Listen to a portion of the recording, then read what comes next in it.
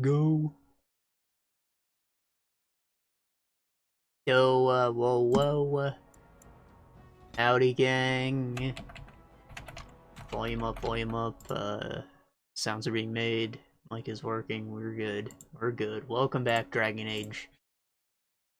We're actually going to the swamp this time, I swear. We're going right there. I didn't do too much fiddling with the mods, but I did try to fix Heron. I haven't checked if he's ready yet, because I was running kind of late on starting this one. But, you know, basically I tried the same thing I did with Honora. I just, like, looked for all the mod files related to him and deleted them. So hopefully he's not, like, a gimp anymore. Also, Anders has something to say to us. Maybe he's just really happy we gave him that cat. So what would you do if you didn't have to be a Grey Warden? I would have a TV series where I show people how to survive in dangerous environments.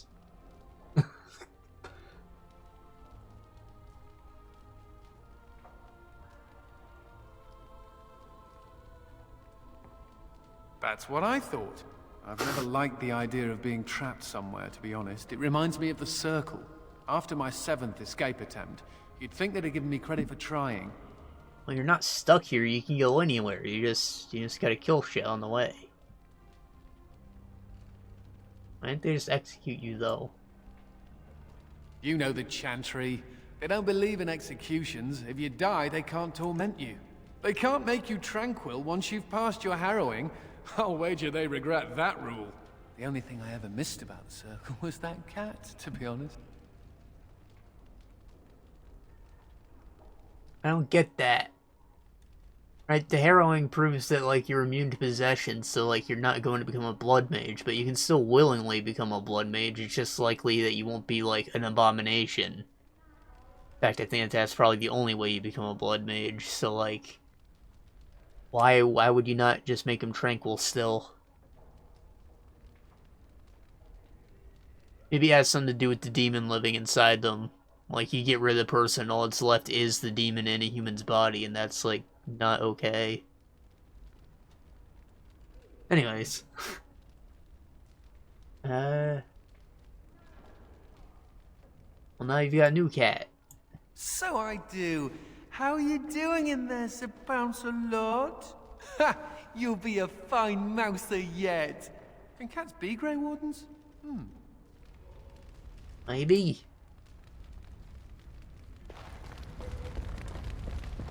Depends if rats can be darkspawn. Which animals seem to get infected by the blight, so I don't see why not.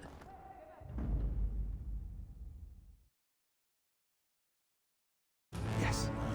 Yes.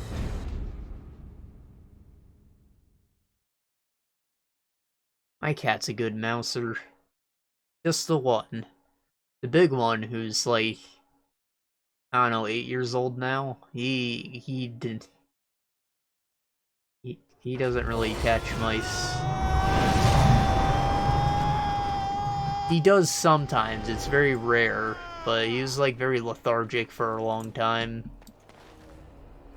Probably like a depression kind of thing, because we had another cat when we got him, right? We wanted them to be friends, but the other cat, like, disappeared. He was an outside cat, he was boys with our chicken Romeo. And, you know, they're both gone now. I don't think that he'd run away. Like, he seemed happy. He was a loyal boy. He just, we have this bitch-ass hawk outside. It's, like, massive. Massive bird. And it is like a total dick. If it sees you, it will attack you on sight. So, I would guess that probably got him, maybe. We couldn't find the body anywhere when we looked, so. Yeah. Anyways, when he disappeared, that probably, like, really depressed Jinx, and he, like, stopped playing her.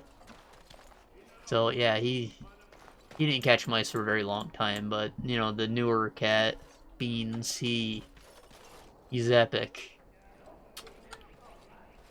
But since he's really good at catching mice, he just, like, tortures them after he catches it. He doesn't actually kill it. Is this a joke? I only let loose. He definitely bites it, but like he lets them get away sometimes. It was He a puts them back down, picks them back up. I don't. So then the other cat will steal it because he's like trying to assert dominance or something. I don't know. And he'll just eat the mouse alive, which is not good. I do see why. But I don't know. I guess after so much of that, he finally started to start catching them again.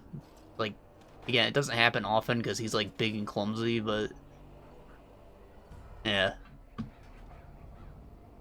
Normally they're just supposed to bring it to you, like, hey, look, master, aren't you proud I caught the thing? Give me a treat. No, Jinx is like, I want to eat it, and Beans is like, I want to play with it. It's like neither of them are actually good at killing him. Anyways, Ren is still gimped. That's not good. This might have something to do with the new materials then, because remember how all those guards who were following Alistair were like invisible? Yeah. He might be wearing like invisible armor. Of course, that wouldn't make sense since his body's still here, but whatever. Alright, we're going to the swamp to look for Kristoff.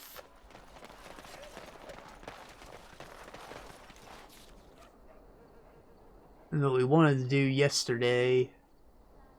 Enigmawood, Blackmarsh, Amaranthine. Ooh. What, these...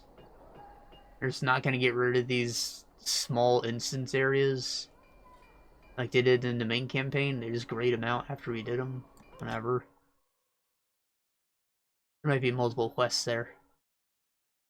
X marks the spot. There's treasure there, bro. Get it.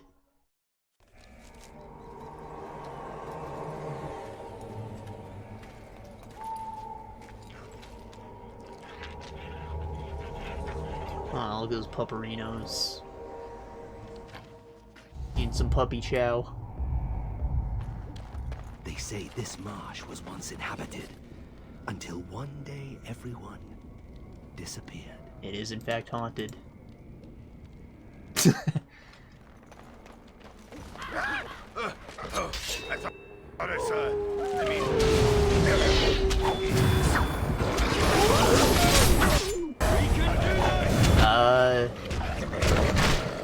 So I don't think this area is like too big, but it comes in two parts because they're actually going to go into the Fade. Hence, you know, the swamp is haunted. The veil is torn. It's literally haunted.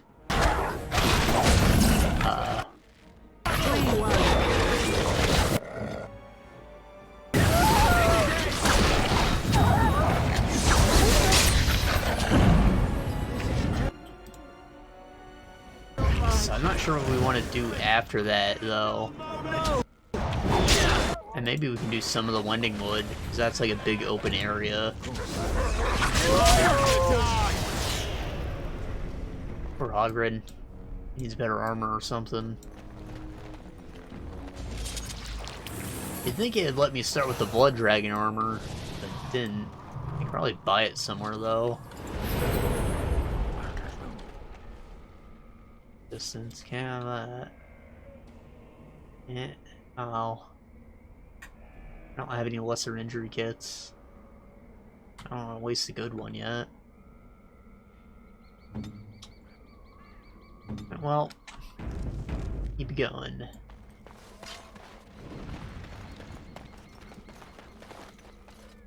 My father used to tell me stories about the Blackmarsh when I was young. He said evil magic killed everyone here. This was just before the rebellion. A great mystery at the time. What do you mean? It's evil magic. That it explains itself. They never found out what happened here. Once the monsters appeared, the marsh was abandoned. I used to dream of coming to the Blackmarsh and setting things right. Little boy dreams. Little boy dreams.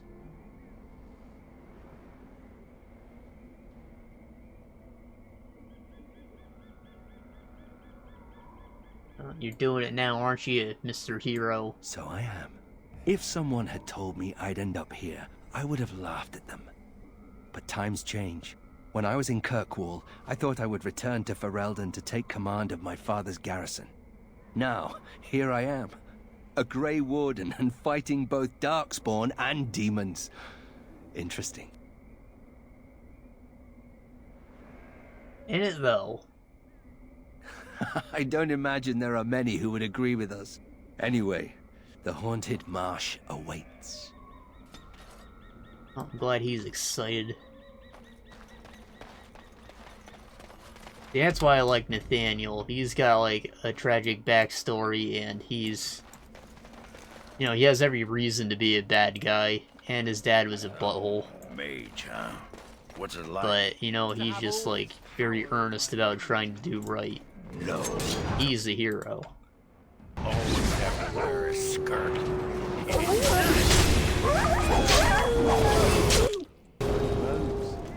Plus, he's, like, protecting his childhood home, so, like, there's, like, more stakes in this for him.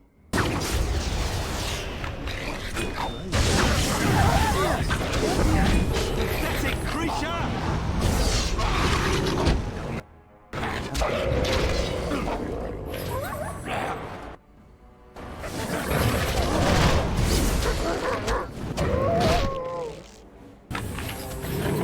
I think he probably has the most reason to be, like, in your group of all the companions in this expansion.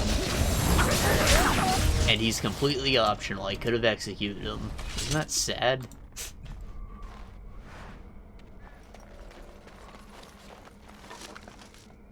The poison bottle. One drop could have been enough. Oh.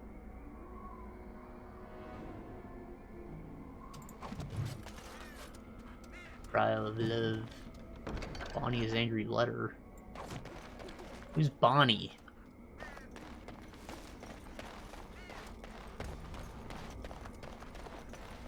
Rash fine. Big mistake touching that. Oh, it gave me a rash. Exactly. Unbearably itchy. Does that mean anything, or is it just a joke? Hidden clue. Spawn corpse. Dragon bone. Looks like the bones of this dragon were scattered by some animal, or something worse. You see a texture seam on that bone. So, I believe I have to collect all of those bones, and that will give us, like, the optional hard boss, which, as you might guess, is a high dragon, as all the optional bosses are. But this one's like a lightning ghost, which is why I kept all those lightning defense items in the stash. And killing it gets you the most powerful weapon. It can be any kind of weapon, I think. So, we probably won't be able to do it right away, but I'd like to try. Of course. Dead. Kristoff's doing, maybe.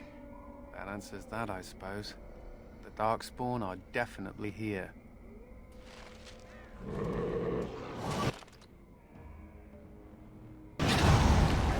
Ooh, werewolf. Spike boy.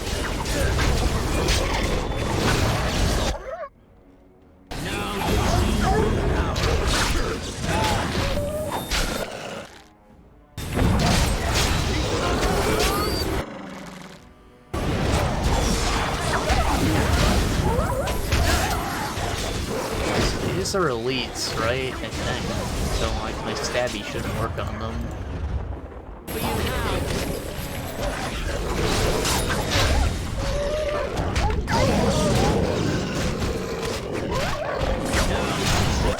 I feel like I just end up not using it because like, it's not gonna work on a boss, and that's the only time I'd want to use any other move. I think I did set up a command for it when I'm not playing my guy though, so that's good.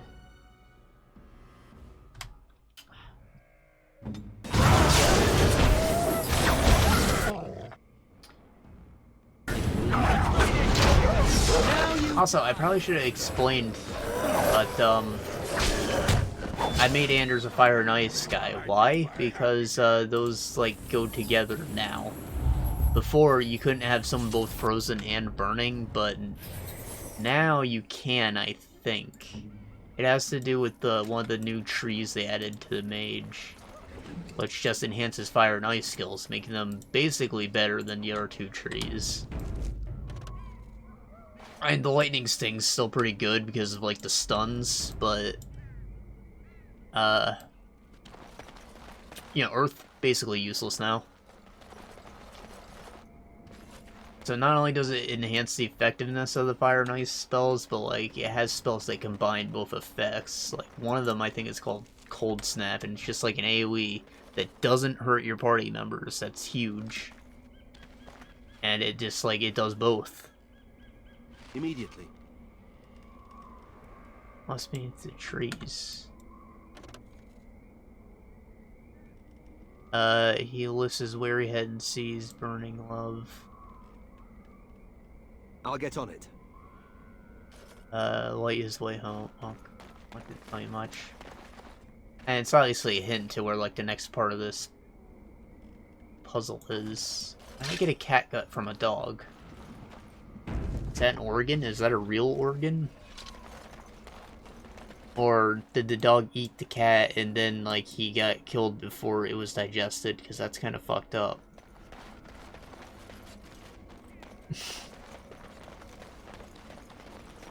And this is the manor. It's locked right now, but this is where, like, the boss is. This area. We have to walk off into the swamp instead. There's something up ahead. I'm playing Nathaniel. He's not in a good spot. I'll take care of it.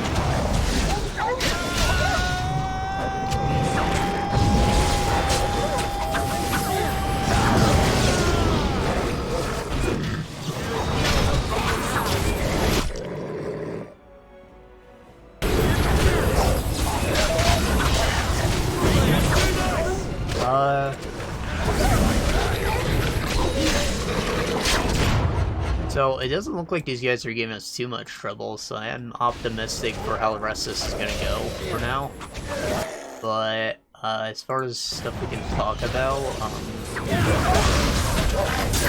I didn't finish any games, but I have been, like, playing one super intently, so, like,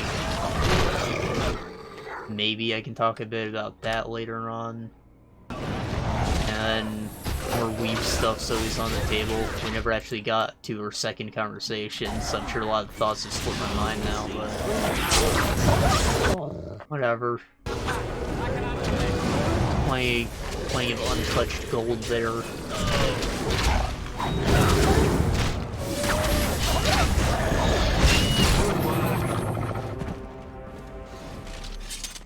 As you say.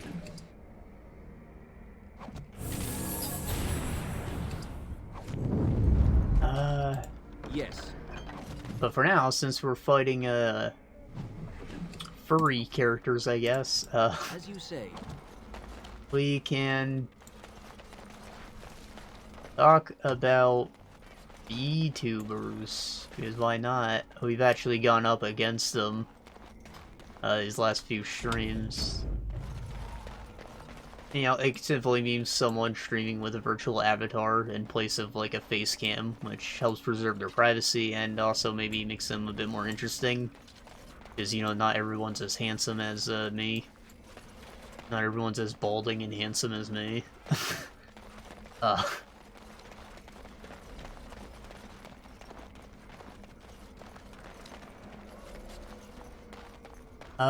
So, you know, I'm pretty, like, neutral on the idea. I don't love it, don't hate it. In some cases, I think that it makes things, like, funnier. See, like, people acting cringy, but, like, it's normal because they're a character now, right? You know, I've always loved puppets. Puppets are cool. Though, of course, these are not generally what the avatars are.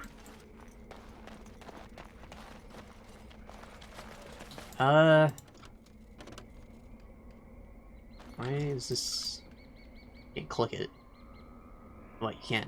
Bam. A Baroness won in people's hearts. Boy horse.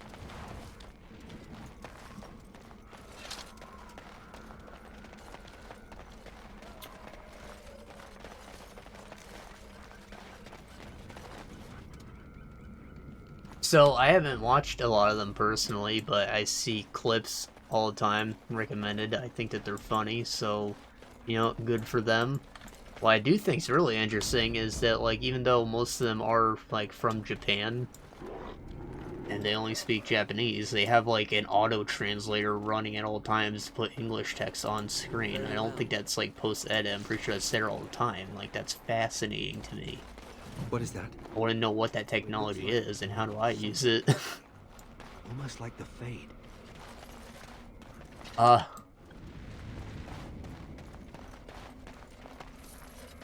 So another reason I brought it up is because I probably, at some point, I want to like redo all the art for my channel in 3D. Why? Because I plan on making the character in 3D as like an Easter egg character for Stone Hollow. I've been debating whether or not I should like put in all the work to like set up a costume system for my character, which honestly wouldn't be too much work, but it would just be like unnecessary modeling. But like maybe it could be a costume for him, or it can just be an NPC we can talk to. Like a Mike the Liar type thing where he just breaks the fourth wall. But you know, once I have that character, I can use them for a lot of other things. Like, you know, branding. Replace my poopy drawings with better ones. I don't think the drawings are that bad, but I got kind of lazy with some of them, so like the arm posing on them looks terrible because I literally just rotated the pictures and stuff. I have gotten better at drawing since then, like I drew those several years ago. But also, I could theoretically use him to be a V-man. And that V will be double entendre, because I'm a virgin too. Now, I'm worried that they'll label me as a furry, because the character is an animal. And, you know, it's also just going to deter people, because I'm not human anymore, of course. On Kristoff's locket. Like, I'm not sure if I would, like, do that as a full-time thing, but, you know, since I don't really have an audience like this anyways, it's worth a shot.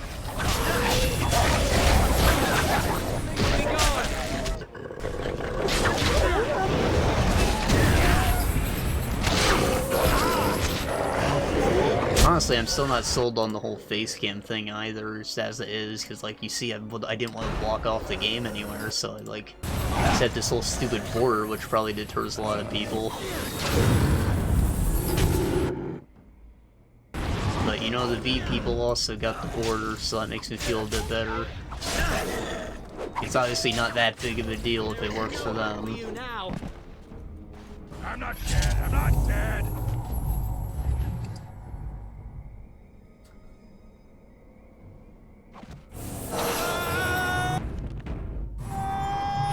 I would also, like, maybe look into the possibility of having, like, 2 things running at the same time. Not been used in days. You know, like, maybe there's one going where I'm human and another one where I'm the character. And that probably takes up bandwidth, so, like, definitely a no-go until I move. Which definitely ain't happening for a while, then.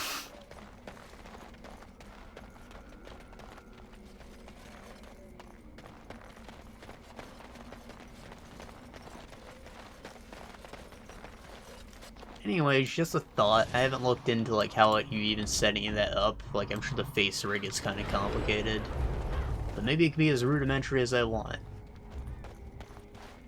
Like, I know people set up these kinds of things for like VR chat on their own too. Person's hidden stash. Ooh. You know, I think that releasing the character, like, openly for use in that would probably help with advertising, too.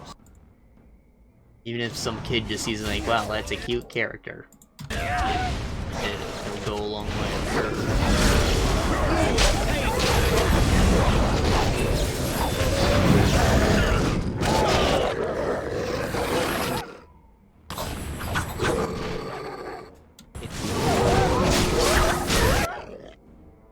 speaking of characters, that's mostly what I've been doing, like, work-wise, this past week. I have the whole first boss room set up. I have, like, the particle effects and stuff I want for the boss fight set up. I just need to actually put in, like, I need to make the boss character, which I made one forever ago, but, like, my art direction has changed so much since then, and, like, I've gotten better. So, like, I want to tweak him up a bit, make him look cooler. What needs killing? Up to the quality that the rest of the stuff I have is at.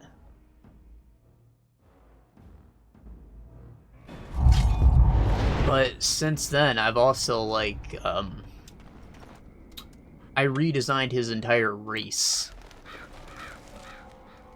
See, the first zone of the game, which is the tutorial zone, has you going through a flooded forest, which is, like, they're linear segments. Despite this being a Metroidvania, I just want you to go down a linear path, learn how to play the game. There's no text prompts or anything, so, like, I'm trying to design a level to teach you without words. No reason why it needs to be linear. Violet, take it.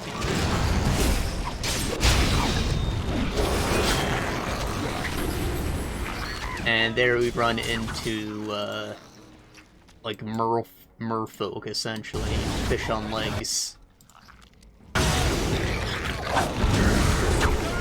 So, initially, I made them, like, very box-like, very humanoid, because I wanted to recycle some of the animations from the player character, just so I can, like, finally move into the game engine and, like, start figuring out how all that stuff works.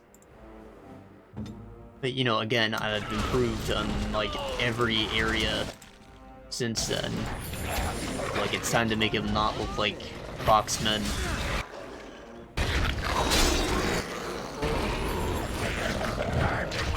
Like, I actually prepped out their design this time, like I drew it out first.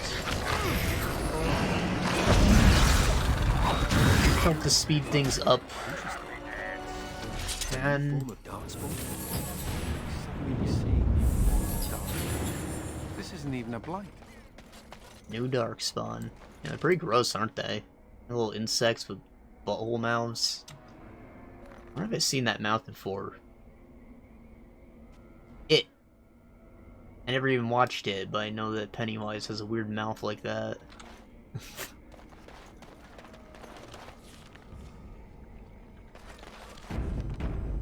I think that's, like, the way into the next area. I thought it was maybe that altar over there, but I think that's something else.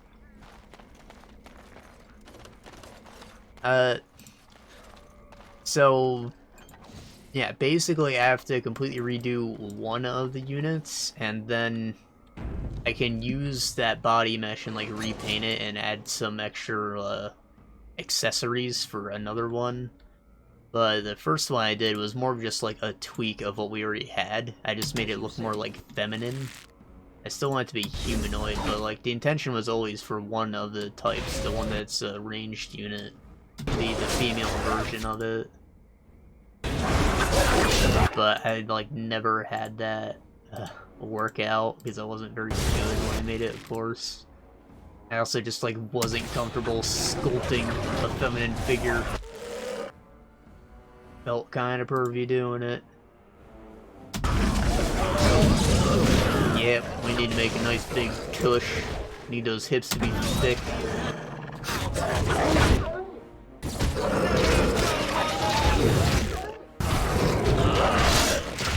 You know, I think it came out well, and, like, the alterations I made didn't deviate too much from the original shape. So I didn't have to redo any of the animations on that one. That's not going to be the case with the other two. But, you know, I think that it went by pretty quick. I even ended up reducing the polygon count on them, which is pretty good. Flee while you can.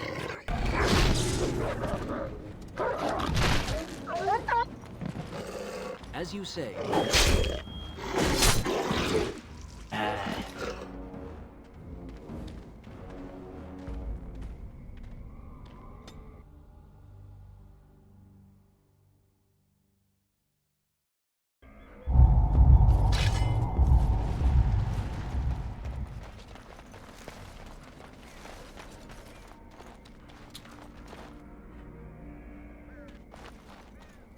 So I have noticed that when I'm working in Blender rather than Unity, I just like get things done a lot faster. I guess I'm more motivated because I'm not like constantly guessing what I need to do next. I go in there with a plan and then I do it, and like time flies by, and I'm always like, I'm not procrastinating to get back in there ever. Which is strange, because I always thought that I would have been a better programmer. Which I guess I am, in technical terms, but like, the motivation's much harder there, because I'm coming up with everything I need to do. I'm not given a list of things that need to get done.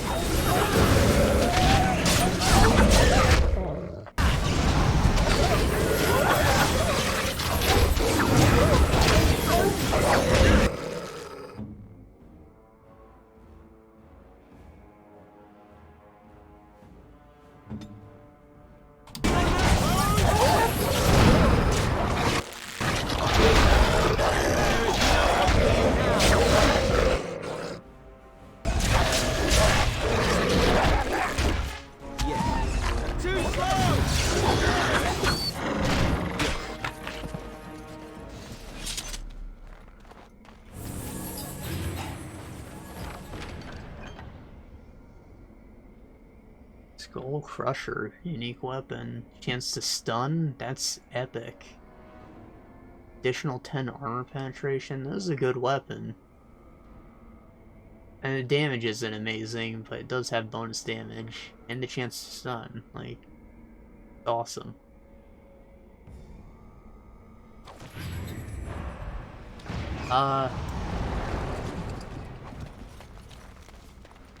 So yeah, again, I'm just like very excited to finally be in this phase, because it'll mean that I've set up a template for what I need to do with the rest of the game once I've gotten this whole act set up. And hopefully I will have like gotten to the end of this boss situation before the end of the next month. Jesus Christ, this year is flying by. It's already the 20th of the second month. I feel like I haven't gotten anything done, man. Spent a long-ass time on that city. And, like, you're not even gonna spend that much time in there. I need to, like, figure out a way to make you go back to it. I do have a secret hidden there for later in the game, so, like, maybe I'll connect another area to it, as I probably should.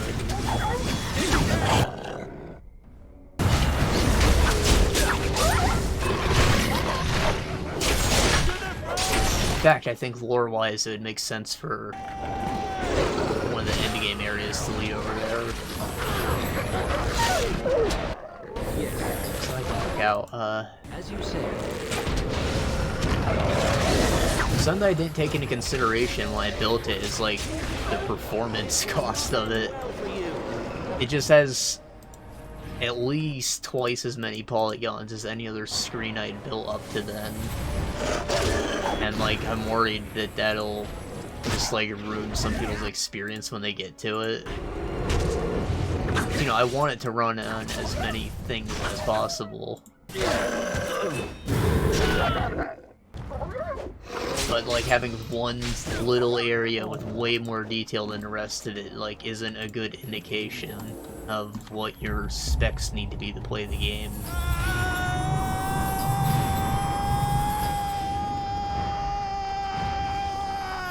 I think it's kind of ridiculous that you can theoretically run it on a toaster, and then for that one area you need a supercomputer.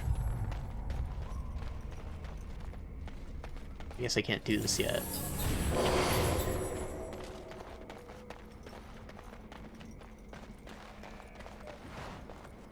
Of course, I have no idea how it actually does run yet, because in the editor, things are just, like, a lot less performant than in the actual build.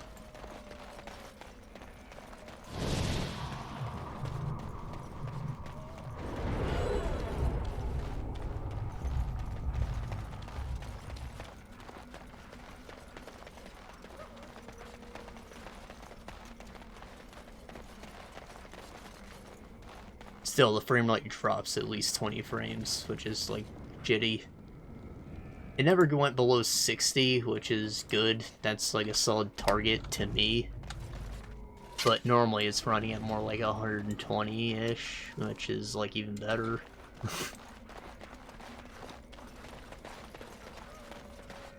Not that frame rate really matters all that much.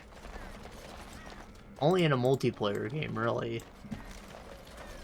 I explained this before, why we stream 30 FPS, because you don't need 60 to look at something. Yes, it will look a little smoother, but your TV runs at 24, and that's fine. In fact, I think that 60 looks weird every time I see it, and it's becoming a lot more common.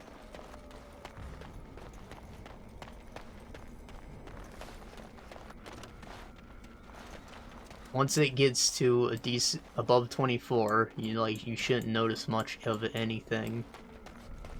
It's all about input lag after that, and that it reads your controls every however many frames it's going at. So like in a multiplayer game, that's important because reaction time, and because you don't want your inputs to be eaten either.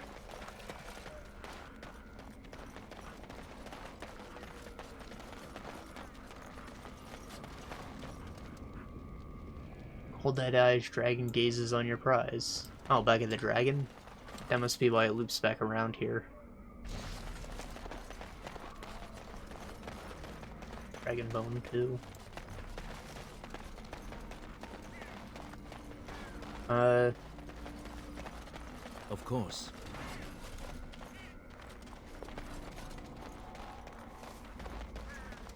What was I talking about? Right, performance stuff. So, like, I did try and do some new things. Like, for instance, since the area is in a forest, I would need there to be, like, trees all over the background, right? So when we get to, like, stuff that's in the far background, I just made it, like, a picture that I drew in MS Paint. Not actually MS Paint, but basically, it's just a black silhouette of a tree back then, and it looks great. You cannot tell the difference.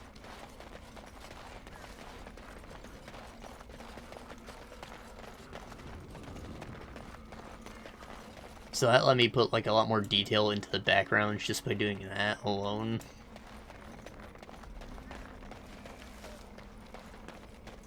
I tried writing a script that let me combine meshes on the fly to help reduce draw calls. I don't feel like it's made that big of a difference, but it has with like some of the more tight things.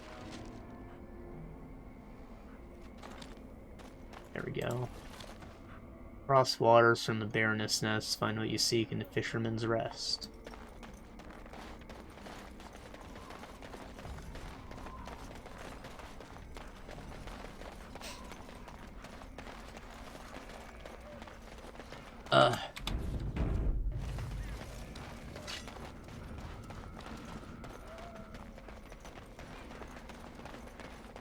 Yeah, I'm not sold that like everything there is actually done. There has to be more stuff that I can do.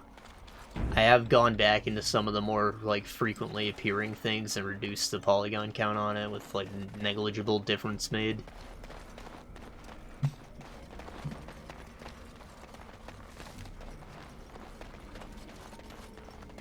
It should help, but I don't feel like I've done enough.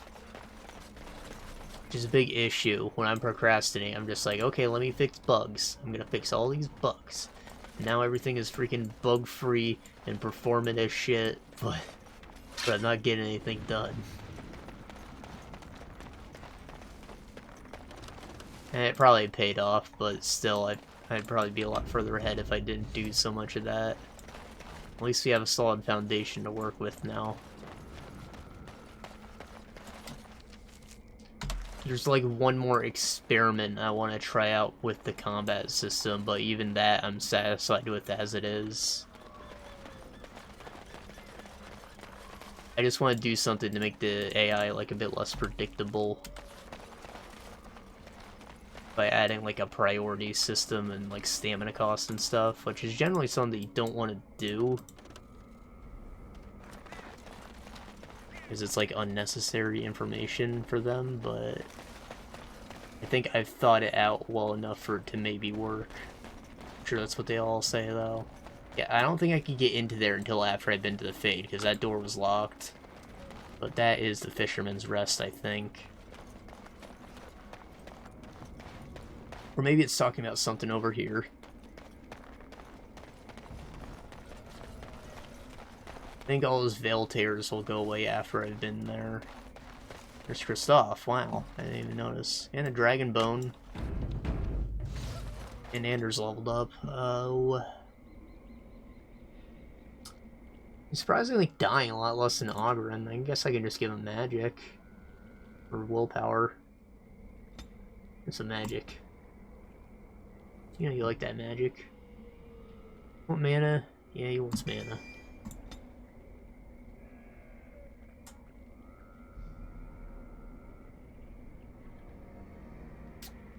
Mages learn to amplify effects and elemental damage by attack. All this spell is active. It's sustained. Attunement.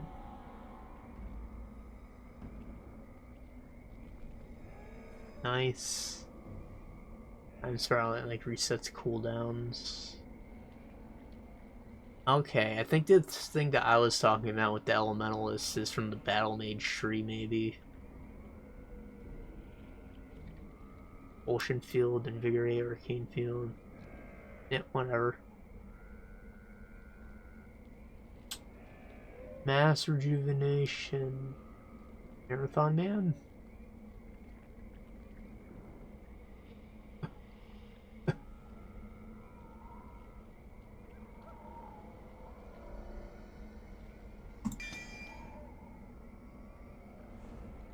Nah, that's useful. We'll take it.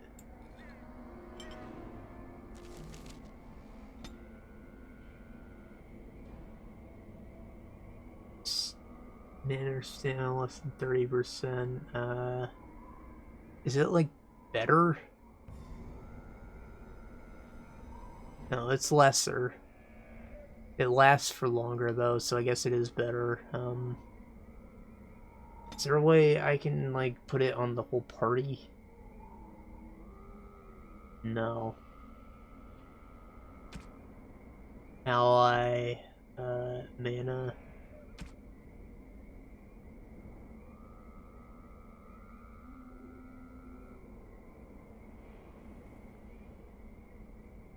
I guess I should put this on like a bigger threshold, right?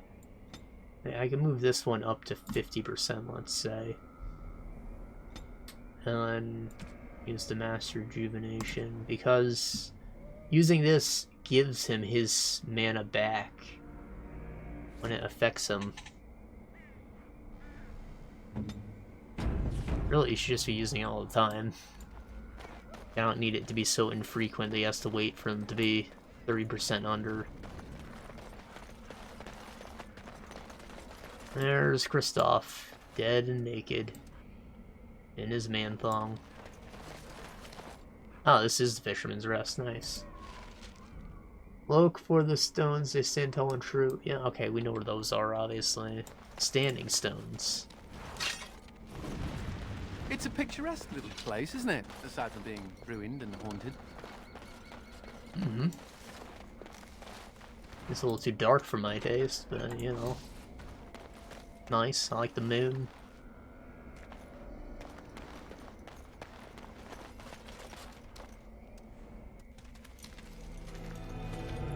Whoa, whoa, whoa, whoa.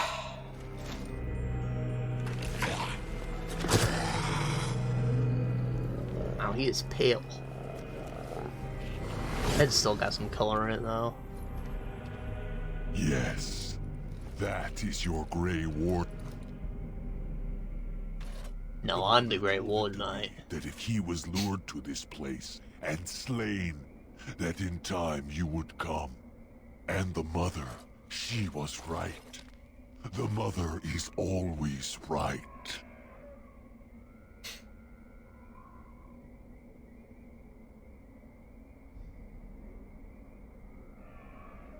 Did she also say that you'd pay? The mother, she is no prophet, but she is most clever. Oh yes, that she is. Here before you is the first, and I am bringing to you a message. The mother, she is not permitting you to further his plan, whether this you know or not. So she is sending you a gift.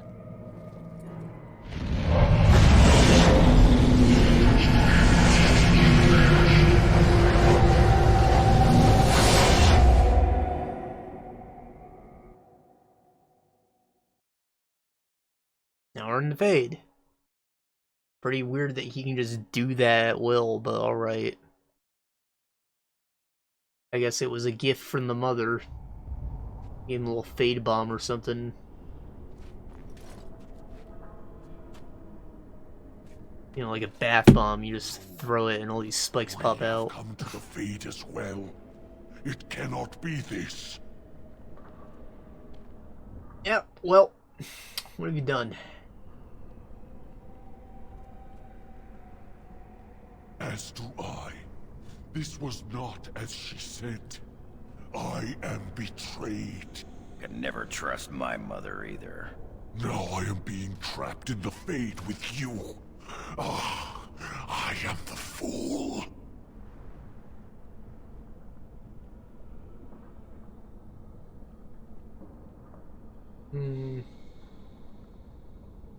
Help me get back and we'll get revenge together, bro. The Grey Warden is wishing help. From the first. Do not be making me laugh. I will be leaving you to the children. I will be finding my own path back into the world. Back to the mother. Aw, I don't like the children, they're ugly.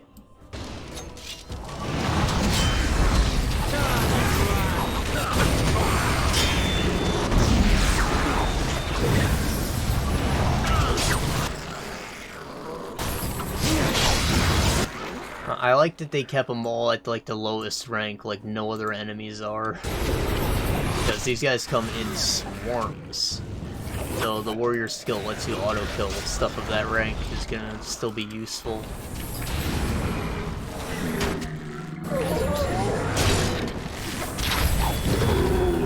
Oh.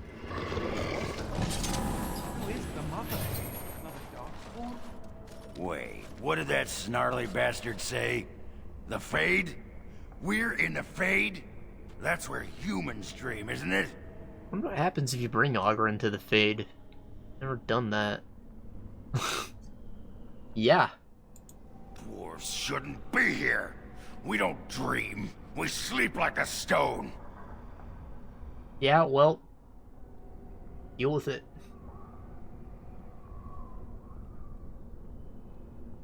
Commander, I couldn't keep my wits about me if they were strapped to my back. And what happens to my body while I'm here? Someone could outrage my modesty. What little's left of it. What's that mean?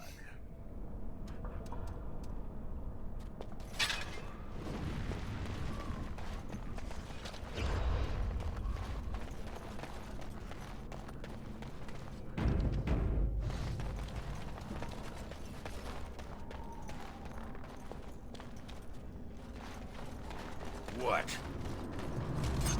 What? You were staring at me, man. Skirt wearing. Oh, wow, then. You.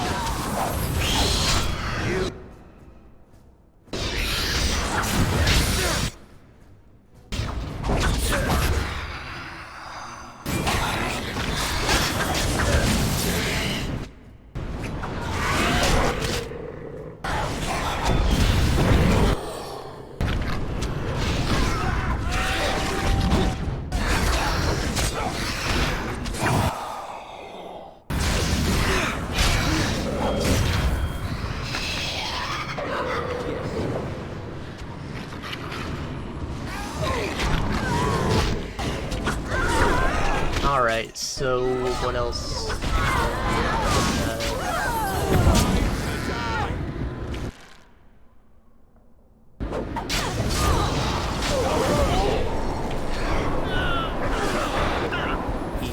Christ, stop. Nathaniel, you got this. Oh boy, he doesn't got this. Where's the wolf? Oh. What is my task? You don't stand a chance!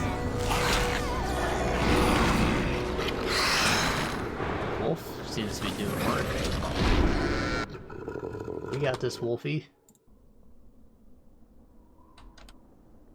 I take the big one. Then...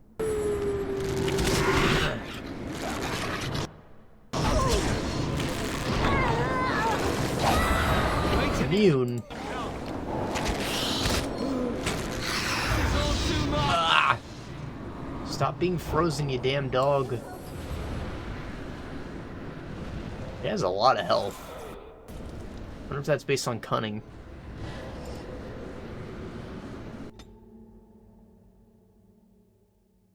What was I saying? What was I saying?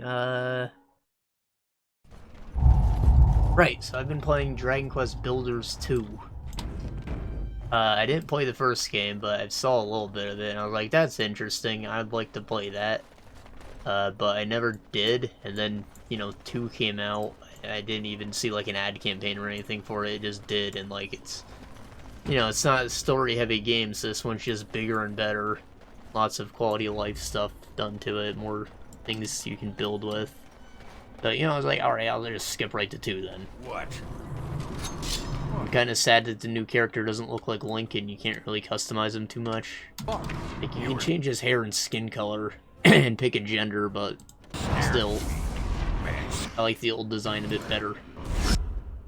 Not that the new one's bad at all. We've, of course, got Mr. Toriyama, question mark? I think that's his name, from Dragon Ball. What is my task? Oh,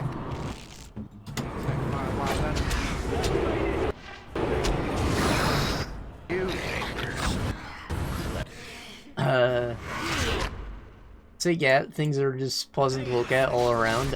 We've got a blocky art style, however it doesn't go like full cube like Roblox or Minecraft. The blocks are just there for building, but then you've got like unique meshes to work with as well.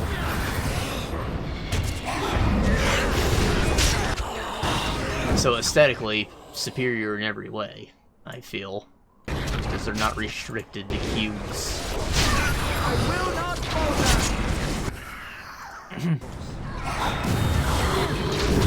Now, as you might expect, Minecraft is like infinite Legos. Why would you ever need a different game like that? Well, I think Terraria made its own case in that, you know, it has all the Minecraft stuff, but you know, it's basically a Metroidvania that's procedurally generated.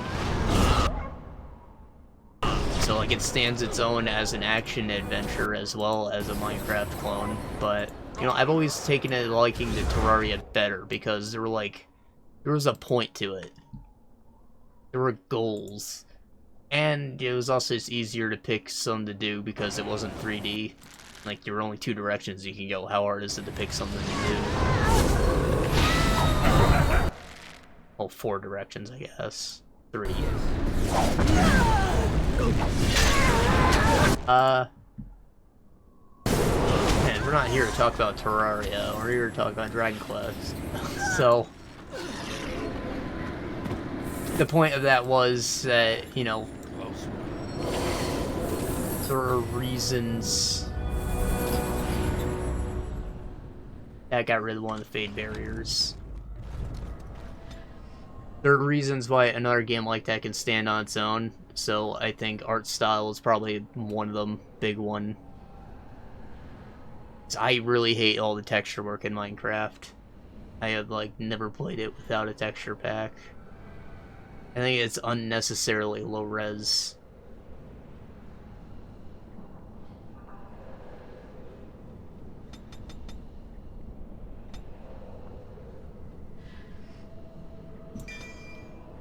How to do wind strikes. You know, I should probably just get this because I want to spin. Even if I'm not going to use momentum, I might use it, but probably not.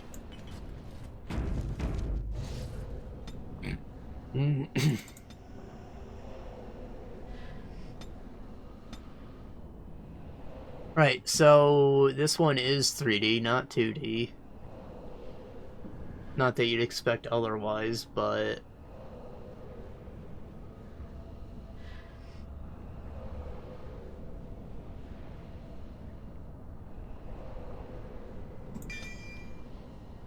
it's like an improved version of AIM.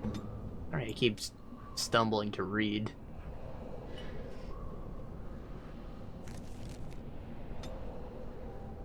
Self, any, activate, mode, accuracy.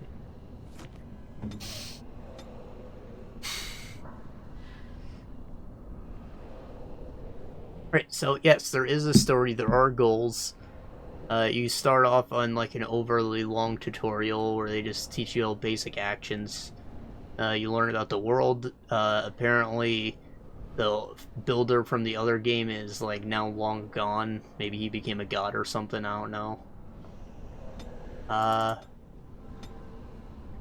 And the monsters have taken over. Everything has been destroyed in the name of the Lord of Destruction.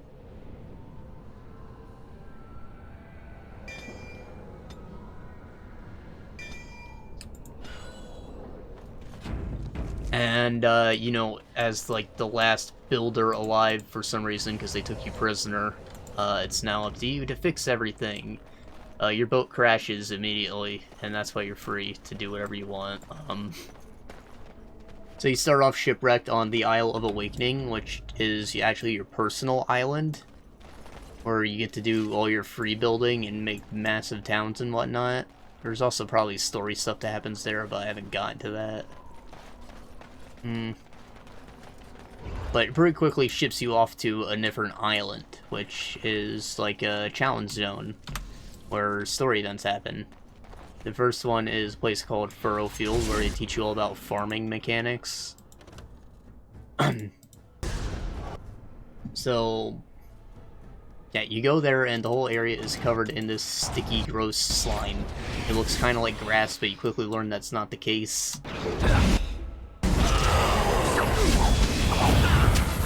So yeah, that ground cannot grow anything, and there are also these little, like, watermelon things that explode and poisonous gas and ruin the land.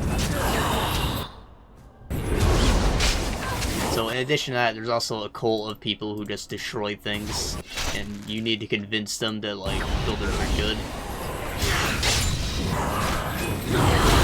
So, yeah, you find a group of people, they want to restore farms so they can stop starving, because, you know, they destroyed all the farms.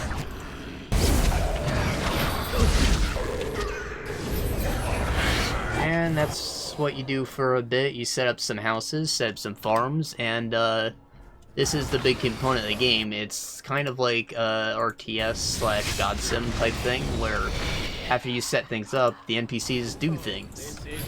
Which is something I don't think even happens in Minecraft to this day. I know they updated the villages in a massive overhaul some time ago, but I still don't think they're quite as advanced as this. But like, so you set down a scarecrow somewhere and they will set up a field around it. And then you can tell them what you even want to plant in that scarecrow, and they'll search all the chests in town for seeds that you've left. And they'll handle all of that automatically. They'll water them and dig out new fields and stuff. There are ways to expand the field with fences, so you can like make them bigger if you want by boxing it in completely. There's a lot of like automation features like that. So like with a roof tile, if you place two of them going different directions, it'll fill in to one that like goes diagonal. Which is nice to see. You don't have any awkward looking structures because of stuff like that. But there's, you know, there's a lot more to these features than just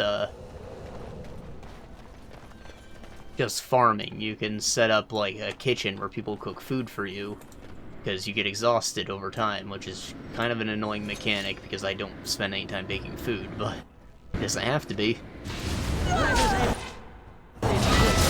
once they get a kitchen set up, they'll handle all that for you. And they'll eat it themselves, which will make them happy, and they'll produce, like, gratitude points, which you use to upgrade the village. You can set up all kinds of different rooms, like a bathhouse, or you know, the kitchen, like I mentioned. You can set up dormitories where people can all go sleep. Or you can make personalized rooms for everyone if you want.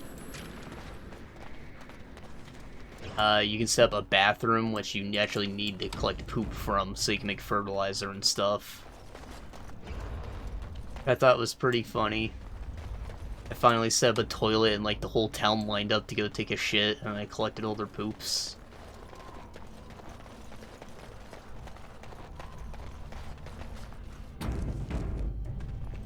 See, I think this gets you an awesome belt, and I think that you just like click them in order of like small to big.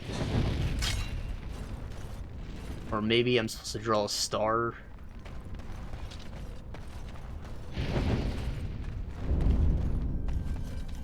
No, that was wrong. Okay, I'm sure. These inscriptions probably mean something, but I'm just gonna click them at random.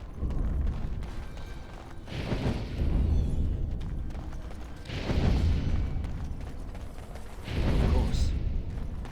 As you say. Of course. One of these is going to work, and that'll tell me what I need to look for. It does. Okay. No? No? Shit. Maybe I'm on a timer? Yes. No. It will be done. Of course. It will be done. Of course.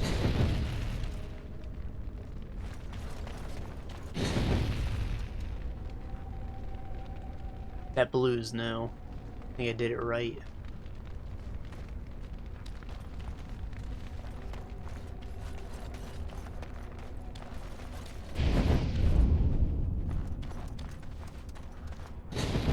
What's I saying?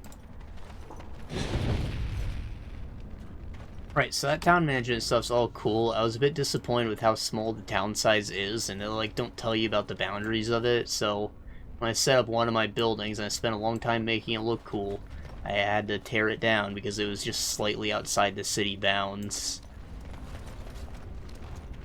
The cue for it is that a little UI thing will disappear when you leave the town bounds, and the music will change as well. So like I had to like scout out the borders and place on there to remind myself. Kind of annoying, but those borders don't exist on your main island, so you can make them as big and detailed as we want. But when you're doing the missions, you gotta keep them small and ugly. It's kind of saddening. And like they want you to build a lot of different stuff, so there's not a lot of space. Like they want you to set up a farm for 5 different kinds of things, and then you need like 4 different kinds of buildings. Rooms for a ton of people, and like it's a bit crazy. Like the developers expected all that to work.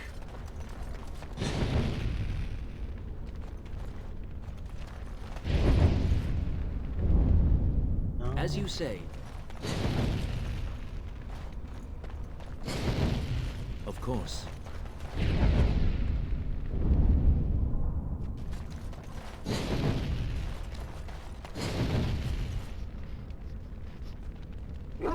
It will be done.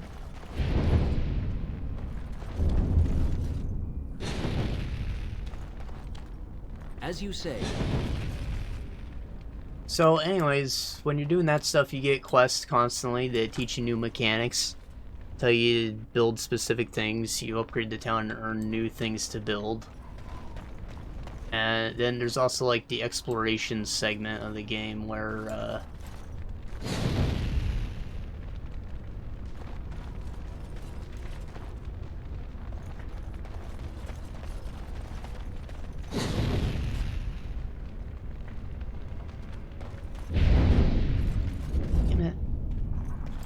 exploration section of the game where they want you to go around the island, look for new characters to recruit. And sometimes you just have to, like, steal stuff that you don't know how to build yet.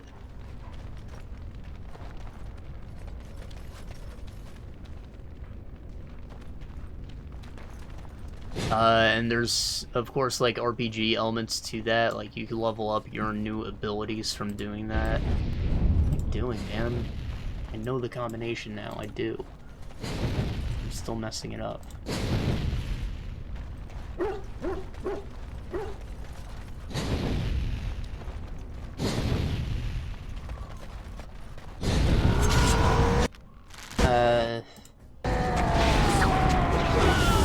Like, the combat's very basic, and, like, it doesn't feel amazing in third person, but one of the new additions to this version is, a first-person mode, which is great for building, but also, I think it just makes the combat feel better. It has about as much depth to it as Oblivion does, in that you do a power attack, and you can spam and move. I think that the lack of a block and, like, just dodging all feels better in the first person.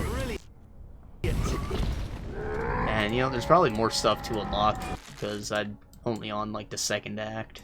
So I still have more levels to earn. You also earn, like, new tools. Like, one that I really like is the infinite pot, which, like, you know, you fill it up with a source of water, and then you can pour as much of that out as you want. So there's no stealing water from anywhere in the world. You can immediately replace it.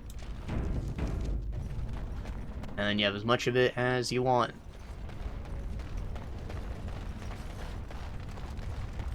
And I thought there was, like, a really cool thing where I had to go on a scavenger hunt to look for clean water at one point that was just hidden somewhere, and I had to get it so I could get all the clean water I wanted after that. Because you're growing your crops in the poopy water. Until then,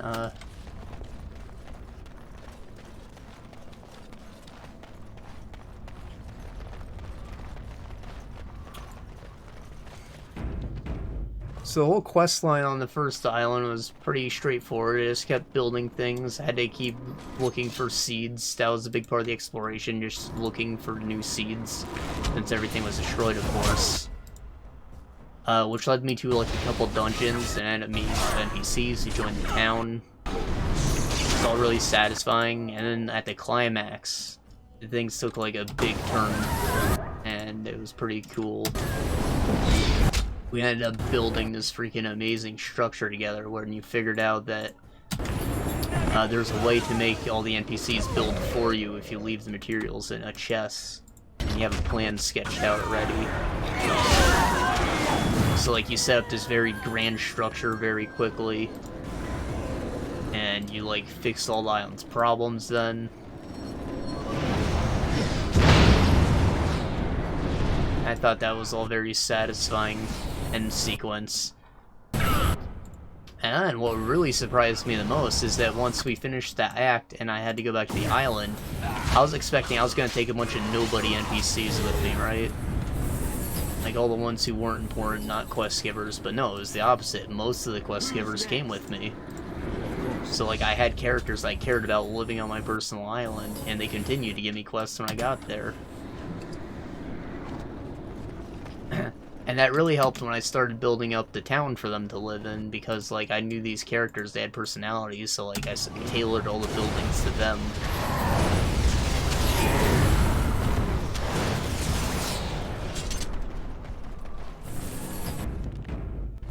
Moreover, with, because your hammer, like, gets leveled up throughout the game, there are some things that you just can't destroy right away, and I think that that forces me to think more creatively, because, like, I have to work around the land that's already there. So, like, I'm setting up, like, a really interesting looking place, just trying to work around the natural majesty of the land. Did we crash? I did just save, so we're good. So I think that, like, the quest system, the fact that I can't destroy every piece of land, and the fact that all the NPCs that want things from me have personalities is, like, all fostering a very creative environment. It's giving me a reason to build stuff. Also, because of the blueprint system, you're able to build grand things very quickly, which, like, makes things less of a deterrent.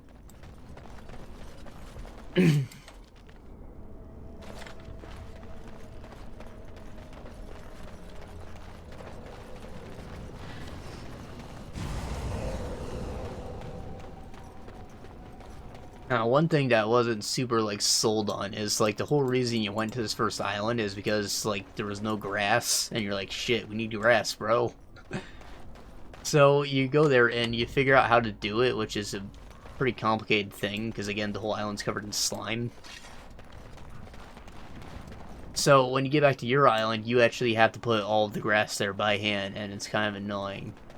It does spread to clean dirt tiles after you've purified them, like, automatically. However, like, when you first get it, it's just, like, gross. And, like, they give you a quest to explain how all that works, and they're like, wow, congratulations, this place is looking great. I'm like, it looks like shit. There was nothing here. It's just like a little patch of fucking grass and a big pile of brown. It looks like a zit on a face. And it looks nice now, but at the time... Oh, it just crashed again. What the hell? Same spot. Maybe I should restore the Heren. Come on, baby, let's not crash.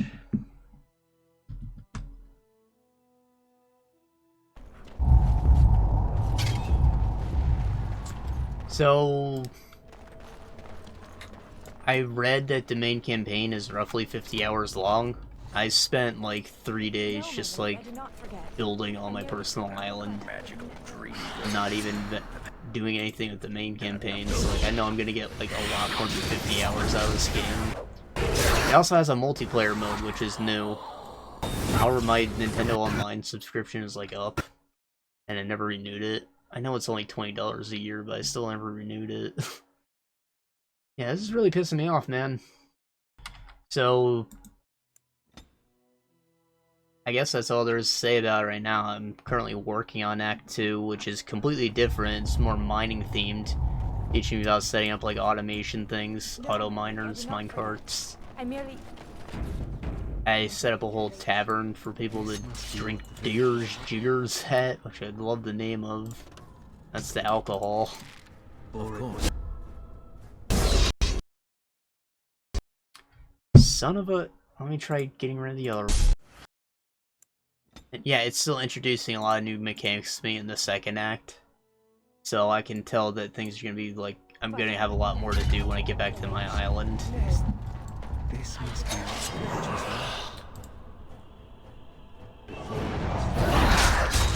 And yeah, I just really enjoyed the whole God Sim aspect of it. I think that the gameplay loop is, like, kind of similar to that of ActRaiser.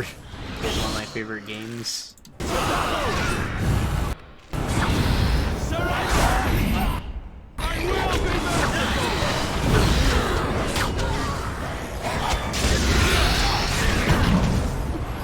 There's also like a in-game camera system, which you don't need to have the online subscription to like use. So you can like upload pictures of your stuff, enter them in contests and stuff, and like once you've uploaded it, you can usually visit the island where that was built and like get a closer look at it if you thought it was cool or whatever. So like there's a whole notice board you can set up in your town to look at all the stuff people are posting and like get inspiration for things. Or if, because of the blueprint system, you could theoretically go to that person's island, take a blueprint of the cool thing, and that didn't work. And then just like come back to your place and have your NPCs build it for you. Isn't that awesome? I think that's awesome.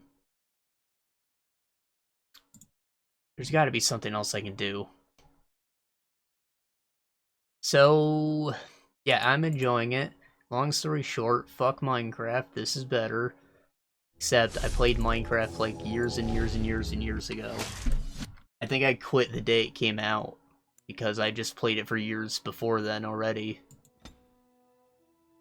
I wanted to click on options. This must be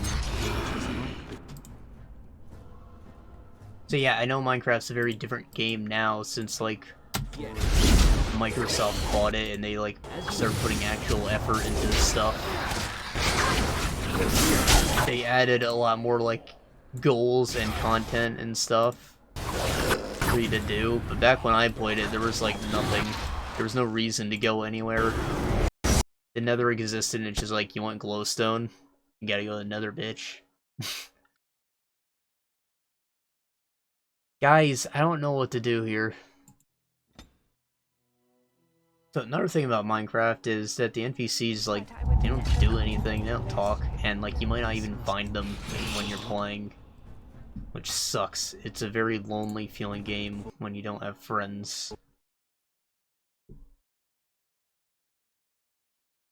Well, I crashed even quicker than before. I'd like to think that I made it worse. Oh, I'm pretty pissed. Pretty pissed. I don't think anything in this game has done this to me yet. I'm putting this back in compatibility mode for Windows 7. I don't know if that was even out at the time. Maybe if we go down to Vista, it would help.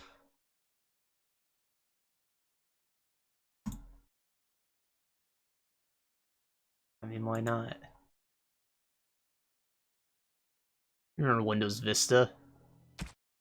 It was okay. I honestly don't understand what the big deal about, like, the user interface is, because that's, like, all the difference I notice between the different Windows versions. Yes, Windows 8 was objectively trash because it was like a tablet even though it was on a computer. It was annoying, it was hard to find things I need, but, like, between 10 and 7, I don't notice all that much of a difference. Yes, they do try and steal your data, but you can also turn that off. And they probably still do it to some extent, but whatever. Everything steals my data. I don't think that this really matters that much. I do think it's shitty that, you know, they just forced the download on everyone. It happened automatically. Unless you, like, tried your hardest to ignore it. And then, once you realized that all that was over, you couldn't do the free upgrade anymore. Because you basically needed it, but some people were stubborn. It seems like most people nerdy enough to still be playing old games usually have a computer. Wow, this place is a lot brighter with that off. Holy crap. Wow. I like it.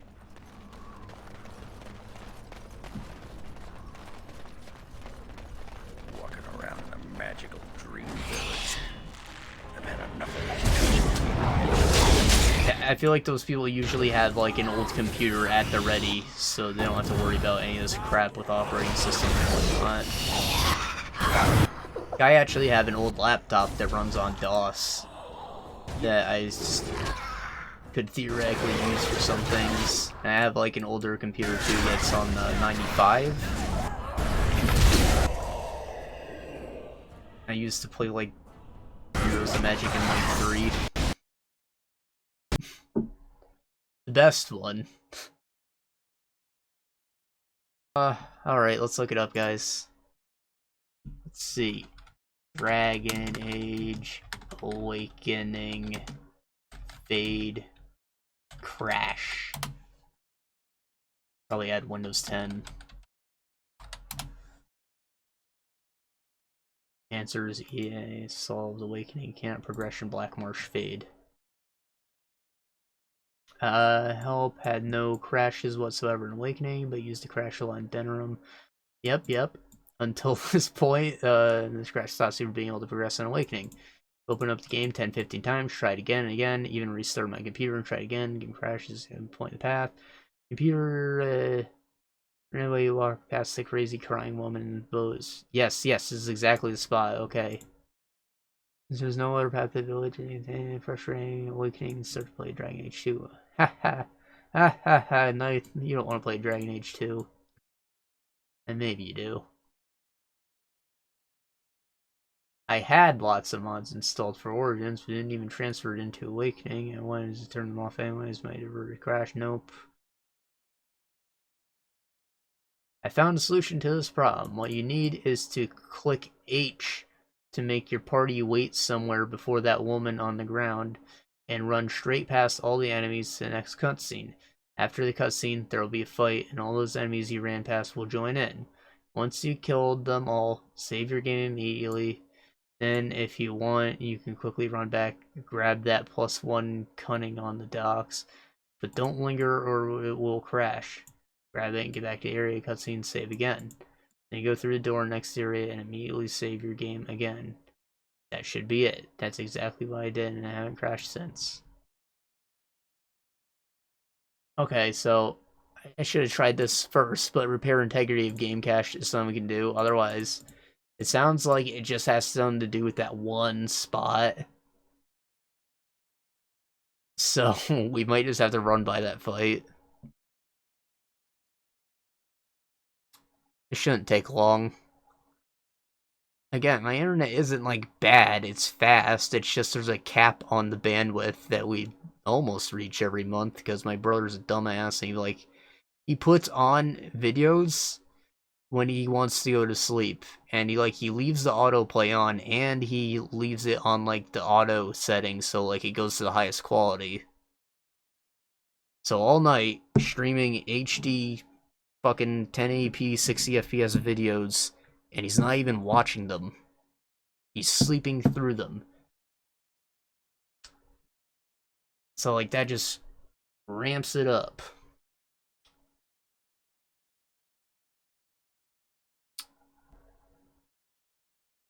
Right, Weeb Stuff. Weeb Stuff, what can we talk about that I watched and finished? Okay, so there was a show called Opere Ranaman. I don't know how to pronounce that last part.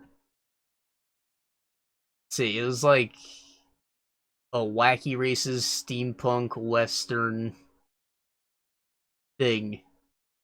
It had a lot of style. It had like jazz themes. And I did enjoy it, but I was also like disappointed by how it all played out. So basically, you got this kid with freaking 2 goofy puffballs on his head. He's like a genius inventor. He's trying to make a boat that can cross the ocean, a steamboat. And see, he like gets into some trouble with the law because he's like a butt face. And his goofball friend / guy who arrested him ends up getting them like stranded out in the middle of the ocean because his boat wasn't ready, but he used it anyways. And they end up getting picked up by a ship and brought over to Los Angeles, which has recently been settled. It's got the whole rail stuff set up, and they're currently holding like a competition to see who can build a car to cross the United States. Right, so they're doing like a Wild West wacky race to get across it. And it's supposed to be like a big cutthroat race with a big $1 million payout, which you're going to use to get home. And yeah, basically these guys just like be bums in America for a while. They build their car finally, and then they enter the race. And they make some friends along the way with like half of the racers. And, you know, it all starts out going about as you expect. People are, like, doing underhanded shit in the race, but they're like, oh, we're friends, let's help each other out. We're not gonna finish the race without you, cool guy. And then, eventually, it becomes, like, a shred western show. And there's, like, shootouts and shit, and, like, it's cool. It is cool. However, that takes up, like, most of the runtime, and then, like, after the whole big thing is settled, they just skip like the entire 70% of the race they haven't done yet and go right to the end, and they wrap it up. And like the finale was cool, but again, they skipped the whole race. I was looking forward to the wacky race. Give me another season. And it sounds like they planned for another season, but it's going to be about airplanes instead. We're at 60%, by the way. So, like, again, I liked it. Alright, I love the freaking Wild West. I love steampunk stuff. And I like wacky race stuff, but, like, it just... They skipped over the most important part.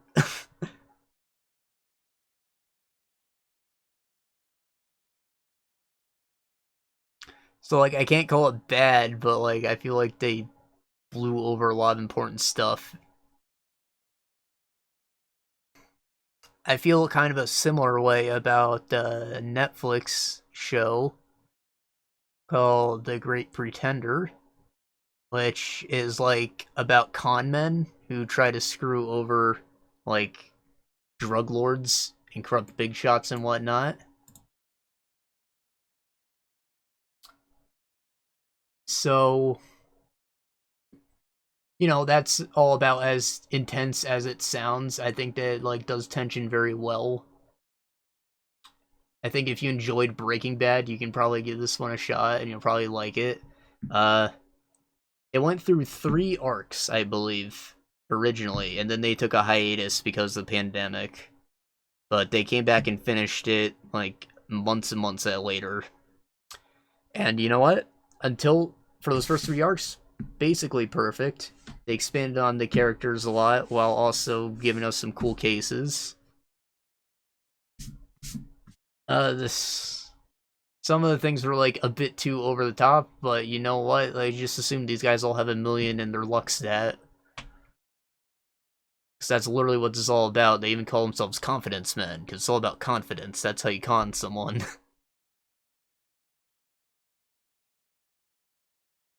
And our main character, he's, like, always trying to get out of this, because he wants to live an honest life for his mom's sake, because she's in the hospital, but... Or, no, she died. He was, though. He wanted to be a good boy for her.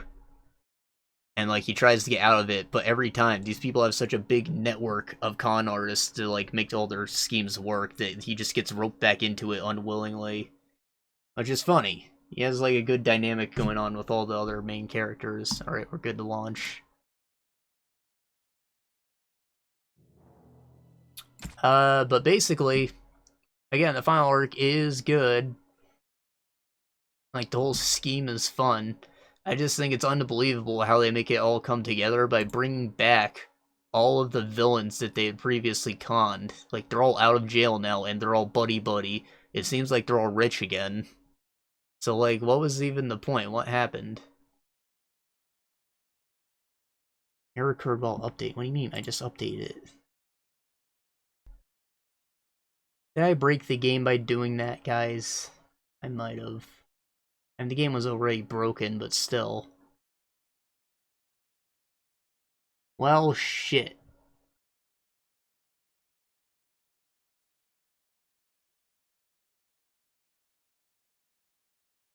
Yeah, I guess that's all I had to say. It didn't make sense how all the guys who were trying to kill them are now, like, buddy-buddy. So, like, I thought that bit was silly. Otherwise, it was great. Fantastic, even. I broke this game, and, like, it's not... I need to figure all this out again.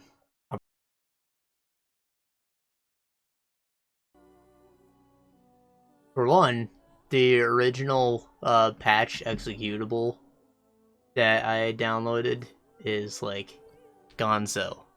Luckily, someone updated a new one that's, like, clean and unpatched, so I was still able to do it and get the large address-aware stuff. You don't really need to have the thing off since that wasn't affecting us before. We're all good on this end? Sweet.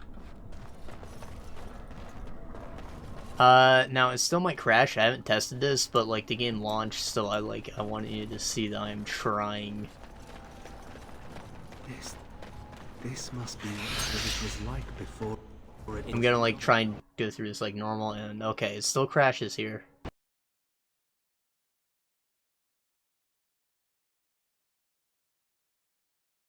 Which means what I learned didn't help us at all, but maybe it'll help at some point. So basically, the issue when we were in Denerim, where it was crashing all the time, that was because, Windows 10, like, tries to optimize things and, like, make you use other cores of your processor. But back when this game was made, you were only allowed to do one core at a time. Right, like multi-threading, that's what it's called. Not a thing yet. Or it probably was a thing, but, like, games weren't built for that. So basically, you have to like set up a command line argument to force it to only use one core after launching. So we've got that now. Anyways, I'm gonna take their advice and just run by this fight. They said to make my companions not follow me for some reason. I don't know why.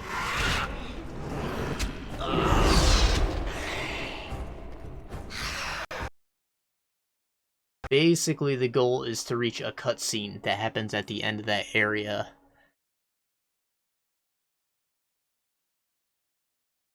Won't this be fun? Trying to make it through a bug wall. Yes, I made it to the cutscene. Hell yeah. You're not a spirit like everyone else. How did you get here? I can ask you the same question. This is where my grandfather's ashes are buried. I come to visit him often. He was the last person to stay in Blackmarsh. Look very Once buried he in it. passed, there was nobody left in the village who remembered. No, this is the Fade, right? This? Of course I know that. This isn't... Oh no! They've come back again! Quick, come hide in the crypt!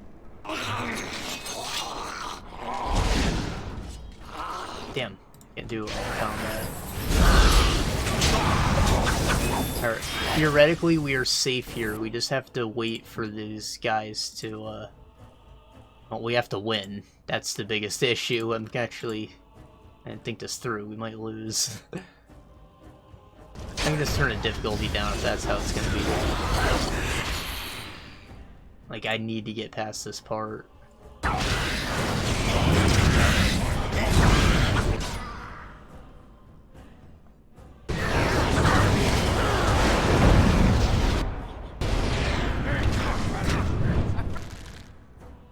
Ogren, please just use your best healings.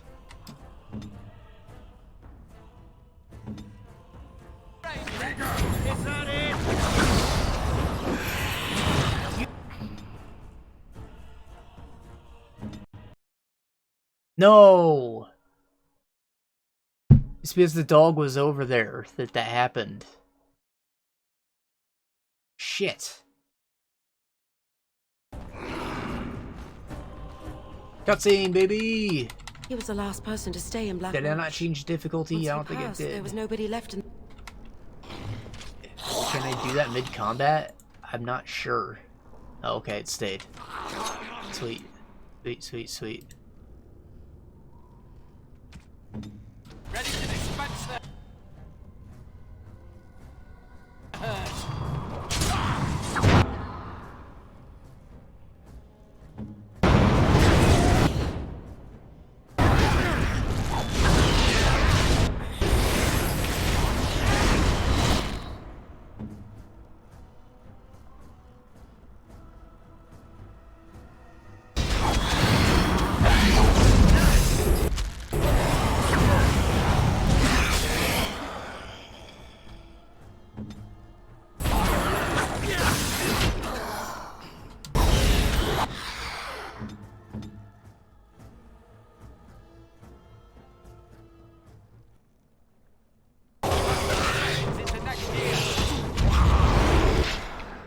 Did I cancel the revival? What happened there?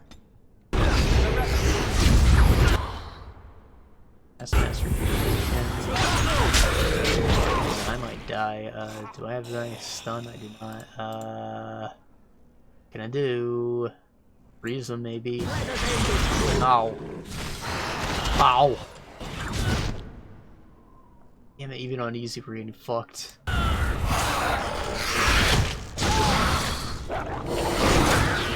Guys, I just want to avoid a bug. Please let me pass.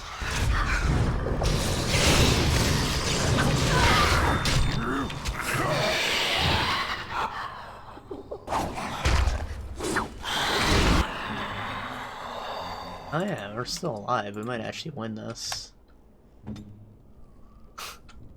I didn't need to freak out.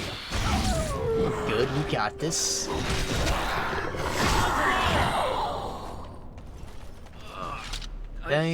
victorious. God. Good.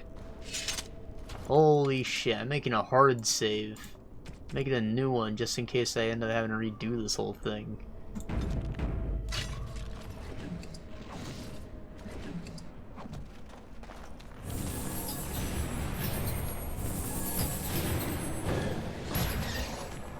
Alright, so we are safe here.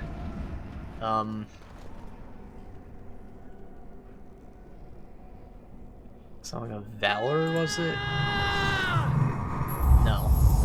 I do the Song of Courage. Shit. Whatever. Oh. All my things. What do you want? Ogren hasn't had his rally up for whatever reason. And I guess it's because I never set it to self any.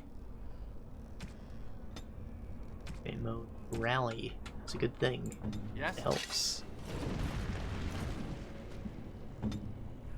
Okay.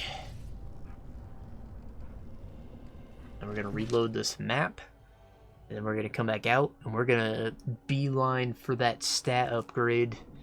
Because now we're into this. Fuck this bug. We're men.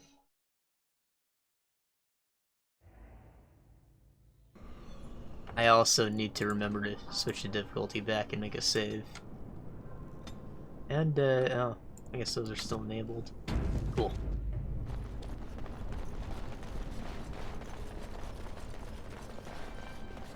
Come on, boys, get that cunning. Well. That cun.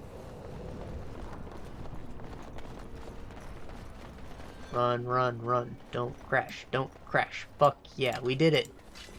We fucking made it. God, that took like half an hour, boys, but we did it. I feel like I accomplished something, but in reality, I was the greatest fool of them all.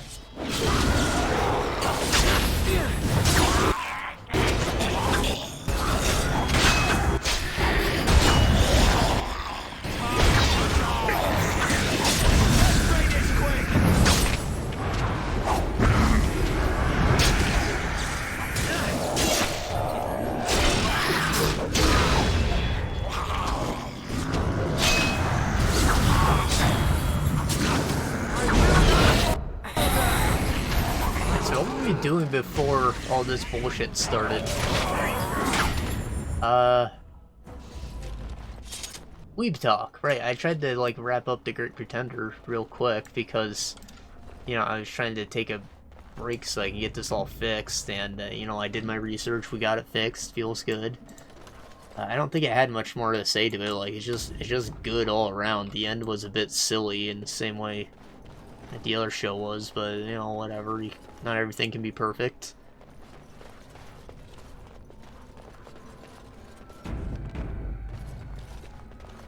I also normally point out when like an OP or ED slap, and like I feel like this one isn't fair because it's not an original work. It's literally the Great Pretender song sung by Freddie Mercury. Of course it's amazing. And you have cute cats doing things, which is great. Symbolic cats.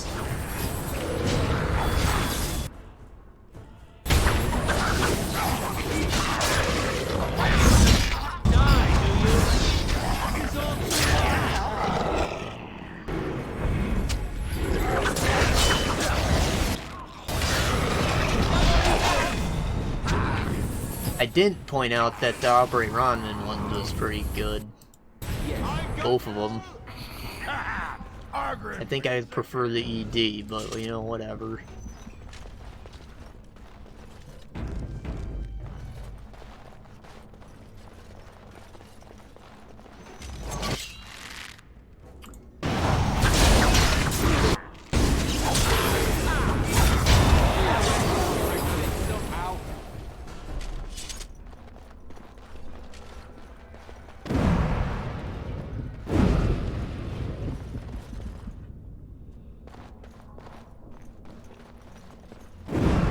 There's like a whole gold mine of shows I can go into, but I'm trying to stick to stuff that's kind of relevant at the moment.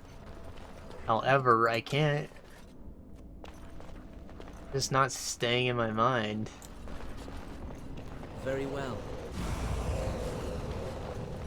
Probably because the stuff that I haven't covered yet were like things that I was disappointed with in some way. Like, okay, the Misfit of Demon King Academy. Does that title sound familiar? It's probably because it's by the same author. I mean, it's the text is in like the same font. I'd assume so. That's like irregular magic high school, certain magical index guy, probably. I don't know. Maybe he's just copying the style. What do I know? Anyways, this is just a show about an OP guy, and that's about it. He's OP, he's got a harem.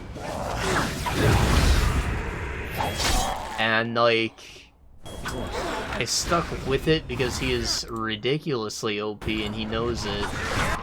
So, like, it doesn't focus too much on, like, fights being serious in a One Punch Man-esque way.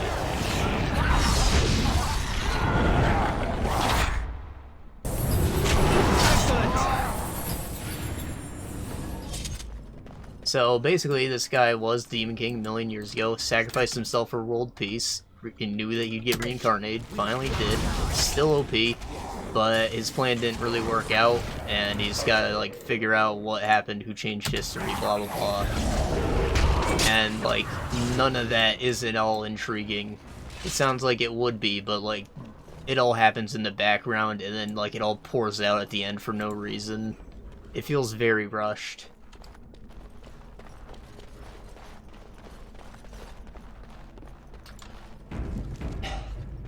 It was pretty funny in, like, the first episode where, like, the guy was talking shit on him. He's like, no, you're not the guy.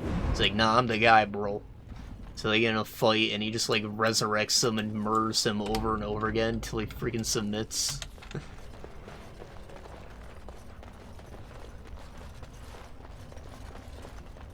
Cutscene. And so you came. Fell into my little trap. What?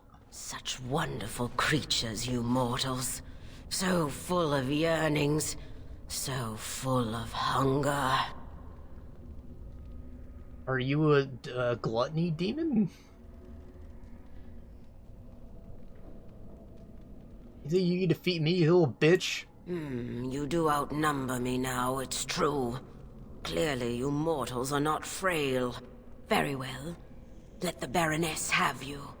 I shall feed on whatever remains. That's right, get the fuck out of here. Right, so, like, you know, he does OP things like that, and it is kind of funny at times, but it doesn't happen very often. It's more just so, like, hey, I'm great. Aren't I great? Wow, you're so great. Yeah, I know. And then, like, the plot happens.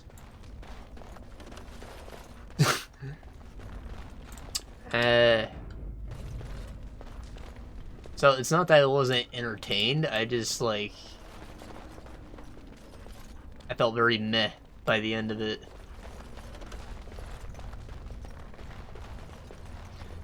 Also, again, I watched dubs. I did not like the man's voice. He was, like, very pretentious, like,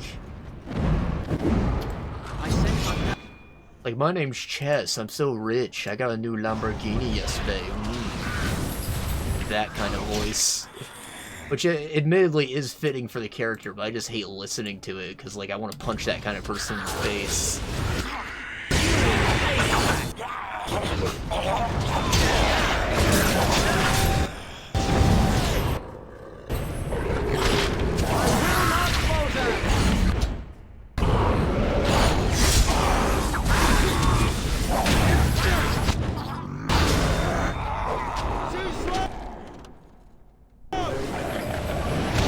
Also, Chess, very Chad name. It's the shortened version of Chester, which is a nerd name. Funny how, like, taking away a syllable makes that much of a difference. It will be done.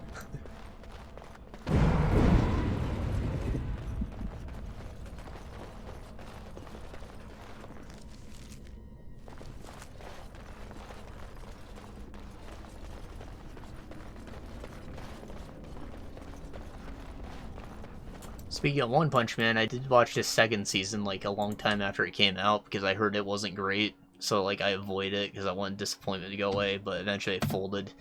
And, yeah, it was just okay.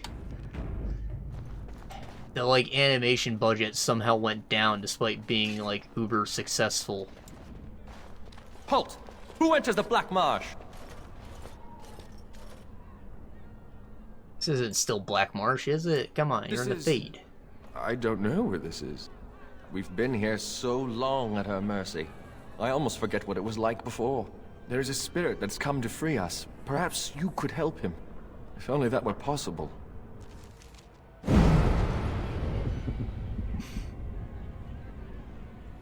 Yeah, the jokes were still there, but, like, I was just disappointed because One Punch Man did have good fights and good animation.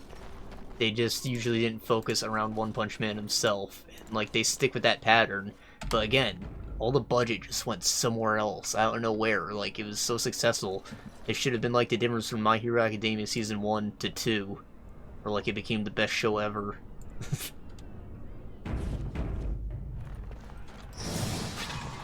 Hear me, people. She is evil incarnate. And countless No, I can't say much that hasn't already been said about that. I'm ashamed to even recount But them yes, aloud. She I'm orders her not being children contrarian slaughtered on so that. she can know. Definitely uber disappointing. I said uber too much now.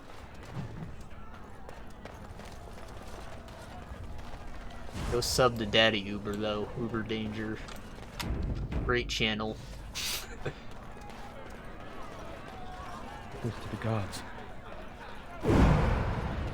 Well, if you won't help me find my baby, I'll go directly to the Baroness.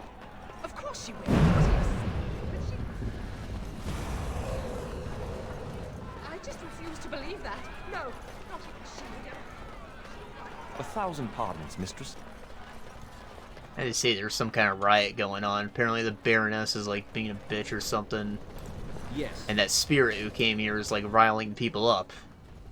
Because, you know, he's a benevolent spirit, not a demon. So he's like, he's sticking to his guns. That spirit happens to be our new companion. Who's pretty cool.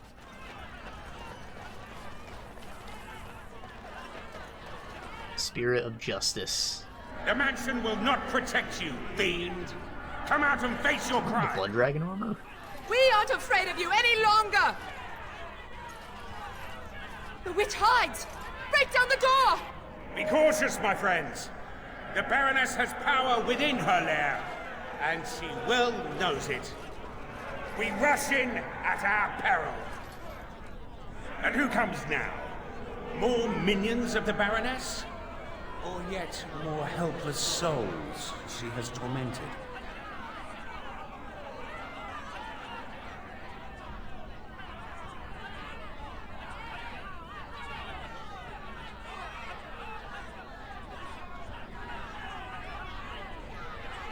Do I look helpless? I got 2 knives. No, that you do not. An Orlesian sent by the Baroness. They've come to slay us. Wait, good people. We know nothing of this Orlesian. Let us not act with haste. I How am very trusted. just of you. I have watched this place and seethed at the wrongs visited on these poor folk, and now I seek to aid them. Once we lived in the real world and the Baroness ruled over us.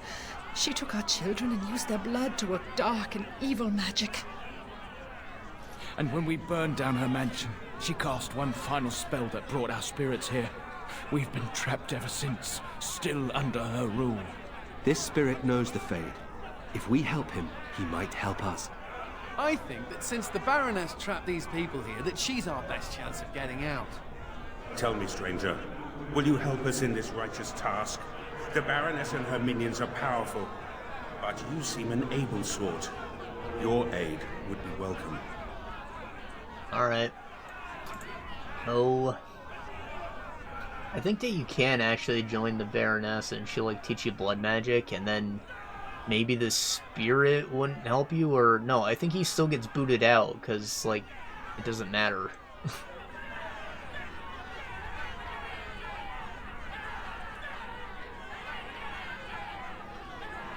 What are they trying to do here?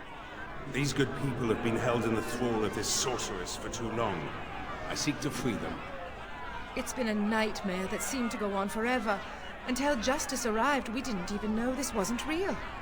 I can no longer stand by and watch. The sorceress has fled into her lair, but a reckoning is called for. We must act, stranger.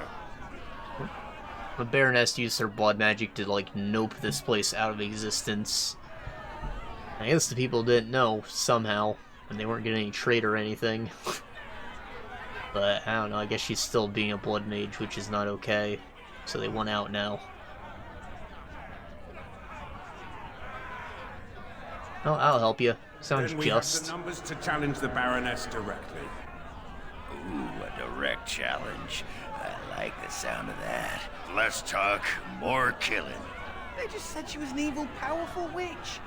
Do we really want to antagonize her? Yeah. Neck looks crazy right now, dude. Use her magic to help us. There's a thought. Alright, you convinced me. My intention is to storm the gate.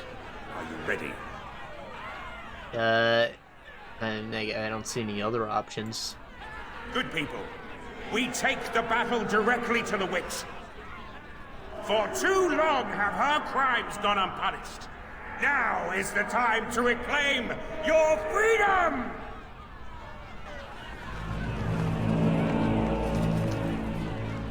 Go, William Wallace.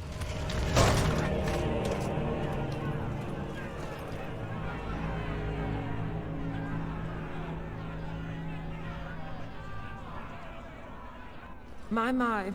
All that shouting outside, and now you finally decided to barge in without even a proper invitation. Foul sorceress. You will release these poor folk and submit yourself to justice. Does he have a shield and a staff? Is that what you're calling it? What of their punishment? Burning my home to the ground and me within it.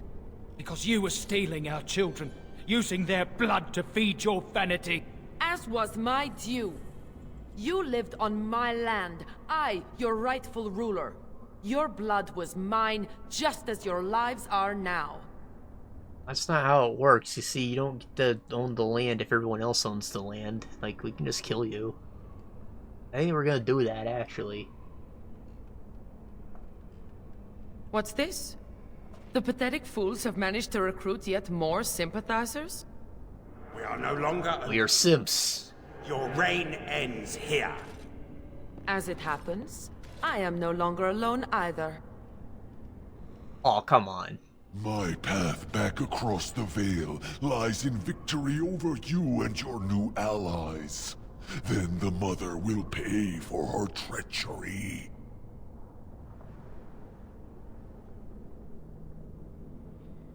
This guy spreads disease. You want his warts to grow on your pretty old face? Instead, I should have chosen you, mortal. We must be ending this. No! The Grey Warden, it is more dangerous than you know. Oh, as you wish, creature. Slay them, and you shall have the reward you requested. Enough! The battle is joined.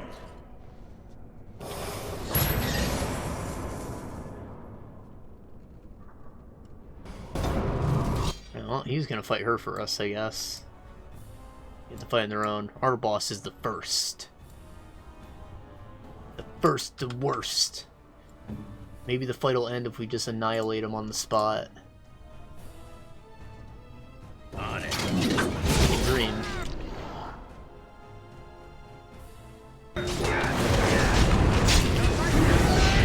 Oh boy.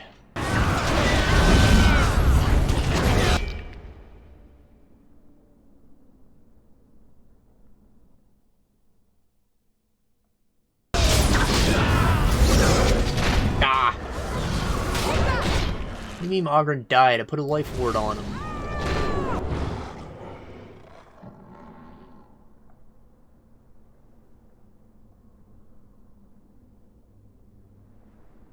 I need to do something. He's just dead. I don't think he would have lived even if I did get the heal off.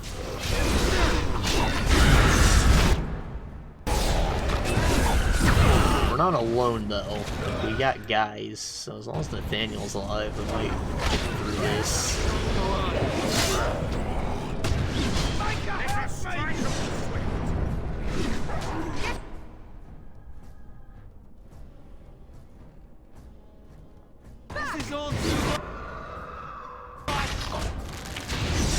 What? Damn it.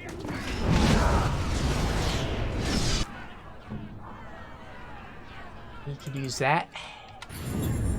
And Ogren probably just use a greater one, right? Damn. Ah! Alright, perfect. Perfect! And who comes now? Tell me, stranger. They just said she was My intention is to storm the gate. Are you ready? I am ready. As was my due. My path back. Right, more shows. I remember one that I was a bit disappointed by. Alright, so first off, the title is like really bad, so don't judge. It's not exactly what it sounds like, but it also is. See, the English title, Is It Okay to Try to Pick Up Girls in a Dungeon? Sounds like it's gonna be a shitty harem show. And it definitely has shitty harem elements. However, it actually turned out to be like about an interesting fantasy world. There was like actual D&D role-playing stuff going on. And I thought the first season like subverted my expectations completely. Though I did start because the waifus were good. Hey, I just wanted to see some titties real quick, alright? And, you know, it turned out to be an interesting world. With cool fantasy stuff going on. I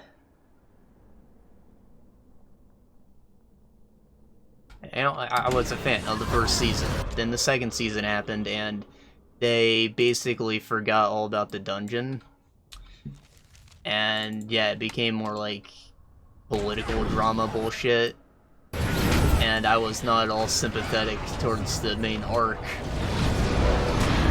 Where he was basically trying to rescue a prostitute, because, let's see, in this world, people, they form, like, clans, you know, like gamer clans, like we do raids together in the dungeon. And they do it under a god who, like, you know, these are like mostly Greek gods, but, you know, gods from other mythologies as well. And, you know, they came down to come play with the mortals because they were having fun. And, you know, most of them are just really horny. Right? So, he was trying to rescue a prostitute who was employed by the god Ishtar, the god of fertility. And, you know, she was like really self-loathing and like refused pity. She's like, oh man, I'm gross. You can't save me, you're too good. What?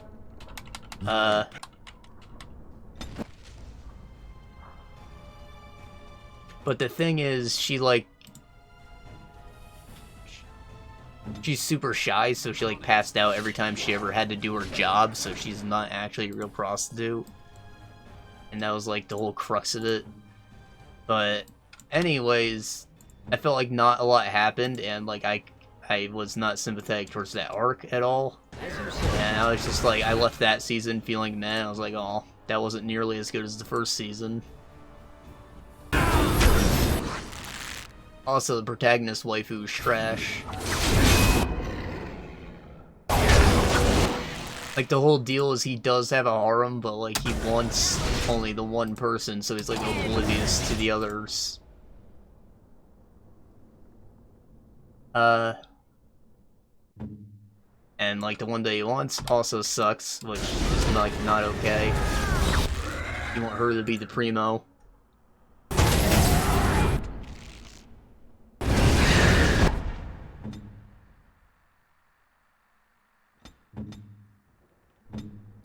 So anyways, why is that relevant? Because the third season played in like the fall season, and I was yet again kind of disappointed.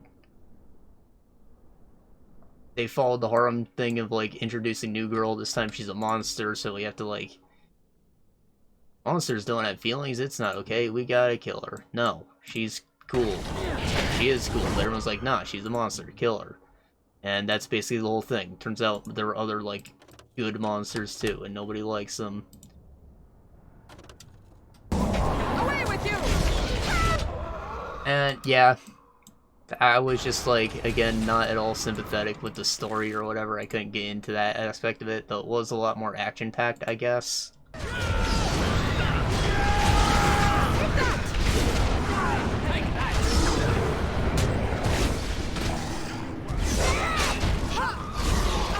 And, you know, the charm of the character being oblivious to the horror he is built up, like, wears off pretty quickly, too. So, like, that just starts to get annoying how dense he is. So, Season 2 and 3, I'm gonna mark as disappointments. Still, like, the first one had promise, and they just didn't follow through on it, so that's kind of sad. You shall not touch me! Still, the world is cool. I like all the lore that they've built up. I'd like to see maybe a spin-off franchise in the same series. In the same world, I mean. Or maybe a video game.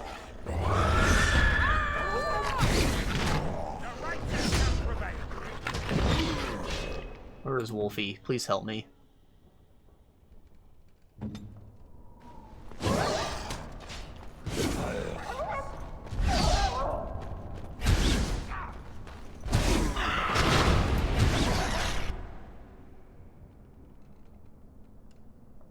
I'll take care of it. Now you pay for this Surrender! I will be merciful! Now you pay for this indignity.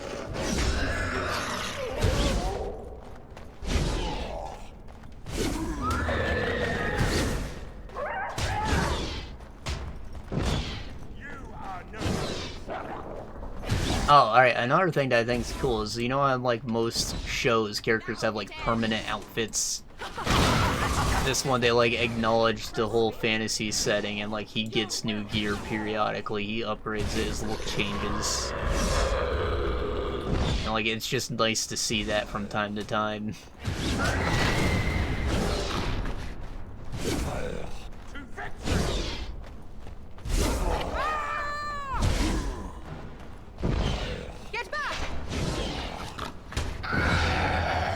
Is this dog not attacking him or what?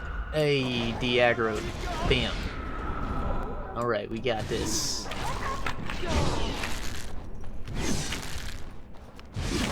Away with you! No! You fool! Why haven't you defeated them? They are too much. It must be I'm not good enough, I'm sorry. Now, before it is too late. Oh, I will sunder the veil, all right. I'll send them all back. But you? Your life is going to provide the power. No. No.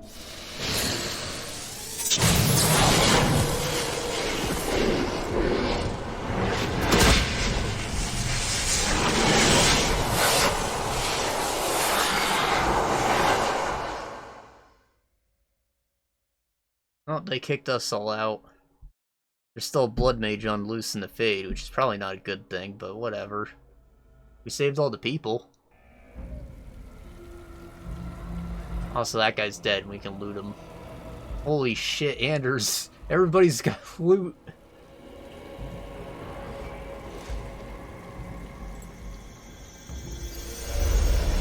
We're sparkling like Twilight vampires.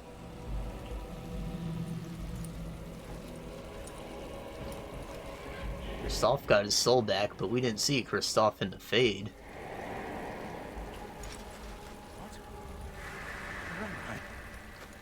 What is happening?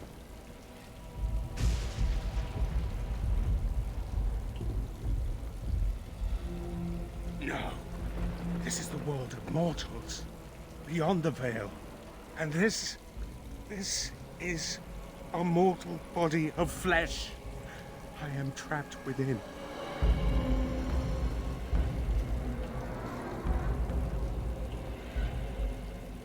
Howdy, Justice. Why are you in this man's body? It's not your body. The witch sundered the veil in her haste. All of us were drawn through. She has returned to this realm as well. Can you not feel it? The Baroness is nearby. We still have to fight her then. Oh, we can do it. We did it once already. You misunderstand. The Baroness, she is not immortal as you are, or as were the villagers she kept trapped. There was such a mortal once, but now... that is a demon of pride. She assumed that role long ago to feed from the mortals she trapped. But here, in your world, here she will be quite something else. I see. I'm a noble. Your lives are mine. That's pride. That's why she was acting so cartoonishly evil. She was adhering to her one aspect or whatever, just to siege justice.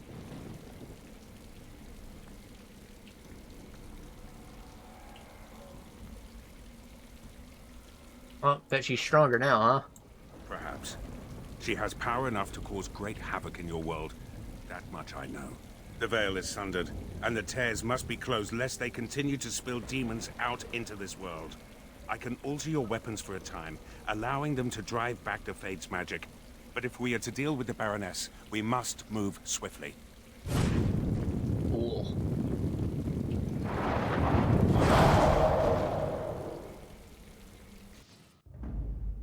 So, despite being a warrior, he's like the built-in Fade Warrior, or whatever it's called, so he still has access to magic because he is a spirit. I think that's pretty cool. Yes.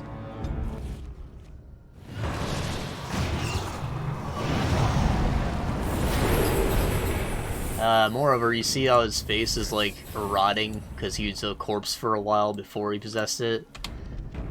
I thought that was pretty cool attention to detail. Of course, this isn't his normal face, but, like, he was always pale and he always had the, like, gross face.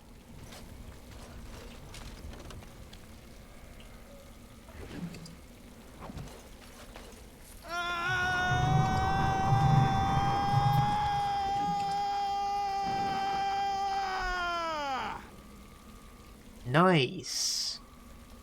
Some fat tanking armor, dude.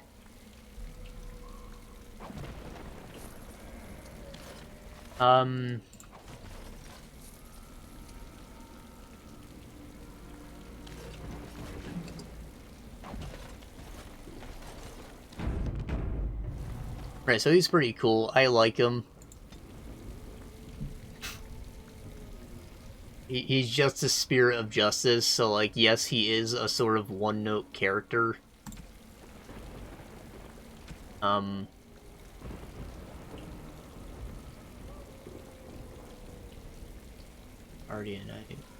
he's supposed to be a tank, so yeah, he probably wants to be a Guardian.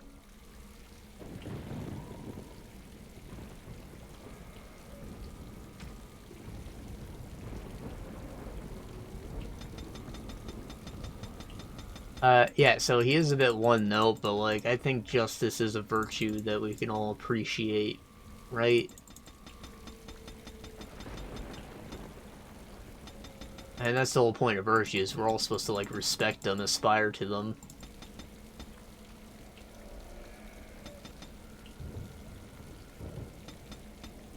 But, you know, justice just seems like the most noble of the lot.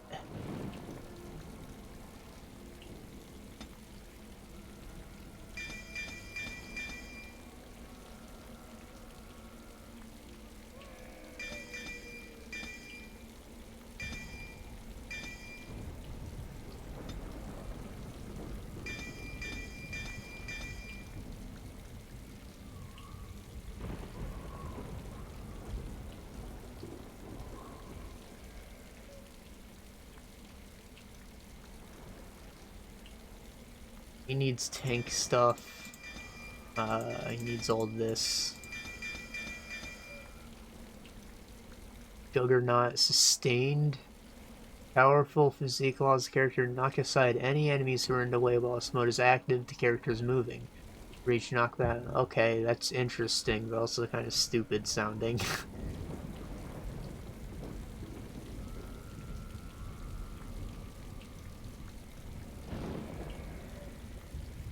Carapace activated. No attack pass actually could for a moderate duration. All damage reduced by an amount proportional to the character's constitution modifier. Interesting. Temporary immune to damage when you get the upgrade. So I want this stuff, but you should probably get the Spirit Warrior.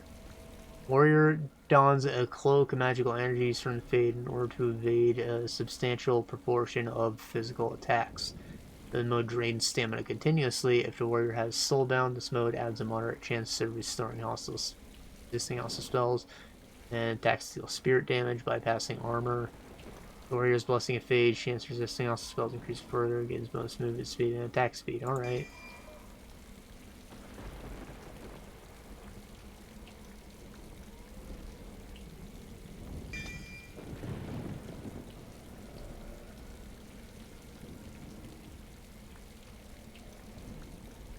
It drains his stamina, but the second one refills your stamina when you use it. Pretty great. It doesn't cost anything either, so you just use it whenever.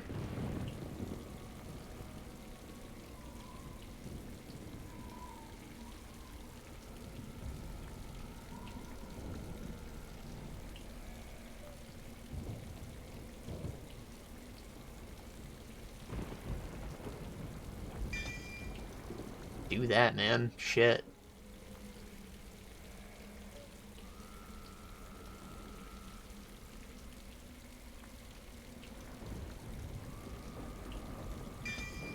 That too, dude.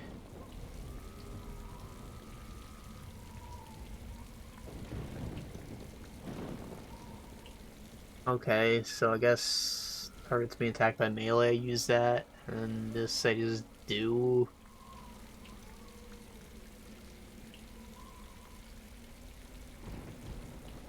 And what else should I pick? This?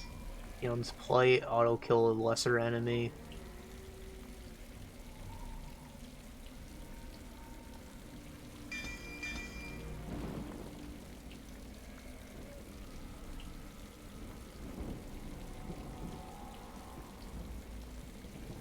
Normal or lesser rank. Critical hit against an elite. Oh, double critical hit on an elite. So I wouldn't waste this on a boss, but I would do it on the elite, I suppose.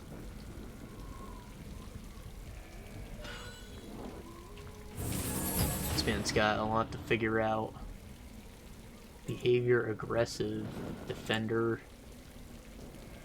And stamina, I'm lower than that, man, 20%.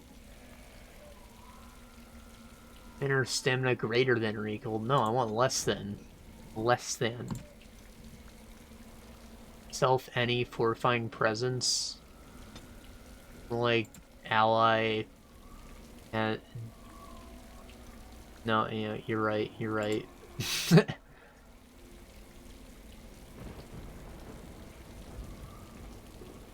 What? That doesn't even make sense. Enemy rank. Elite or lower.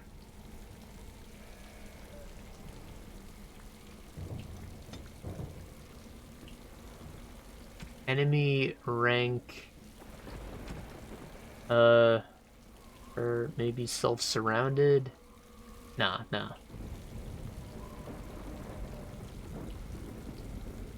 Enemy is rank elite or higher. Activate Carapace.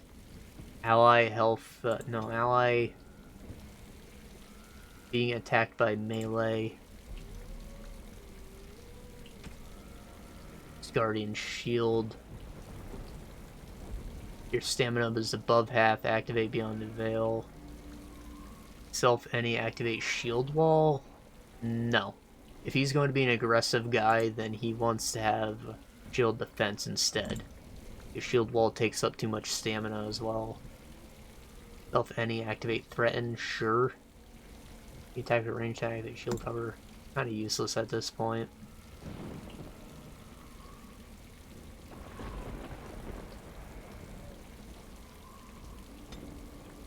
Target armor type. Armor type is medium or low. Shield bash, overpower. Target health is like above 40%. Above 30, let's say.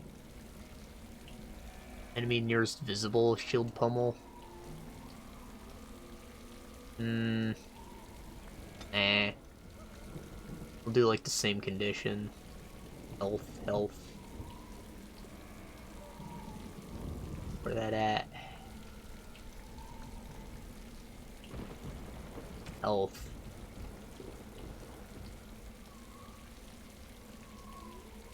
And it does less damage, so maybe we want it to be a bit lower, or 40%.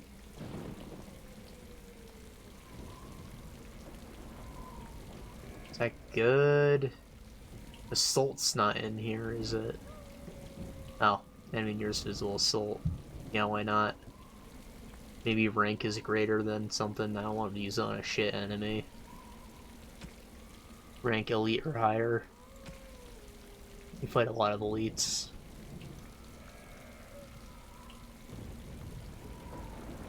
Okay. Seems good. I just have to organize this.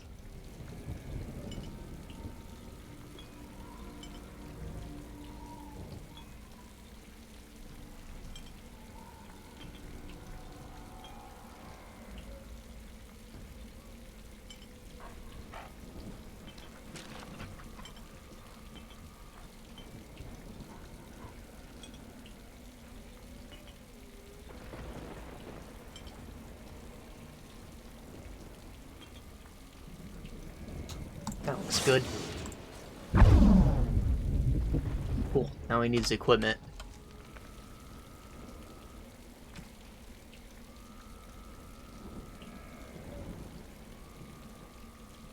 The Lamented Blue Steel. High Strength Edition. Armor Penetration. Additional mana.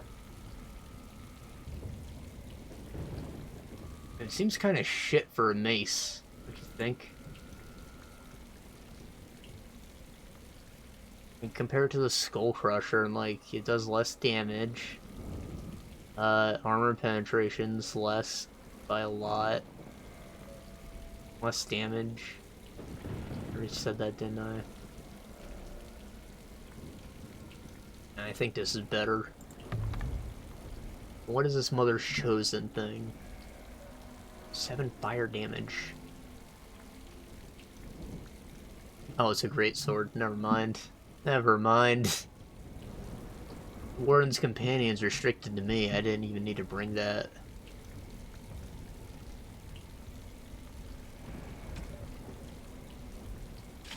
Put on them fleet feet, bro. 3 armor, strength, health regeneration, stamina regen. That armor's not bad at all. Honestly, it has like... It seems a bit too unique for what it is.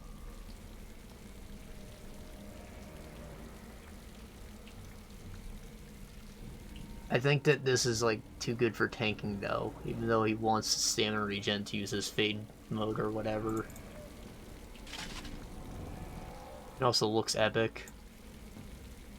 Landsmeat shield versus the Griffin Crest. Better armor, better damage, better defense. Has more fatigue. Missile deflection's better. No, this is way better. Bam.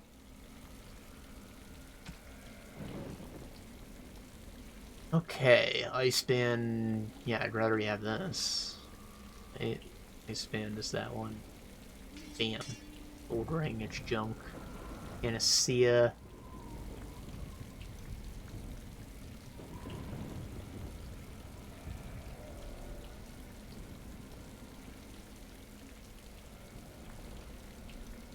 I'm not sure.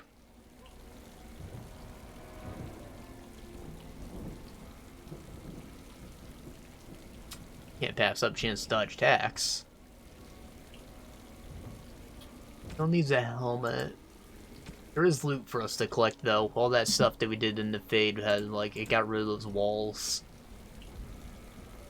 It's kind of shitty that you can't go back and fix them if you missed them. Oh, wait, this is for me. Yeah! Fuck yeah!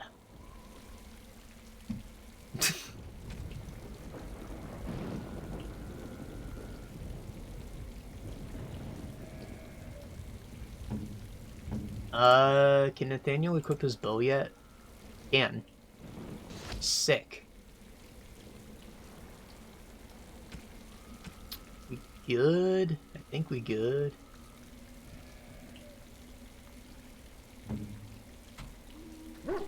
Dope. So what time are we at before? Like an hour and 20? An hour and 11 now, so it's been about 2.5 hours. I know a lot of that was spent on the shitty bug, but you know, I think that we're gonna finish this in a decent time.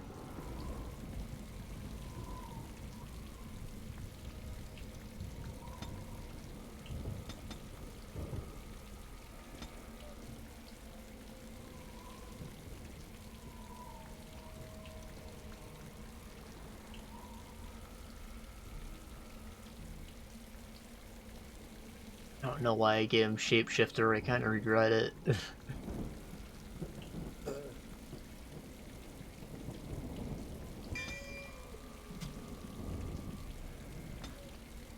I have that, but I'm probably not gonna remember to use it.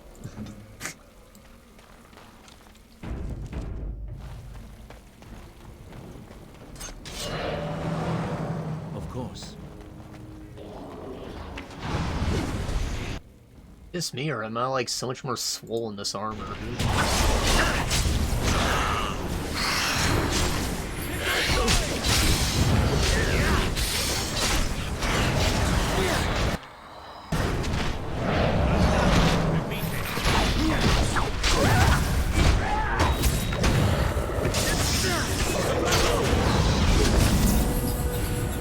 Nice to have a whatever companion you can just beat on endlessly.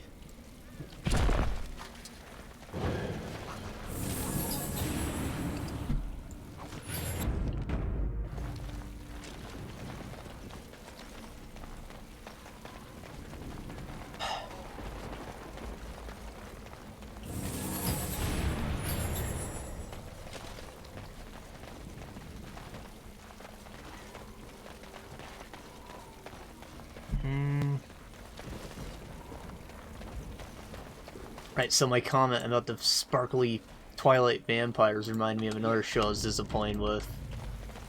This time, Crunchyroll exclusive. Collaboration with Webtoon. I remember when Tower of God came out, which was, in fact, great. You know, people were, like, super optimistic. You're like, well, Webtoon is the future. Finally, there's people publishing stuff from this platform because they weren't physical books. So cool. I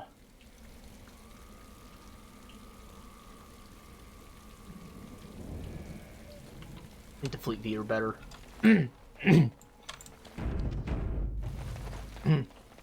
But, yeah, I think that we've, like, the wind has been taken out of those sails with the number of flops that are coming out of that avenue now. Also, Crunchyroll, like, sold themselves to Funimation. Finally.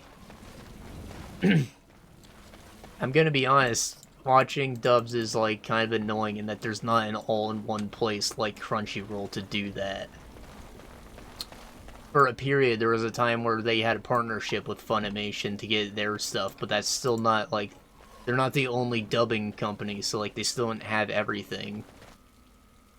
It's frustrating. Instead, you have to split between, like, 3 different services, luckily all of which are included in Verve. Still, it's a bit annoying.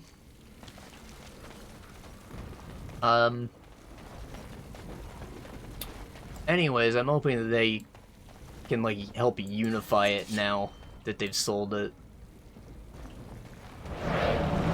Anyways, off topic. Show is called Noblesse.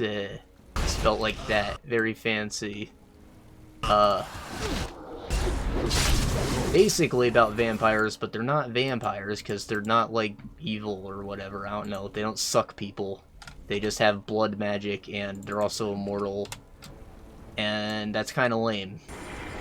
I thought it would be about vampires, and, like, it just never went anywhere with that when they started to explore their culture. So that alone is a big disappointment. And, like, the show also kind of doesn't know what it wants to be. Like, it kind of builds itself up to be a shonen battle thing. About beautiful men fighting each other, like a JoJo's Bizarre Adventure. And, you know, I'm down for seeing beautiful men fight each other. But, like, the action was not good.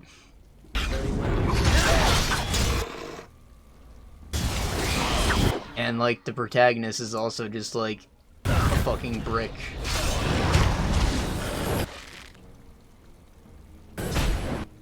And they didn't get into, like, their whole culture of what a noble is, that's what they're called, until, like, towards the end of the franchise, towards the end of the season. Which is why I did finish it, but I didn't like it, because they, like, disappointed me on every front. Here. It just, like, went nowhere, everything was very underwhelming. As you wish. Characters sucked.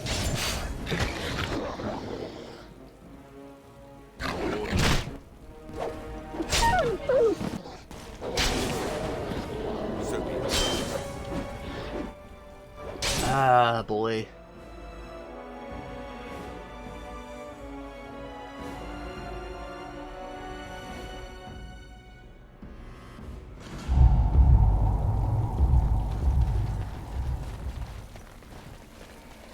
Let's see if we can explain some. So apparently, since the dawn of time, when men were still cavemen, these immortals have existed, and they're just like, hey, we're powerful, and we're, like, super nice and outgoing and stuff, so we're gonna help you guys survive. So they did that, and eventually, like, the humans outgrew them, and they, like, just went away to live in their own society. Which still has, like, the whole vampire clan system and aristocracies, but, like, they don't own anything, so, like, what's going on here? Why did I say aristocracy? Aristocracy.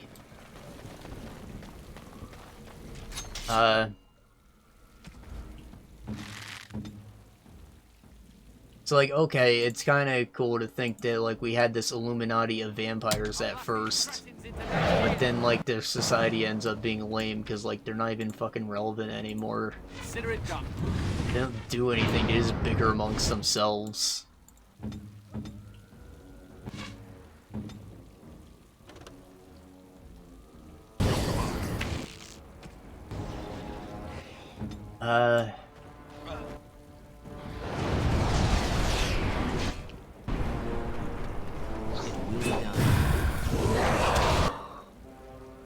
Yeah, I just felt like it didn't go anywhere. Underwhelming on all accounts. All that we got were some beautiful men not really fighting. And, like, a guilty pleasure OP. It's, like, good in such a bad way. You don't stand a chance!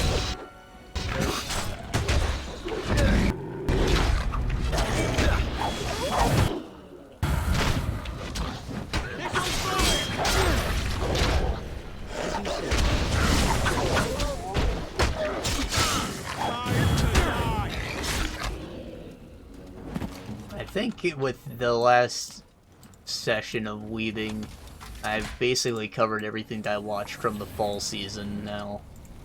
But I know I didn't pick much of it. I think I skipped a lot because it just didn't interest me. It's a nice belt. rocks. This is the last. You're almost there. Remember the pond where we started? That's bullshit. And why make me go all the way back to the start?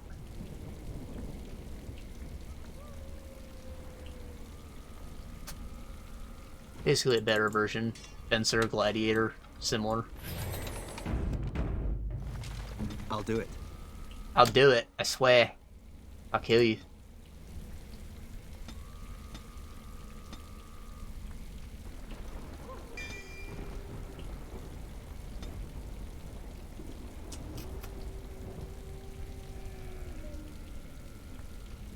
Damn. I get this, but like I'm worried that he's not gonna be able to use it since he's a ranged guy.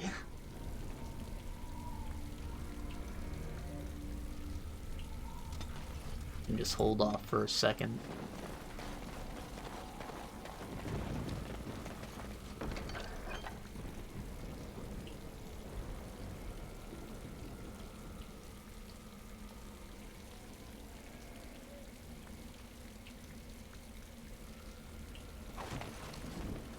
I don't think I gave him any gloves. He has his chainmail ones, but these are probably better, right? Big strength bonus. Nice fat boost of strength.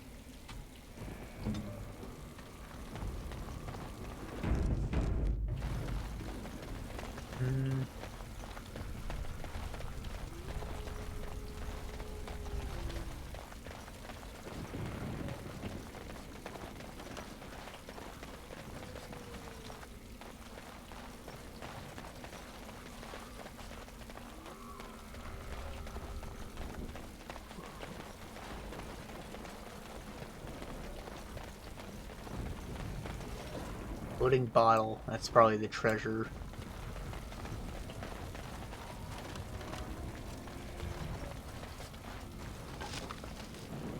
Baroness proposal. 2 to all attributes. That's okay.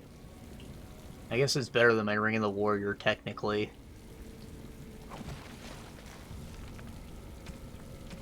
So I'll equip that.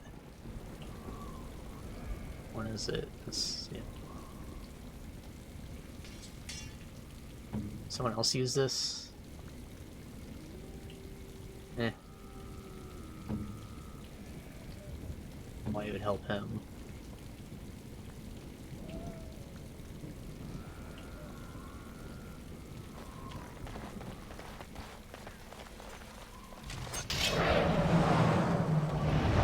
Hello? Revenant.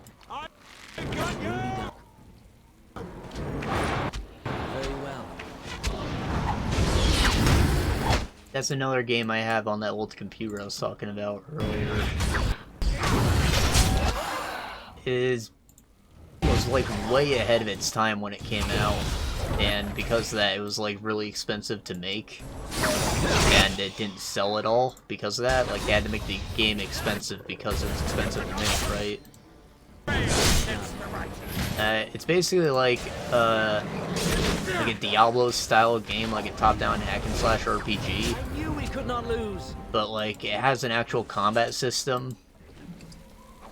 So like it's more like an actual role-playing adventure, like Divine Divinity or something. Which if you haven't played, very underrated game. If you enjoyed like maybe the Gothic games, you might love Divine Divinity.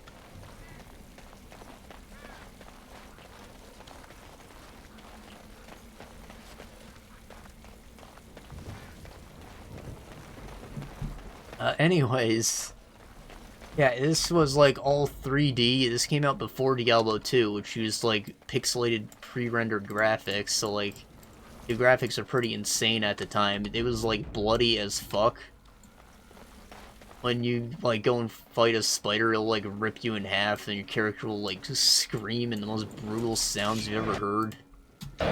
Big goopy piles of blood gush out of them.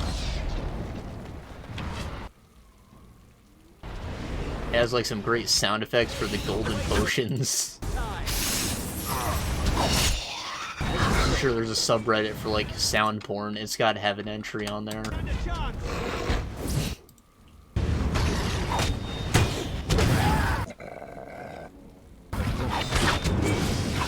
What I thought was really cool about it is rather than just like spam clicker combat, it had like combos that you can do by like clicking with the timing and like the positioning of your character from the enemy and where your mouse is. So like let's say you like do this type motion, maybe you do a spin move, or like if you're a distance away and you click on the guy, you'll run in and do like a jumping attack.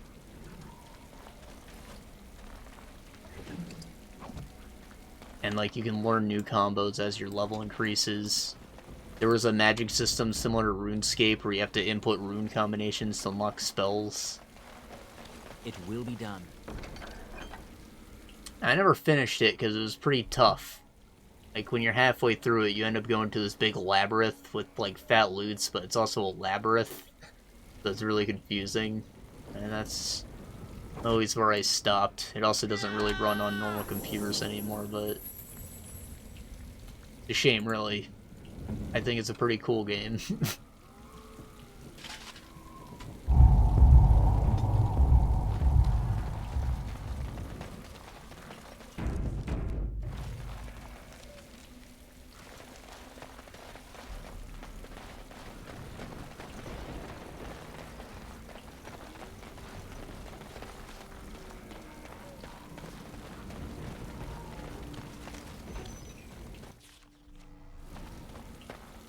So this is the world of mortals. How very dull it seems. So immutable and unchanging. Yet, I am here. I have crossed the veil. The spirits will watch in envy as the mortals of this realm bow down before me. That will not happen, demon. Ah, it seems I was not the only one to be drawn here. How very tiresome.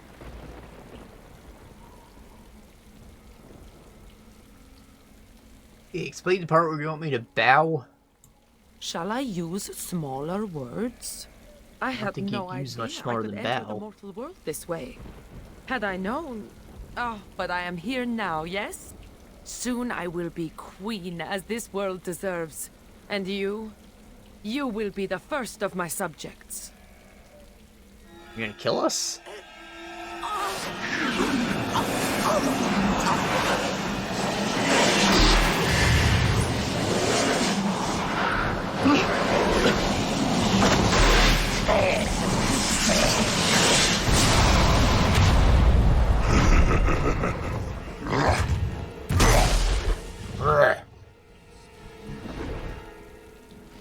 This technically is like the normal Pride Demon model, but like the texture work that they did on it's like pretty cool. It looks kind of spider-like, like a nightmare creature of sorts. I think it looks a lot cooler than the normal design. I wish they stuck with it for like all of them, but they didn't. Oh, I should also mention that Revenant has like some top-notch voice acting in it. Probably also went into how expensive the game was to make.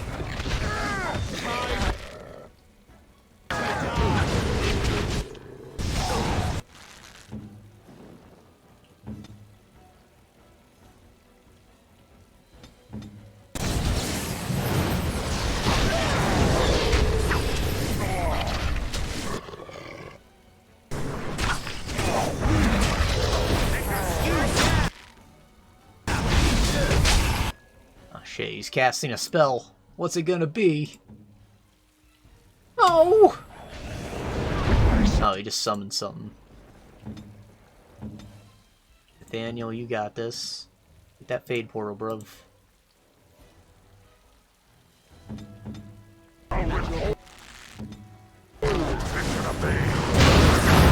Whoa!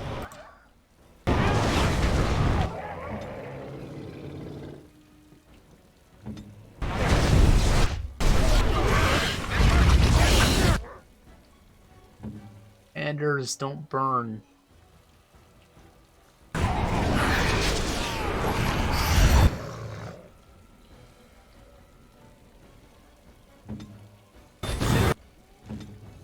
Justice, you probably need some heals.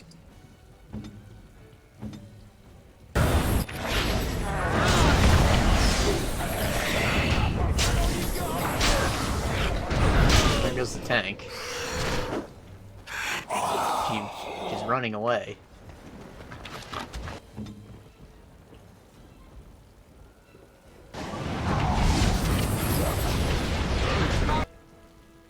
Revive him. I need heals. Oh, never mind, I'm dead. Shit. Well, Justice might be more useful, honestly. Go get him, buddy. Buddy boy. Boyo. This for the rescue. It's not gonna do anything, man. Speak. Forward! Oh.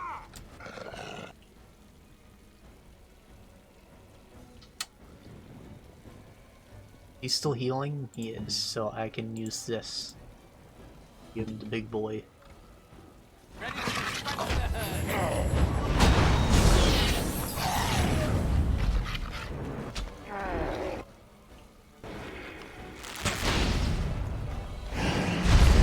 Aw, shit! I never got barrier, did I? Okay, well, he needs this then.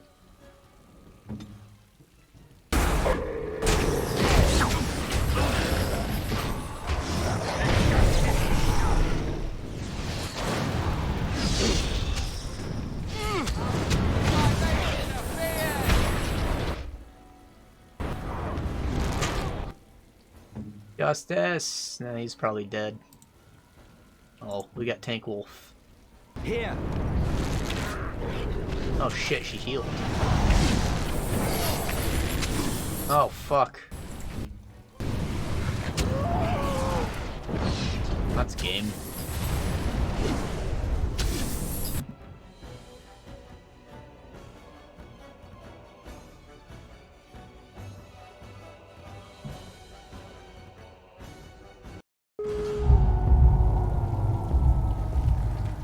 So,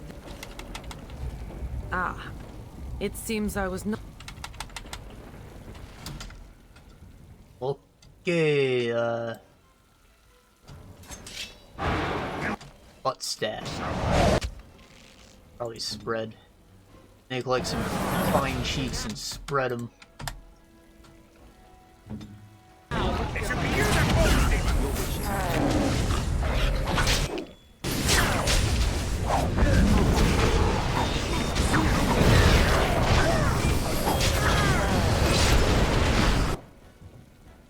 Stab that portal. Oh.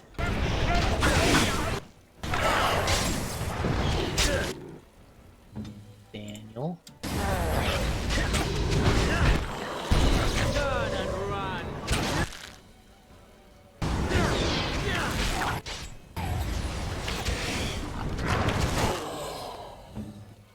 My power is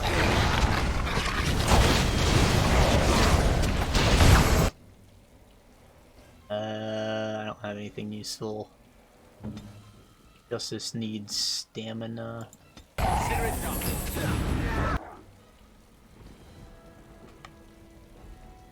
This.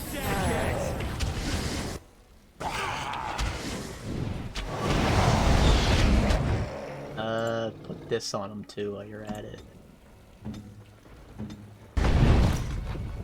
Woof.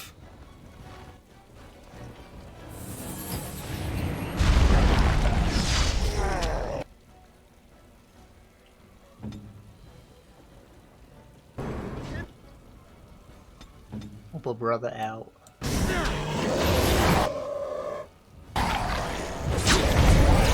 Just save the Punisher for when this is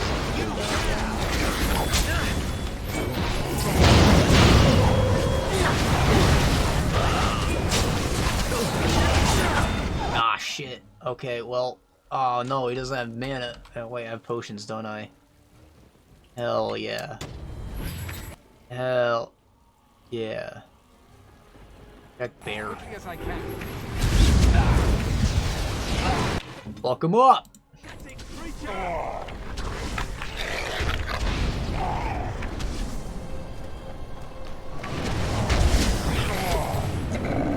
want to die, do you? Want to die, do you? And so, it is done. For what it is worth, thank you. I have fulfilled my vow. May the victims of that woman's madness rest in peace, wherever they have gone to now. Man, that was so much easier than fighting a bug.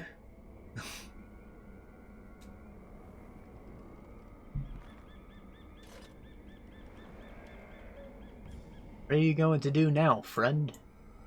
It seems I cannot return to the Fade. I am trapped here, in the body of this Grey Warden. There are memories within this poor man's mind. They're difficult to see. But he was a Grey Warden?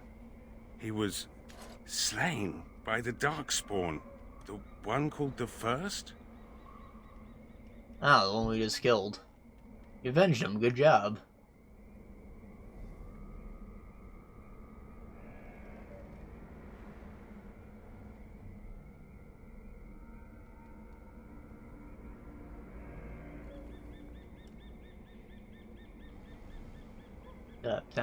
Down?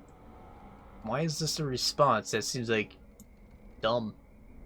This man deserves a funeral. Quit being a jerk. I did not mean to enter this body. I did not intend to follow you through the veil.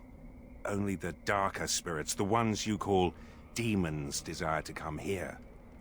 My kind has no such desire. Yet, here I am. It seems I am at a loss. I know nothing of this world, and have only a few memories of this Grey Warden to draw from. I do not wish to die. What shall I do, mortal? You seem to be a creature of good character, and you are of this world. Can you advise me? What do you mean you don't wish to die? If you die, you go back to the spirit world, right? That just... Well, I guess he doesn't know that.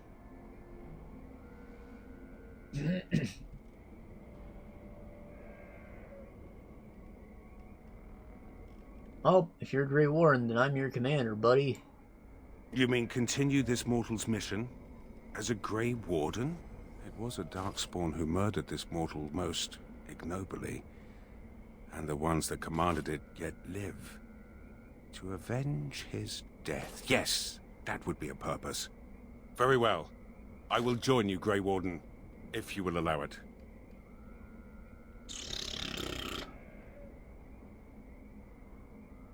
So, like, are you gonna use his name or what?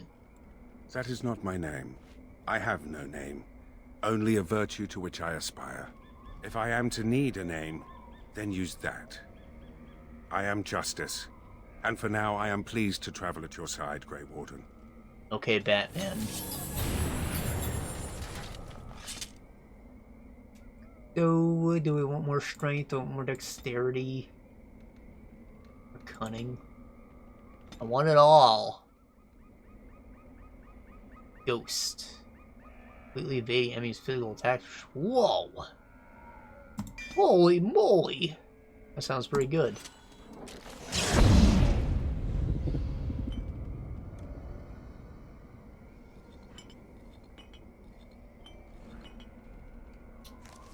Self. Being attacked by melee attack.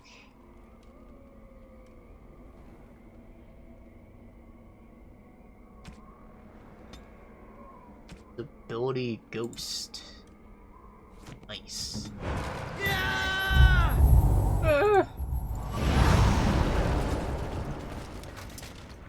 Baroness.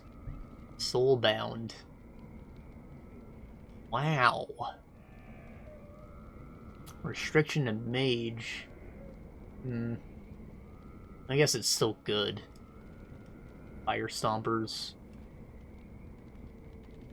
Maybe. Maybe.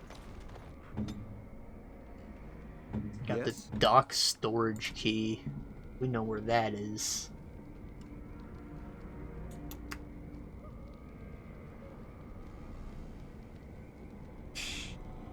Is this better? I'm not sure. I mean, it's kind of better. I think it's gooder.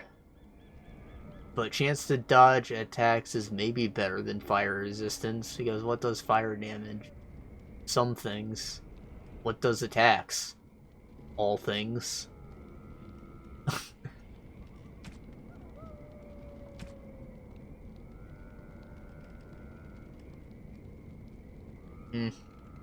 I'm not sold on that ring. I think general spell power is probably going to benefit him more than spirit damage, because what does spirit damage? Just as magic missile. Crushing Prison would, but he doesn't have that yet.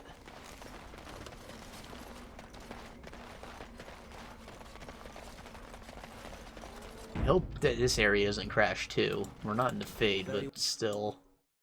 This is like the corresponding zone. Of course. Ah, it's a lot of junk. You know, Severanty. Woo-wee!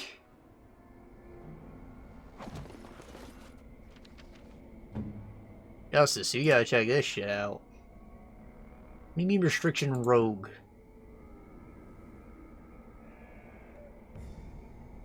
Yeah, I'll take it.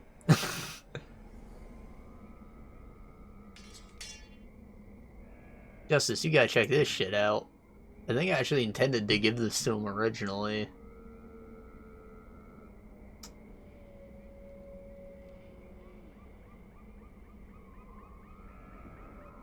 I'm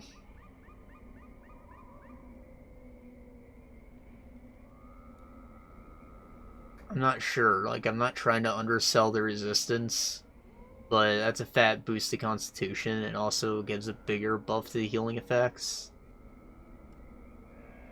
I will give him Tingler.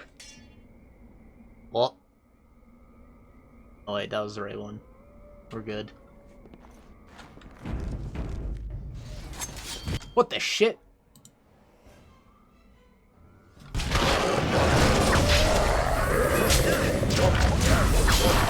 Let us end this quickly. It's a werewolf, not a wolf. Come on. Yes.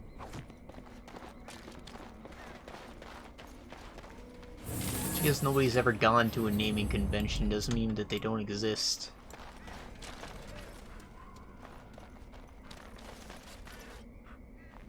It's a bunch of rotted shit. Junk. There's a dragon bone back here, though. Basically ensuring that we had to at least beat one area before we can fight the guy and get the OP sword.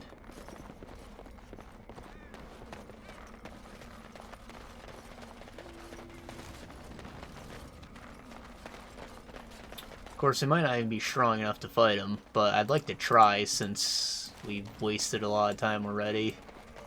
Might as well waste more. I know, since this stream's split up into 2 parts, I'm gonna have to, like, upload it separately as a video. So, like, I can just edit out a lot of the bullshit. I try to do that when I can.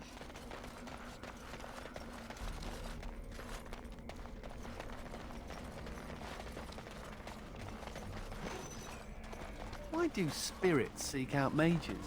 I've always wondered. You speak of demons. I am not a demon. Aren't demons simply spirits with unique and sparkling personalities? They have been perverted by their desires. But what do they want from mages? Perhaps they wish the same as I. Silence!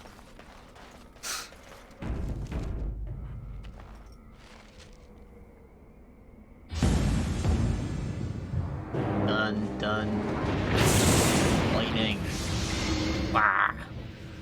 So cool.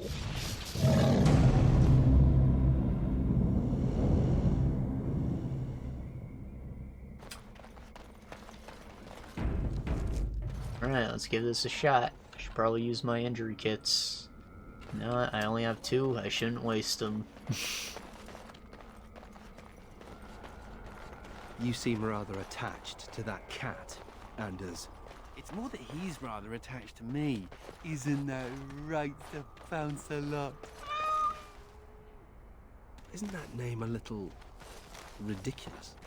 What do you think I should call him? Frederick? There are worse names, I suppose. You know, there's like an actual thing about that. It sounds like cats can't hear low-pitched sounds. So, like, typically, when you name your cat, you want it to be like an E. Like, my cat's named Jinx, and he can hear the I sound in that, but, like, he would respond better if you call him Jinxie. But if you name your cat Frederick, he might not even hear you.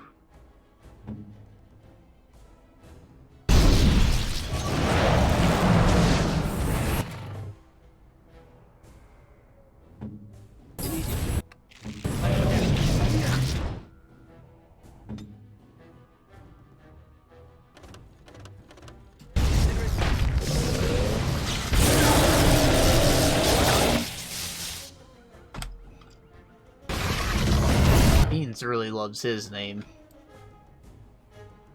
Comes running every time you say it.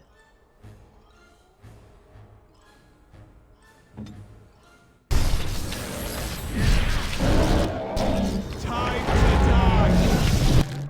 Doing good damage to this guy.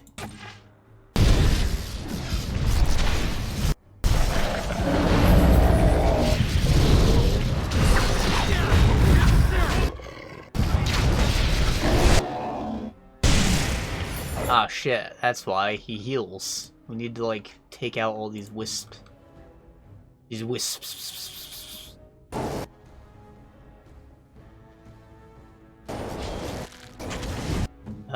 Shit. He doesn't have the stamina for that.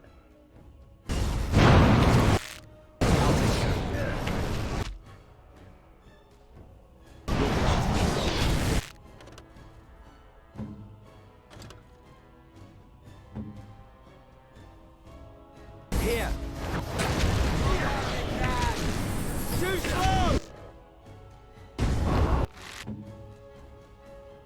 Yes. I stunned them. Does that mean that they don't move anymore? It does. That's interesting. You already used that. All our meters are all looking good for the most part. There is no hope now.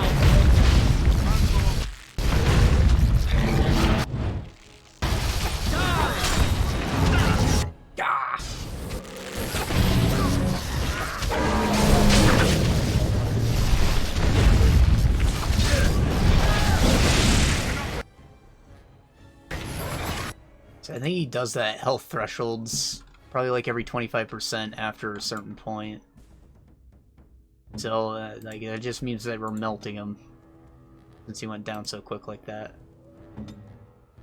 I wasn't kidding when I said this was supposed to be like the hard optional boss. Like, I feel pretty great that we're kicking his ass considering how difficult everything else is.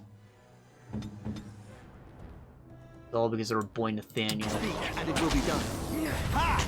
Missed your chance! He's like the Dragon Slayer from The Hobbit. He shoots a big ass arrow. Blam. Done. Keep them on their toes!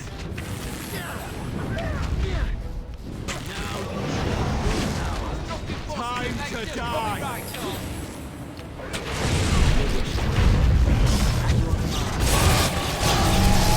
Oh shit, holy fuck. Give me a potion, brother.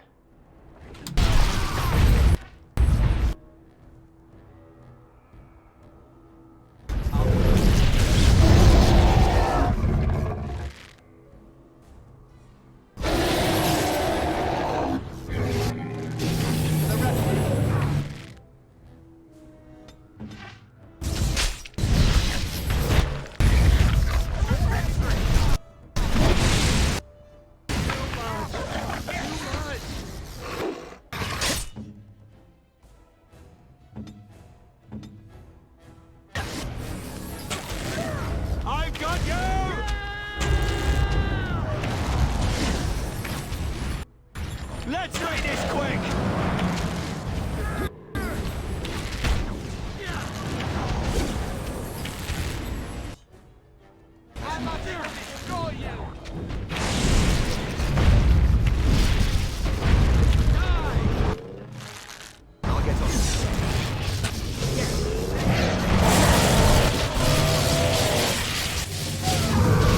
I see you, Justice, just tanking that shit like a man. God damn. Single, bro.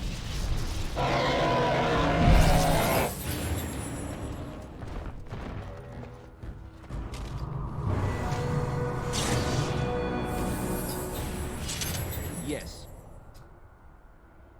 Nice.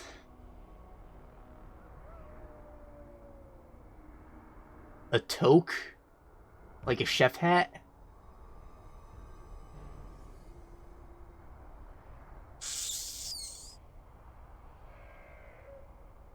I mean, the crit chance thing is pretty lame, but minus 25% fatigue is pretty cool. Maybe Auburn like that.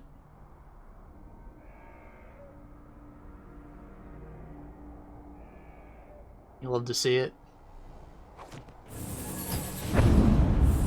Dragonbone rubble. I just say Dragonbone pile. The oldest Dragonbone in the world. Can't believe I own it.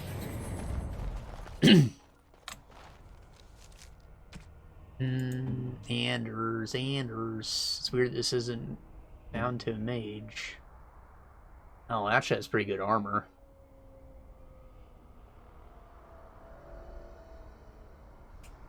Yep, that was good. Doesn't improve blood magic, but he's not a blood mage, so it doesn't matter.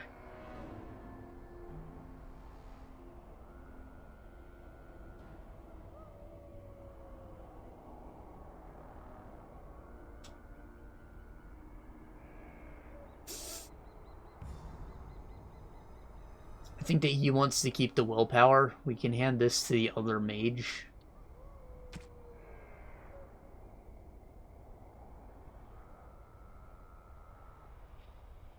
I appreciate that they gave you 2 of them, because they really didn't have to. But there's so many spells that, like, you gotta have 2 different mages. Earthbound. Wow.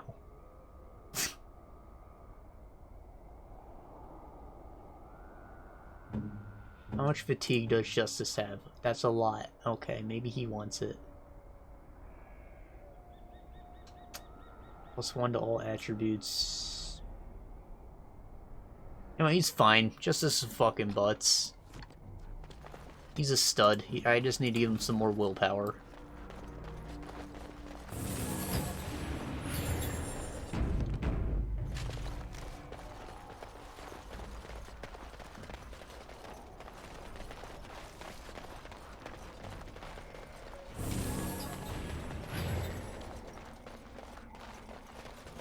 Well, that went, like, exceptionally well. Even easier than the Baroness fight. Unexpected, but I guess we can go get ourselves a nice sword. Just have to talk to Punished Venom Wade. Oh, wait, no, Haren. Horrendous Heron. Forests have a lot of animals, don't they? Dirty, filthy beasts.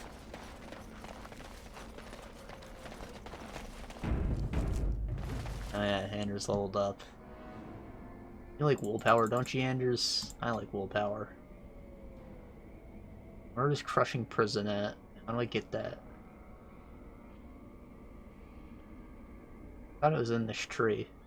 In this one? No, it's all the way at the end. Force Field's useful.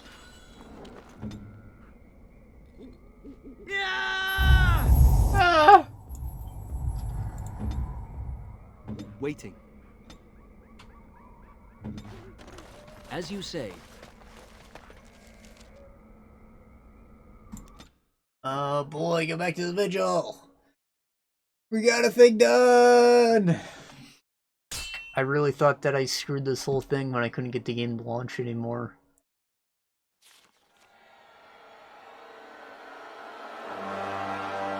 I don't know why that would be. It was an issue with the executable, but like, it's not like the executable was missing. Mother?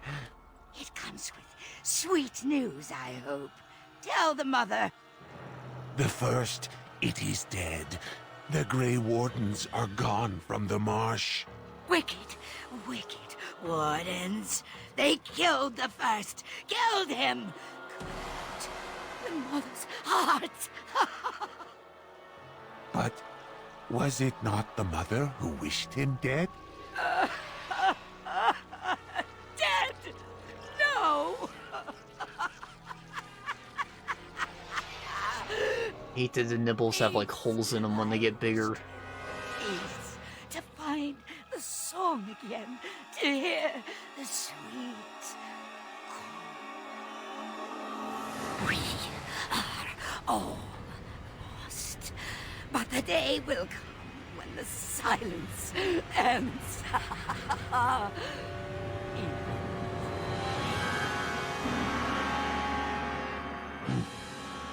No, I'm sure that's how they like actually are. Like there's a little opening there for like the milk duct. But, like still, it's gross looking, man. However, you notice that like that brood mother was unique compared to the other ones. Maybe that's because it was made out of a human instead of a dwarf, which you're probably made of. Maybe that's where the other darkspawn come from, like not genlocks. I don't know.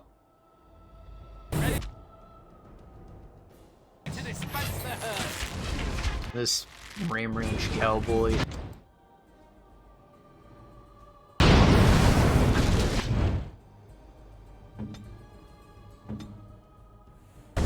Why aren't you dead yet?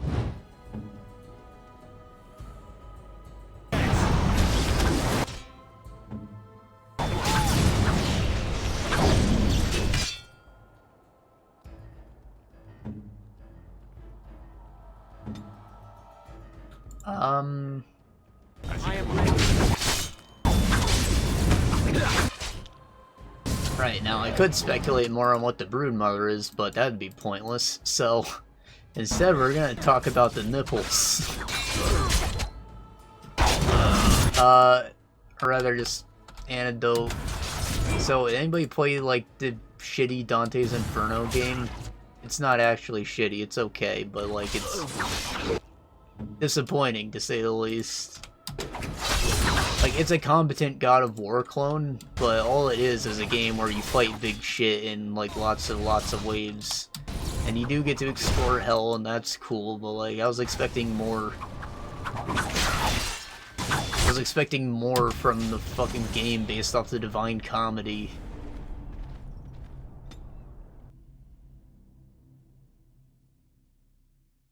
It deserved better. Anyways, I didn't hate the game, but when you go through the lust zone, which wonderful word, lust zone, the boss there is like a lady with a bunch of nipples, I believe, and what's even grosser is they got the little holes on them like the broodmother did, but they have, like, tongues that come out of them and, like, lick blood out and stuff. And it was just like, okay, I'm done with boobs, man. I was pretty young when I played it, and I was just like, oh god. Very sickening.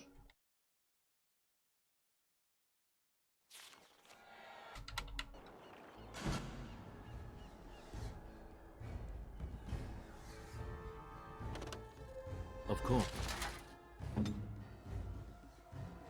Consider it done. I guess I'm over it now, but like I'm still definitely wouldn't consider myself a boob guy. I think that there's like too much variety of nipple, and most of them are not good.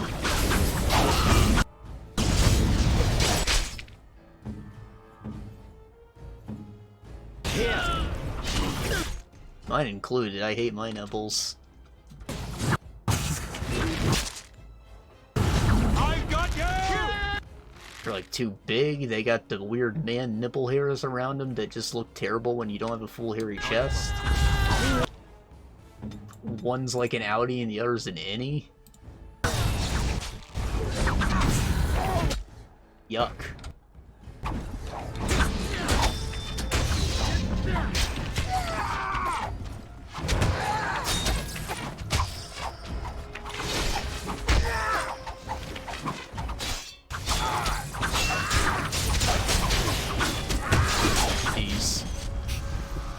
something just one-hit me at the end there.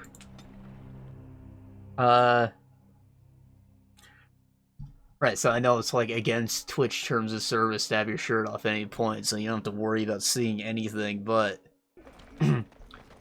let's see, so it's pretty common for, like, people to, like, break out in acne before they start to grow, like, a beard. Or I think it's, like, a similar-ish situation with growing hair anywhere else, or... That's what I assume's going on with, like, my arms and stuff, but, like... My upper arm, whatever you call this part. I know this is a forearm. What is this? Yeah, I'm like a pretty hairy dude. But, my upper arms, like, hair does not want to grow up there. They've just always been, like, covered in scabs and, like, ingrown hairs, bumps. And they are just, like, nasty. If there was, like, a part of my body that I'm insecure about, it's that.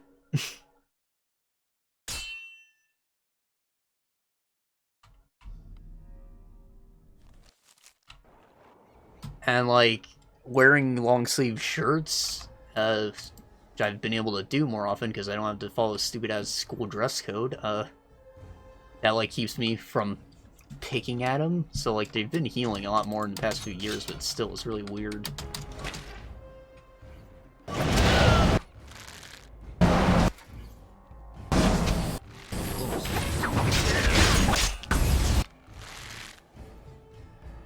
How far am I? We just finished the swamp. We've only done one act so far. As you said. And this is a fresh awakening character we didn't import from the main campaign.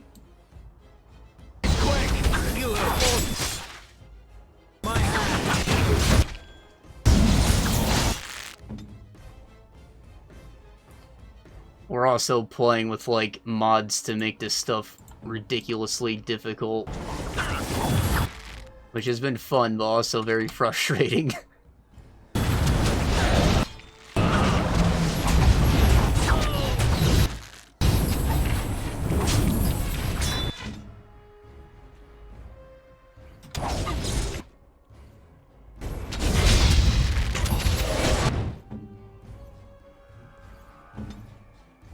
Oh, the summon's gone. Let's get a new one. Wait, no, he's gonna die. Maybe. The healing? He has life ward, okay. As you say.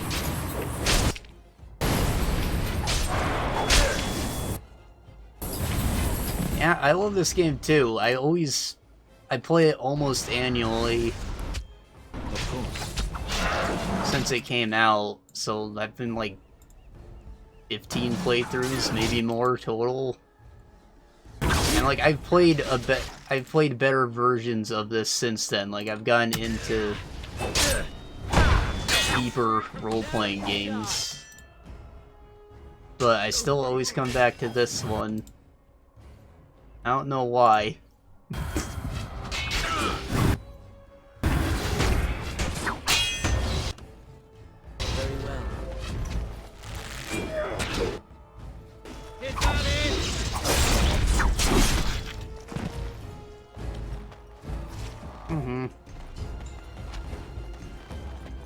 I surprisingly played 2 a lot more than Inquisition, but I don't hate it. It just does a lot of things, like, differently.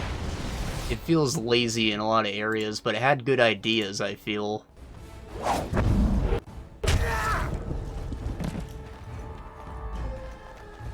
not permanently damaged.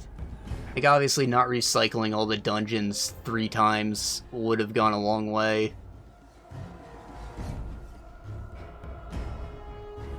But I thought the whole dynamic of seeing the city change over the years with your influence was really interesting. They should have done more with that as far as your choices go.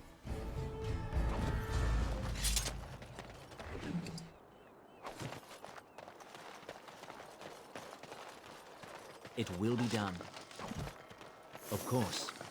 I like the whole deal with, like, Hawk's personality changing based on all your dialogue options. Like, I do prefer a silent protagonist, but I liked Hawk. It will be done. I thought the dynamic personality thing was, like, unique. I don't think even Shepard did that kind of stuff.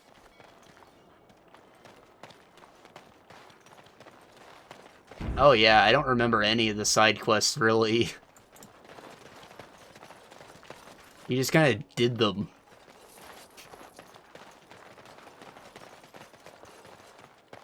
Oh, especially the ones where you had to, like, go out into the streets at night and just hunt down the gangs, and, like, the last group just wouldn't spawn for you.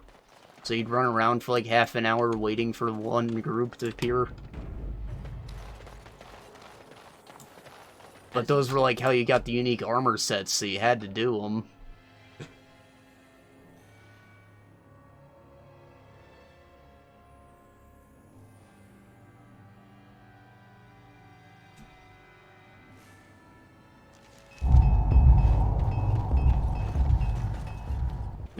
What the heck?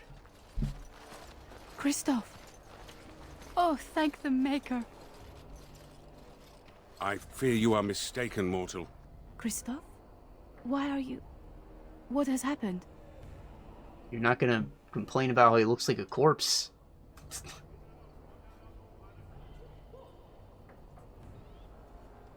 Yeah, were you his wife? Be subtle about it. I am his wife. Your husband is gone, and I inhabit this body now. His death will be avenged, I assure you. Avenged? You've desecrated his body, how dare you? It was not intentional. There was... Get away from me! This body has memories of this woman. Aura is her name. I did not know she would come.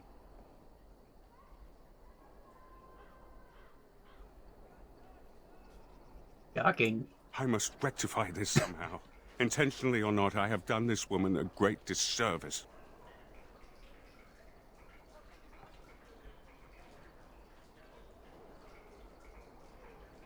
It's not your life, man. You gotta let it go. I cannot. My memories suggest her home is in Amaranthine. It will prey on me if we do not seek her out. There must be something that could be done to assuage her pain. Something. That's what you want, man. Whatever. Alone? That could be frightening for her. Your presence might be a comfort. The Darkspawn call our attention. But should we get the chance to seek her out, I would be grateful. Oh, no.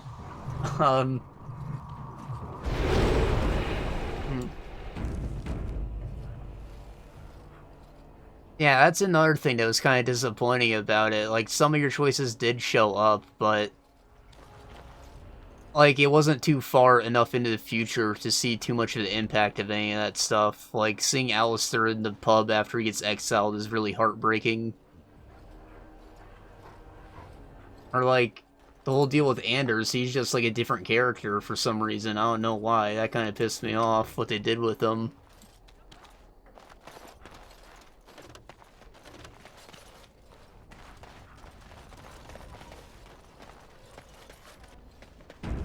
I feel like your choices from Origins became even more irrelevant as things went on.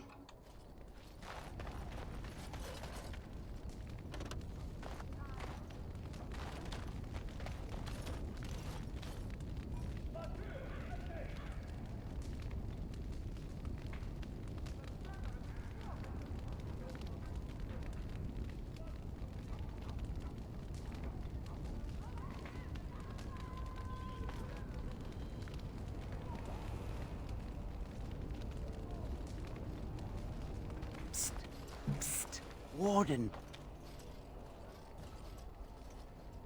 What have you got? Can you smell this dragon bone, boy? I know you want it.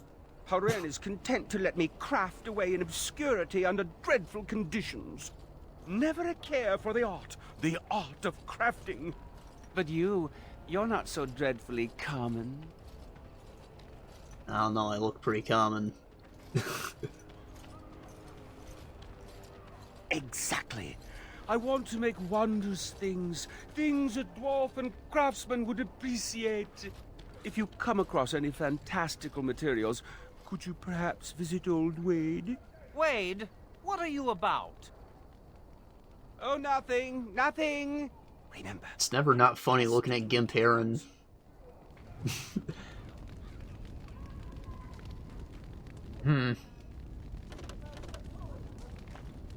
Yeah, it would be nice to find a peaceful solution for the Templars and mages, but, like, I can't honestly think of one that would work. Like, there are only two peaceful situations that are, like, in existence. That's the Tevinter Imperium, where the mages, like, run the place and everyone's a slave under them. Or there's our situation, where we lock them up in a tower because they're dangerous. And, like, the mages do get to go out as it is, they just need escorts.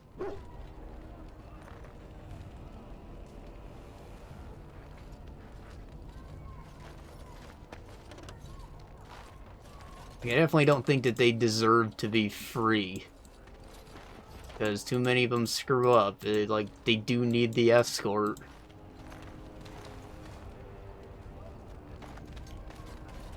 Am I doing this playthrough for the best ending? I mean, I doubt it.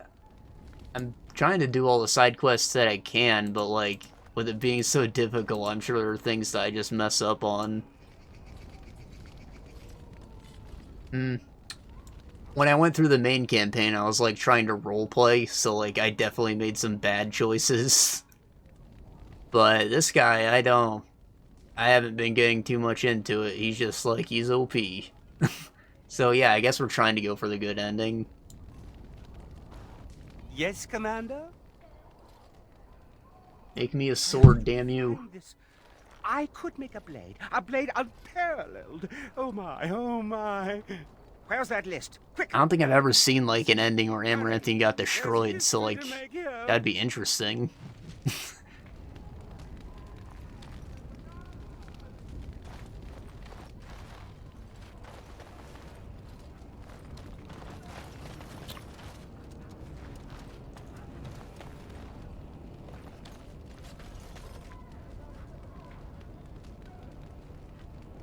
Yeah, the Tranquil stuff's really messed up.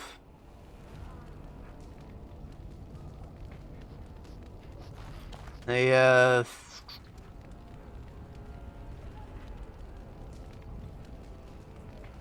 I agree with what the I agree with what the Templars are doing, and, like, I don't think that the mages are treated perfectly, but I also don't think that they deserve to be free. As far as, like, gameplay goes, I think that, like, in Inquisition, the chapter with the Templars was, like, a better dungeon. It was better thought out. Cooler stuff happened, in my opinion. So you are a thief? Though I've only played the game, like, 1.5 times. Not by profession, my friend. Not the biggest fan of that one. For attempted theft. Of things that belonged to my family, and which were taken from us unjustly. A likely tale. What am I doing? Quests. Warden, I did warn you about the stone in these parts. Human masons will use whatever's at hand, but for proper walls, you need proper stone.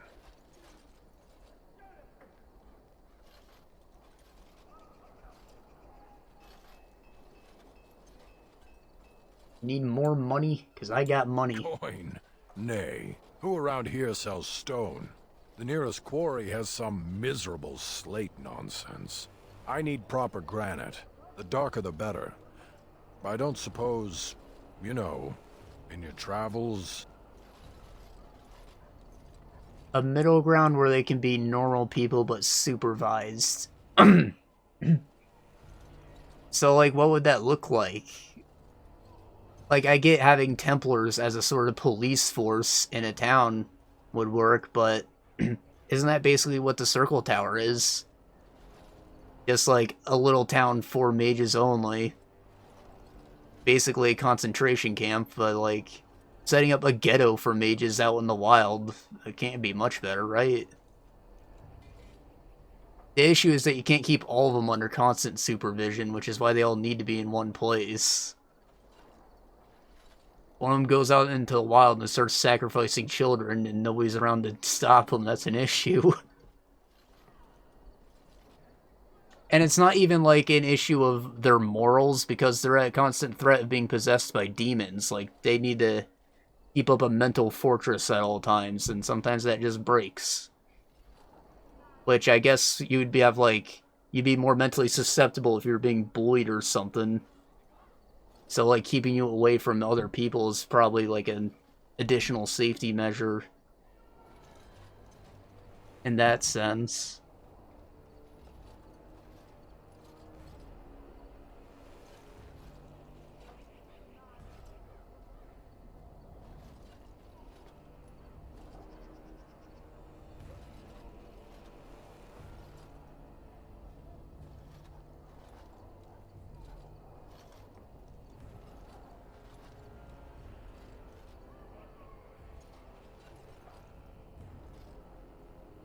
They'd be free of trial because they have phylacteries, which is what they use to track them. I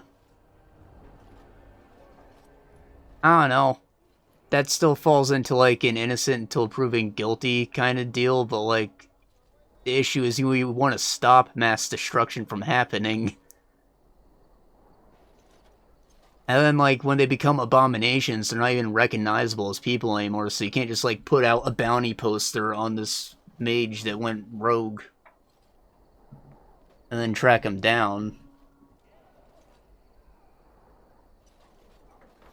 In the lore entries, they say, like, a single abomination is capable of wiping out an entire town on its own.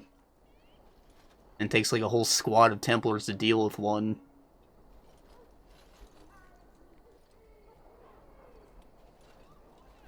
Alright, I'll get you granite, guy. Aye, certainly. Well, probably certainly. Oh, then we'll talk later. Aye, Commander.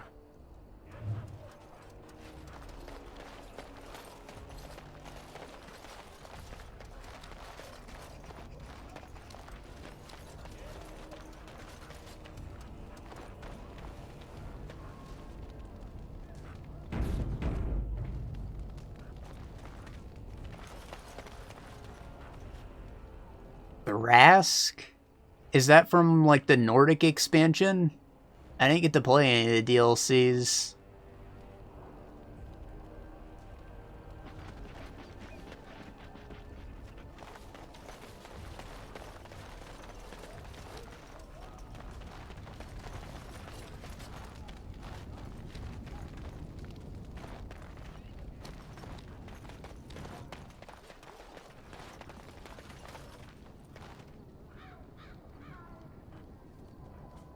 Seneschal Verrill has been looking for you. Please go to the throne room. What? Oh, okay. Commander.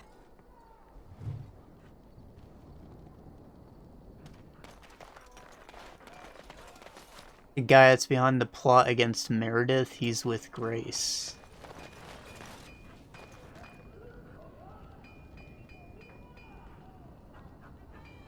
Oh. Oh, he's a Templar. Right.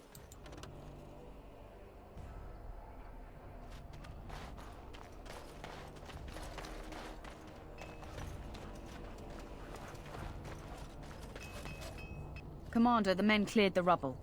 You'll have to see what they found for yourself. More ruins, let's go.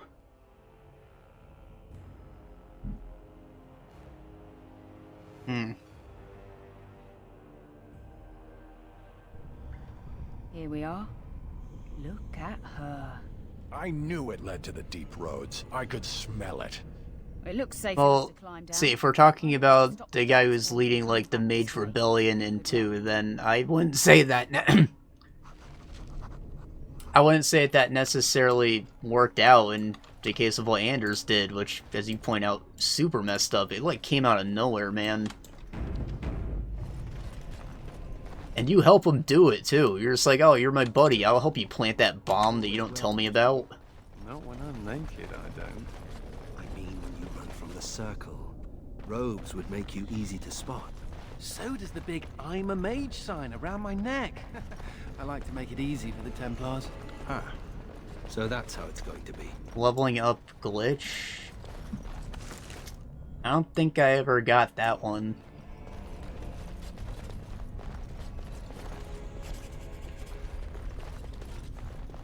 I mean, I do feel like you got way too much experience and like you get over-leveled by the end of the game, for certain. I remember playing with a mod that like added additional nodes to each of the skills so you can keep investing in them without like completely changing your class. But that still made me really OP. But you know what? For once, the airshock fight, like, wasn't garbage. I was actually able to fight him because I had a guy who could hold his ground.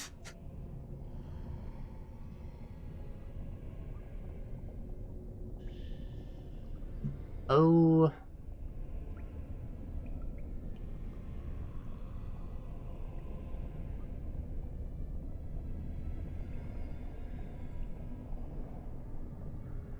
Golden Idol, that sounds sus. What is this? Oh, it's just him summoning. Items received. What'd I get? It's uncool. Sir Alvard's sword. Great sword, so only Oghren can use it. You unsheath your weapon and go to hand an object in just as you sheath. Spam the interaction button and you'll get unlimited XP and gold. Huh?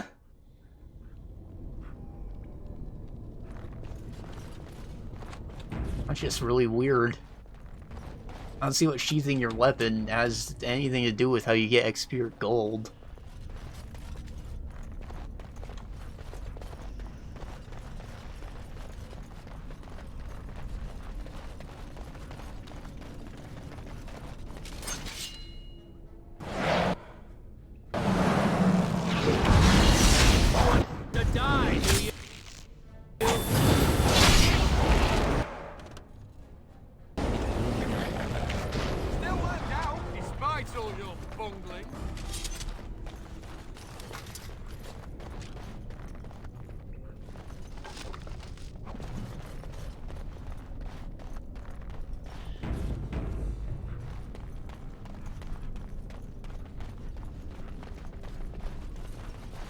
I think I can help with that. You have hack on. Right, that's that room with all the statues. Very well. You dare!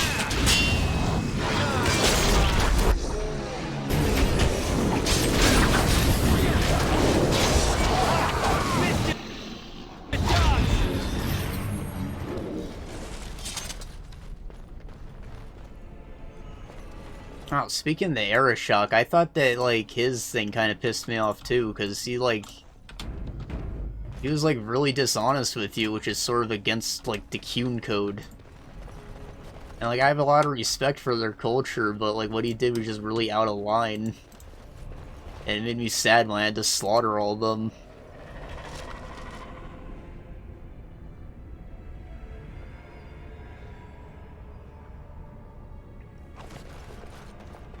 As you say.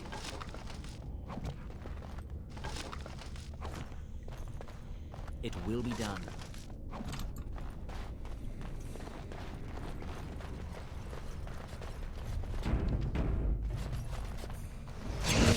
And all the promotional material for the game, like, built up for the Aeroshock being, like, the big climax of the game. But then there was that whole other chapter after that, which I thought was really weird. At no point did they, like, advertise this is going to be about the struggle of Templars and Mages.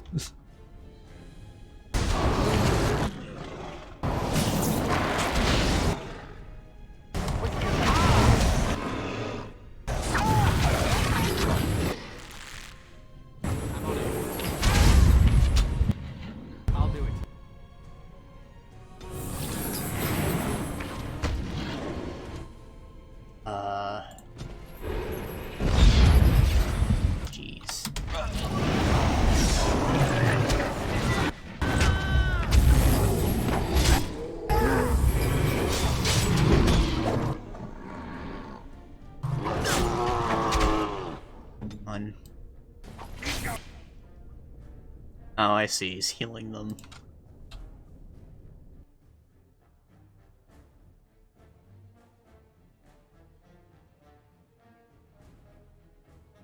Yeah, that too. These guys are at war constantly. I don't think it's too unbelievable that he'd just send a letter back to his homeland and be like, hey, we're gonna take over this town real quick. You wanna help us out? Like, he just makes it seem more like he was acting out of line when he started his whole thing, when he just did it with his one ship full of Strandies.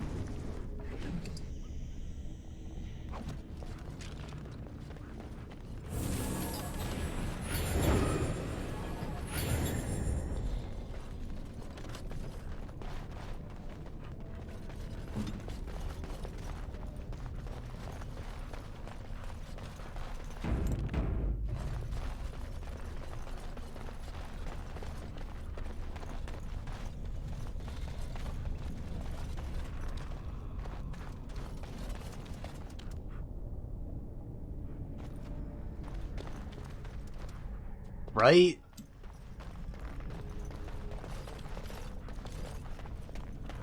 I didn't even think of all the deserters. Only 100 men? Hell no, you've slaughtered thousands at least.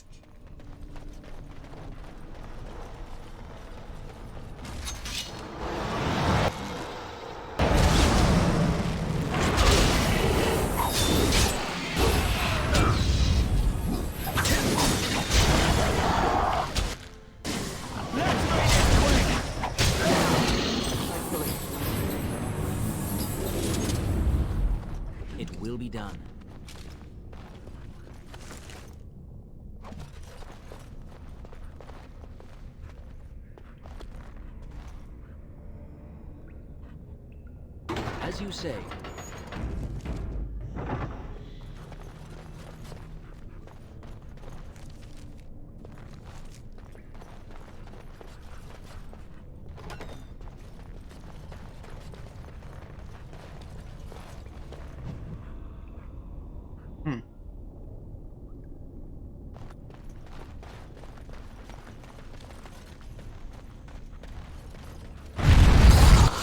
Right, on top of that, like, the tensions with the Kunari were boiling, like, up to that point very casually. Like, the town guard should have been prepared for that invasion to start as well, so it's not like they had a surprise attack advantage with that.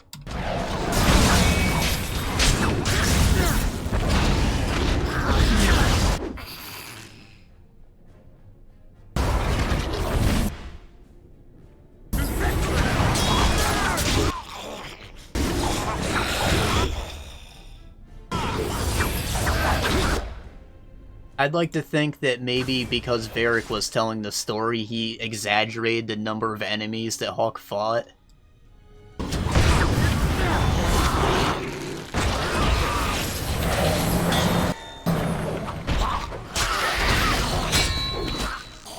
I knew we could not lose. But even then, you still fight like a ridiculous amount of them before the invasion even starts.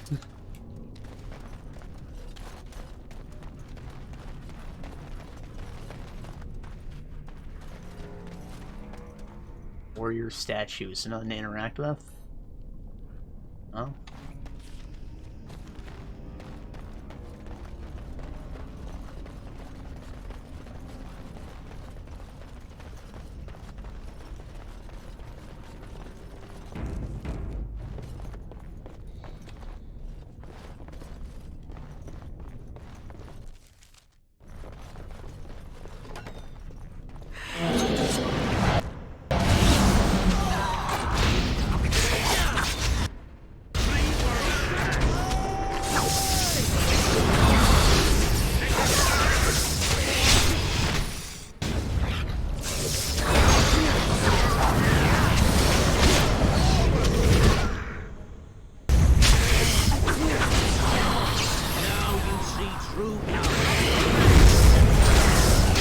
thought they did a good job with all the companions.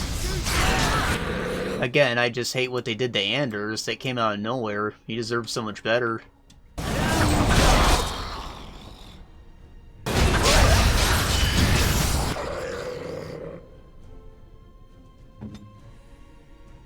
And, I really liked Fenris and, like, the implications of what getting those lyrium tattoos could do for someone who's not a mage. Like, I want to see more spirit warrior type guys. But I also thought it was super weird how he just, like, hangs around in this destroyed mansion for several years after you take it over. He's just living like a bum.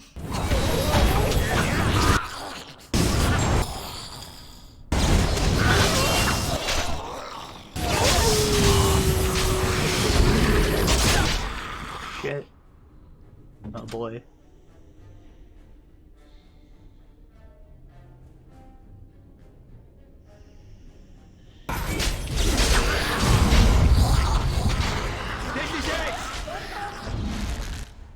As you wish.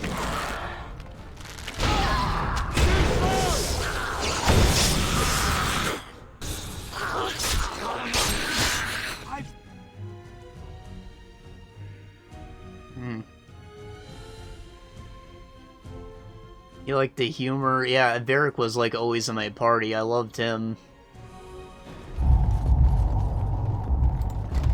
And my Hawk, I like to play like a very stern and aggressive guy, but then occasionally I click the joke option, and he just does like a really poor taste joke about like cutting off limbs and stuff.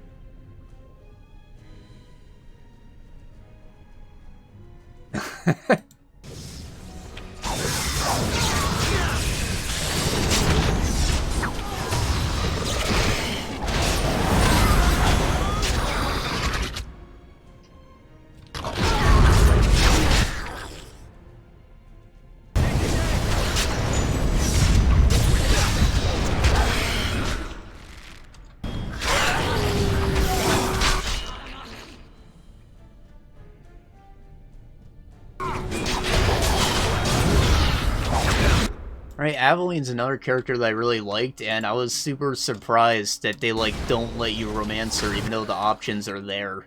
Like, she turns you down, and that, like, that surprised me that they just don't make you OP.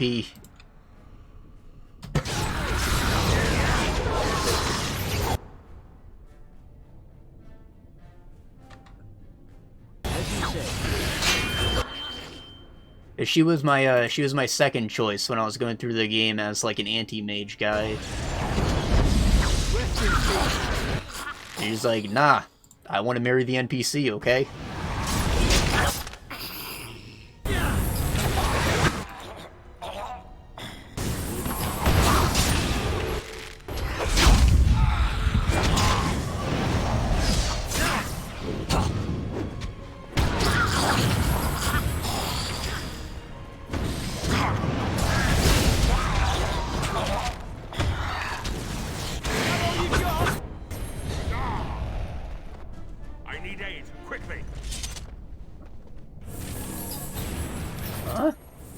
Apparatus. Alright, well. This doesn't look like it's over, but I'm gonna interact with it anyways. Oh, okay.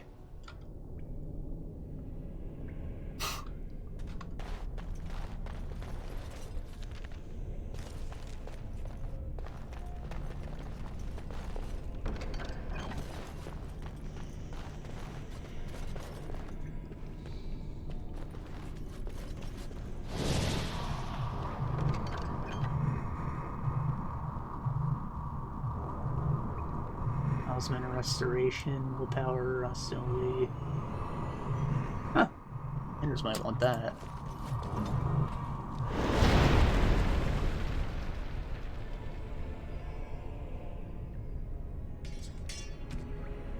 the hood.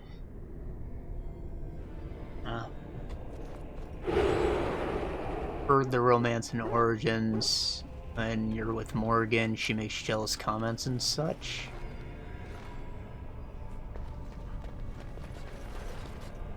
Did your companions not comment on your romance in 2 when you were walking around town? I feel like the party banter was much more common in 2.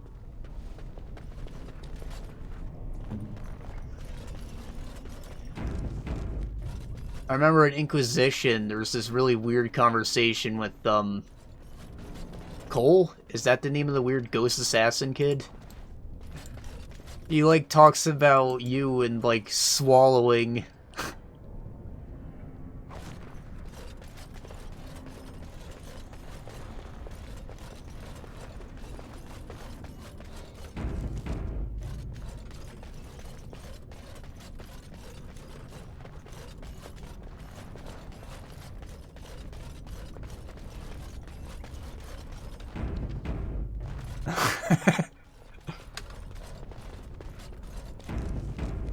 And I'll kill anyone who hurts Meryl. She's a great girl. Top tier waifu.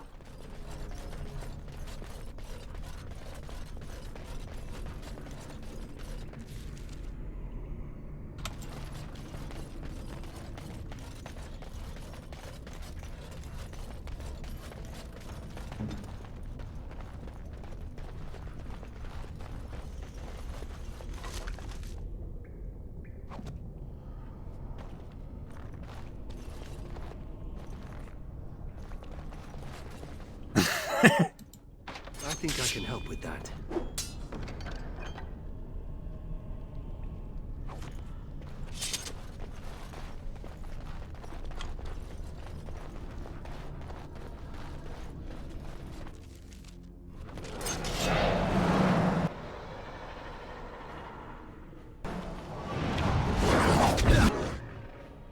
And Inquisition's definitely worth one playthrough, at least.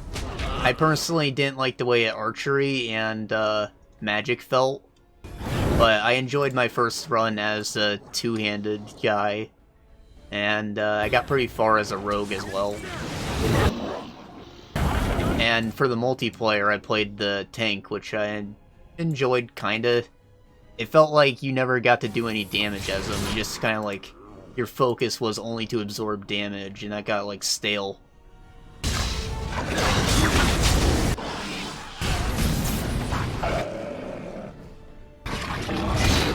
The skill system's, like, simpler, or at least as simple as 2's, but they definitely, like, upped the gear management to a new level.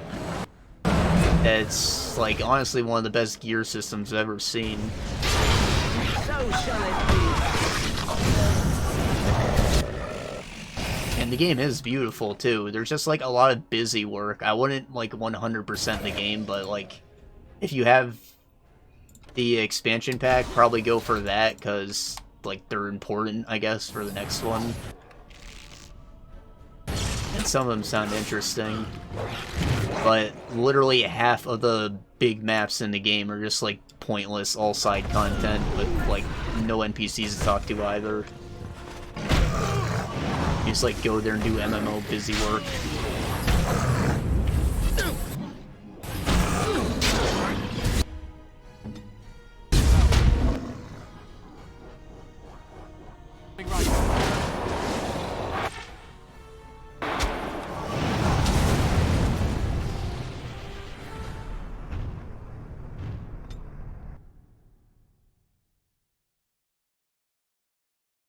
I feel like 2 had the biggest impact of the bunch. Which is strange, because you do spend a lot of time in Ferelden and Inquisition. It's nice that, like, Hawk is his own character, though, so, like, you actually get to see him again. As opposed to the hero Ferelden just vanishing forever.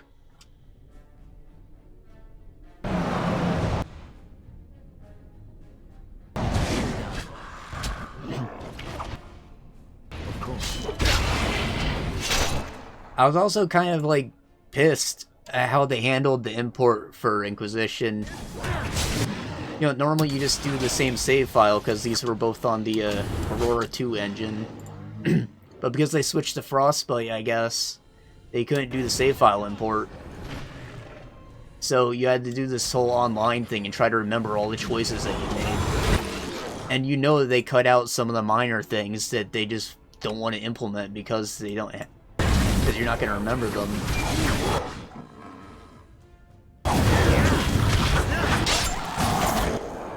But it was really frustrating because I went through both of the games twice in preparation for 3 to come out and like got my save files ready, and they're like, nah, you don't need those, bro. You could've just made them online.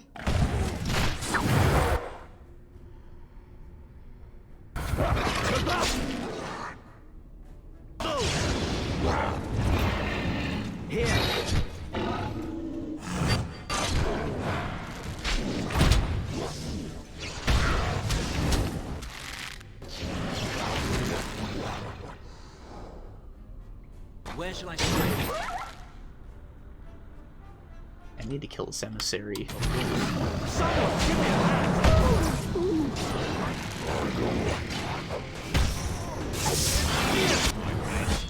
I don't think we're gonna win this.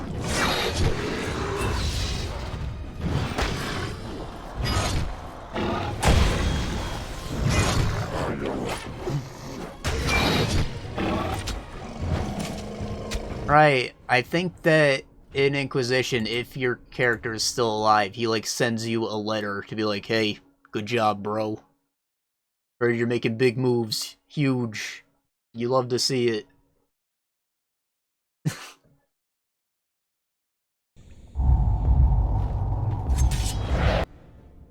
But like, I wish that you just come and join me. Hawk joined me and he's like, he hit himself after what happened in Kirkwall. Your wish is my command. Where shall I strike?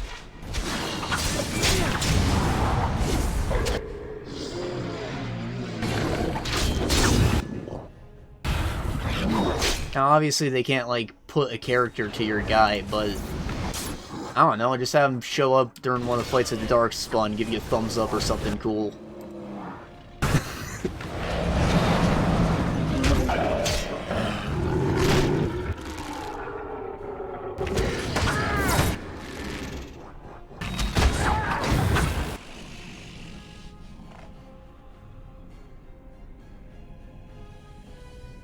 Everybody to attack this mage.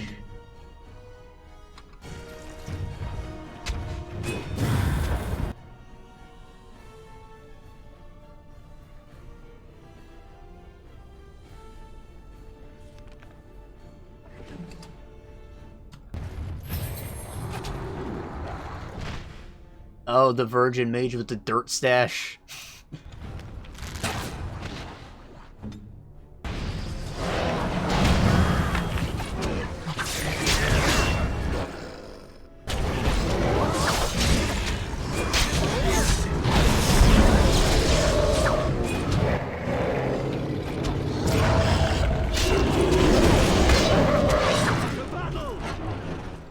As you say.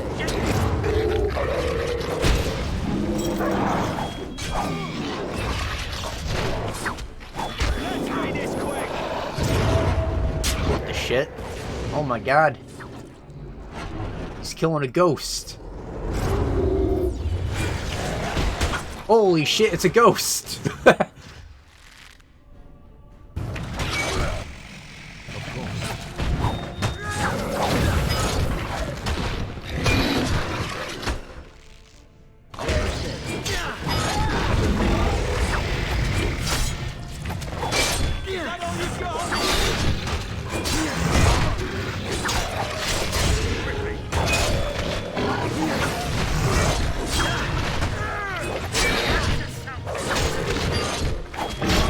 Max friendship like you romanced everyone at once?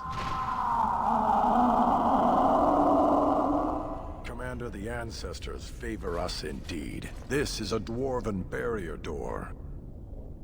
Before old Calharol fell, she nearly had it complete. Only the mechanism needs work. If they'd only had a bit more time to finish. Orzammar wouldn't be all alone.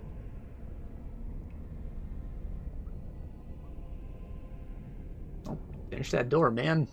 Won't take me long to fix up the mechanism. Poor sods were nearly done. This is proper dwarven engineering. You stand back now.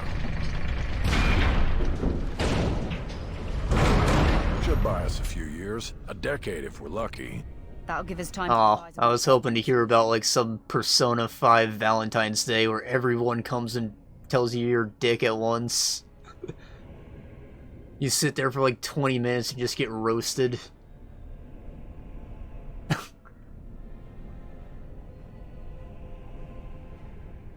Of course.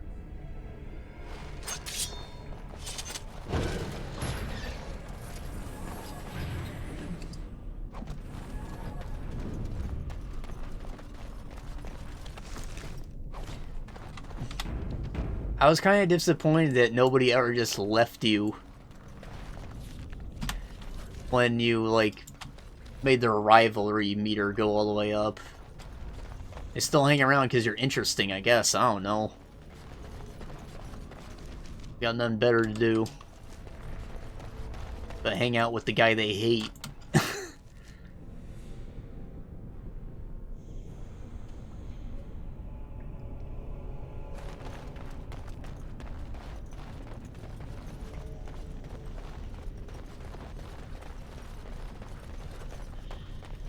Oh.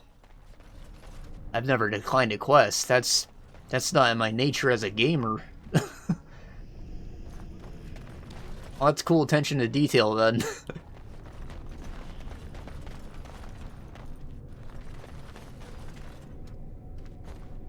Are you ready? Of course.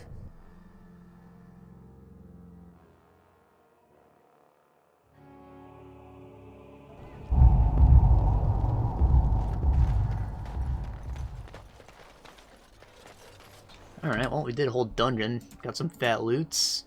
Wasp Sting. Armor penetration, attack, critical backstab damage.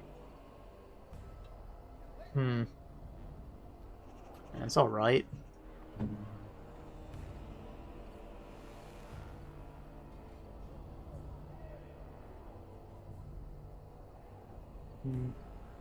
I'll hold on to that.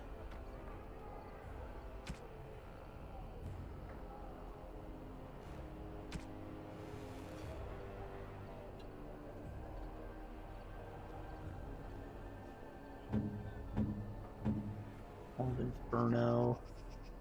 It's weaker, less armor penetration. 14 spell power. Not a big deal. Not sure. Used aim time.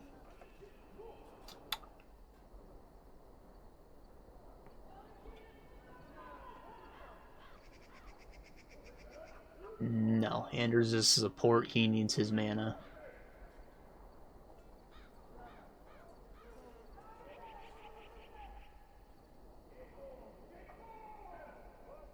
Well, I guess they did account for Anders being gone. He was pretty essential for, like, the big boss fights, though. I would have done everything in my power to keep him alive. Isabella, yes. She definitely goes away if you, like, hand her over to the Canary and try and end that peacefully. And Fenris... You sell him back into slavery? That's horrible. How do the Templars always find you, Anders? Incredibly angry. That's how they find me. There must be some trick to it, surely. They began recruiting women. The male Templars never stopped to ask for direction. You're impossible to talk to. I do my best. You're back. You need anything? Oh. Alright, we've got a lot of crap to sell. Frenzy, we'll hold on to that. Let's claw, maybe. Or Albert's sword. Fire damage.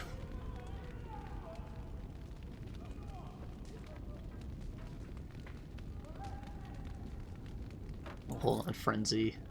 And you can go away.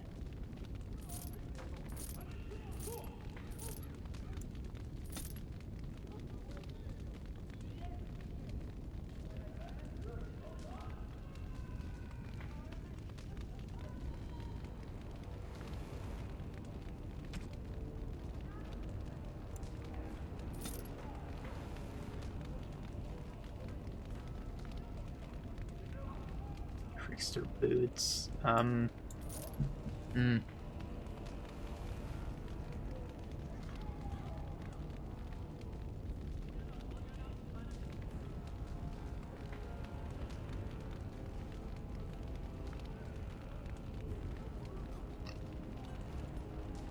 If I know the game has like a black and white morality system, then I usually go for the good ending first too. But if it's like a more nuanced game, like maybe Divinity Original Sin, I will try and roleplay instead to see what outcome I can get with all the different choices they actually give you.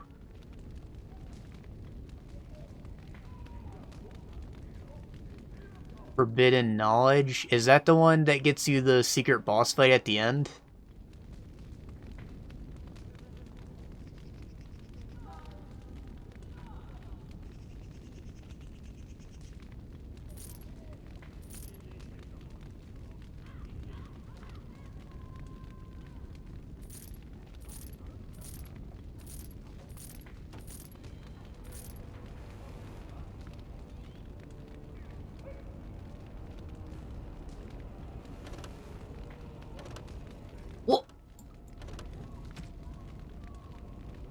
This guy doesn't want my hat.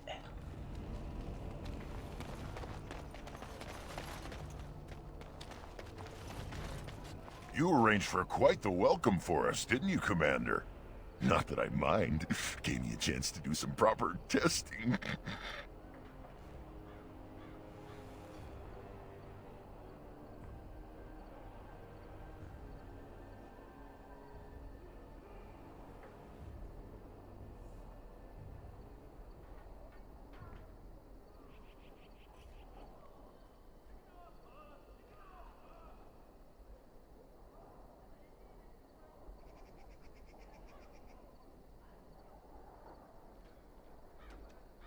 So how'd you mess that up then?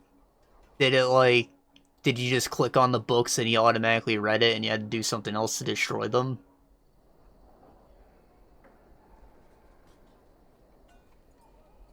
Or are you just like, free XP, I'm taking that?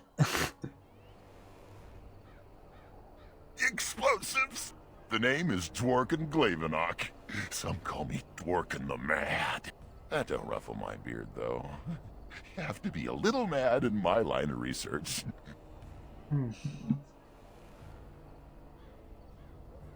Did you invent the explosives? That's pretty dope. I developed these particular formulations. It's the Kunari who perfected the art. That just gets in my craw. Sullen, ashen-skinned giants shouldn't be allowed to outsmart dwarves. So, I've been conducting experiments on lyrium sand and other volatile ingredients.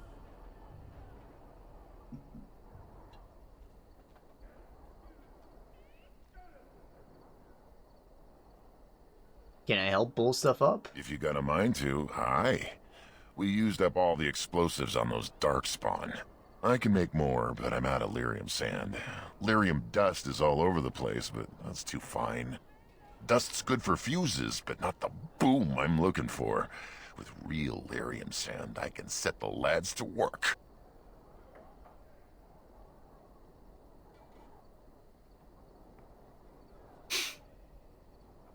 You must have uncovered the secret formula for the Kunari explosives.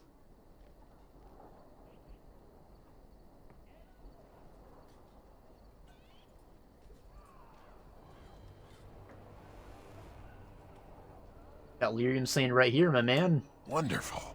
We can start making more explosives. Warden, before you let my brother blow himself to little bitsies, tell him to be careful. Don't listen to Foldrick. I know what I'm about. And how many apprentices have you lost? 3? No, 4? We'll know the risks. If we succeed, our names will go down in history. Make those explosives. Aye, Commander. Thanks for your help. Please, take these. Use them to give those beasties a what for.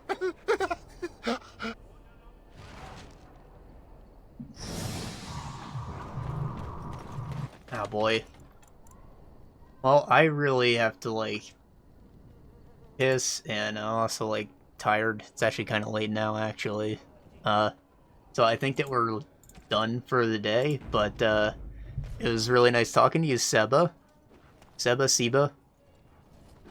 Brought back a lot of fond memories of 2. I think I underappreciate the game. Oh. Thank you for the follow. I hope to see you again, next week. I usually do this, like, once a week, so probably next Saturday. Again. And, yeah, take care, man.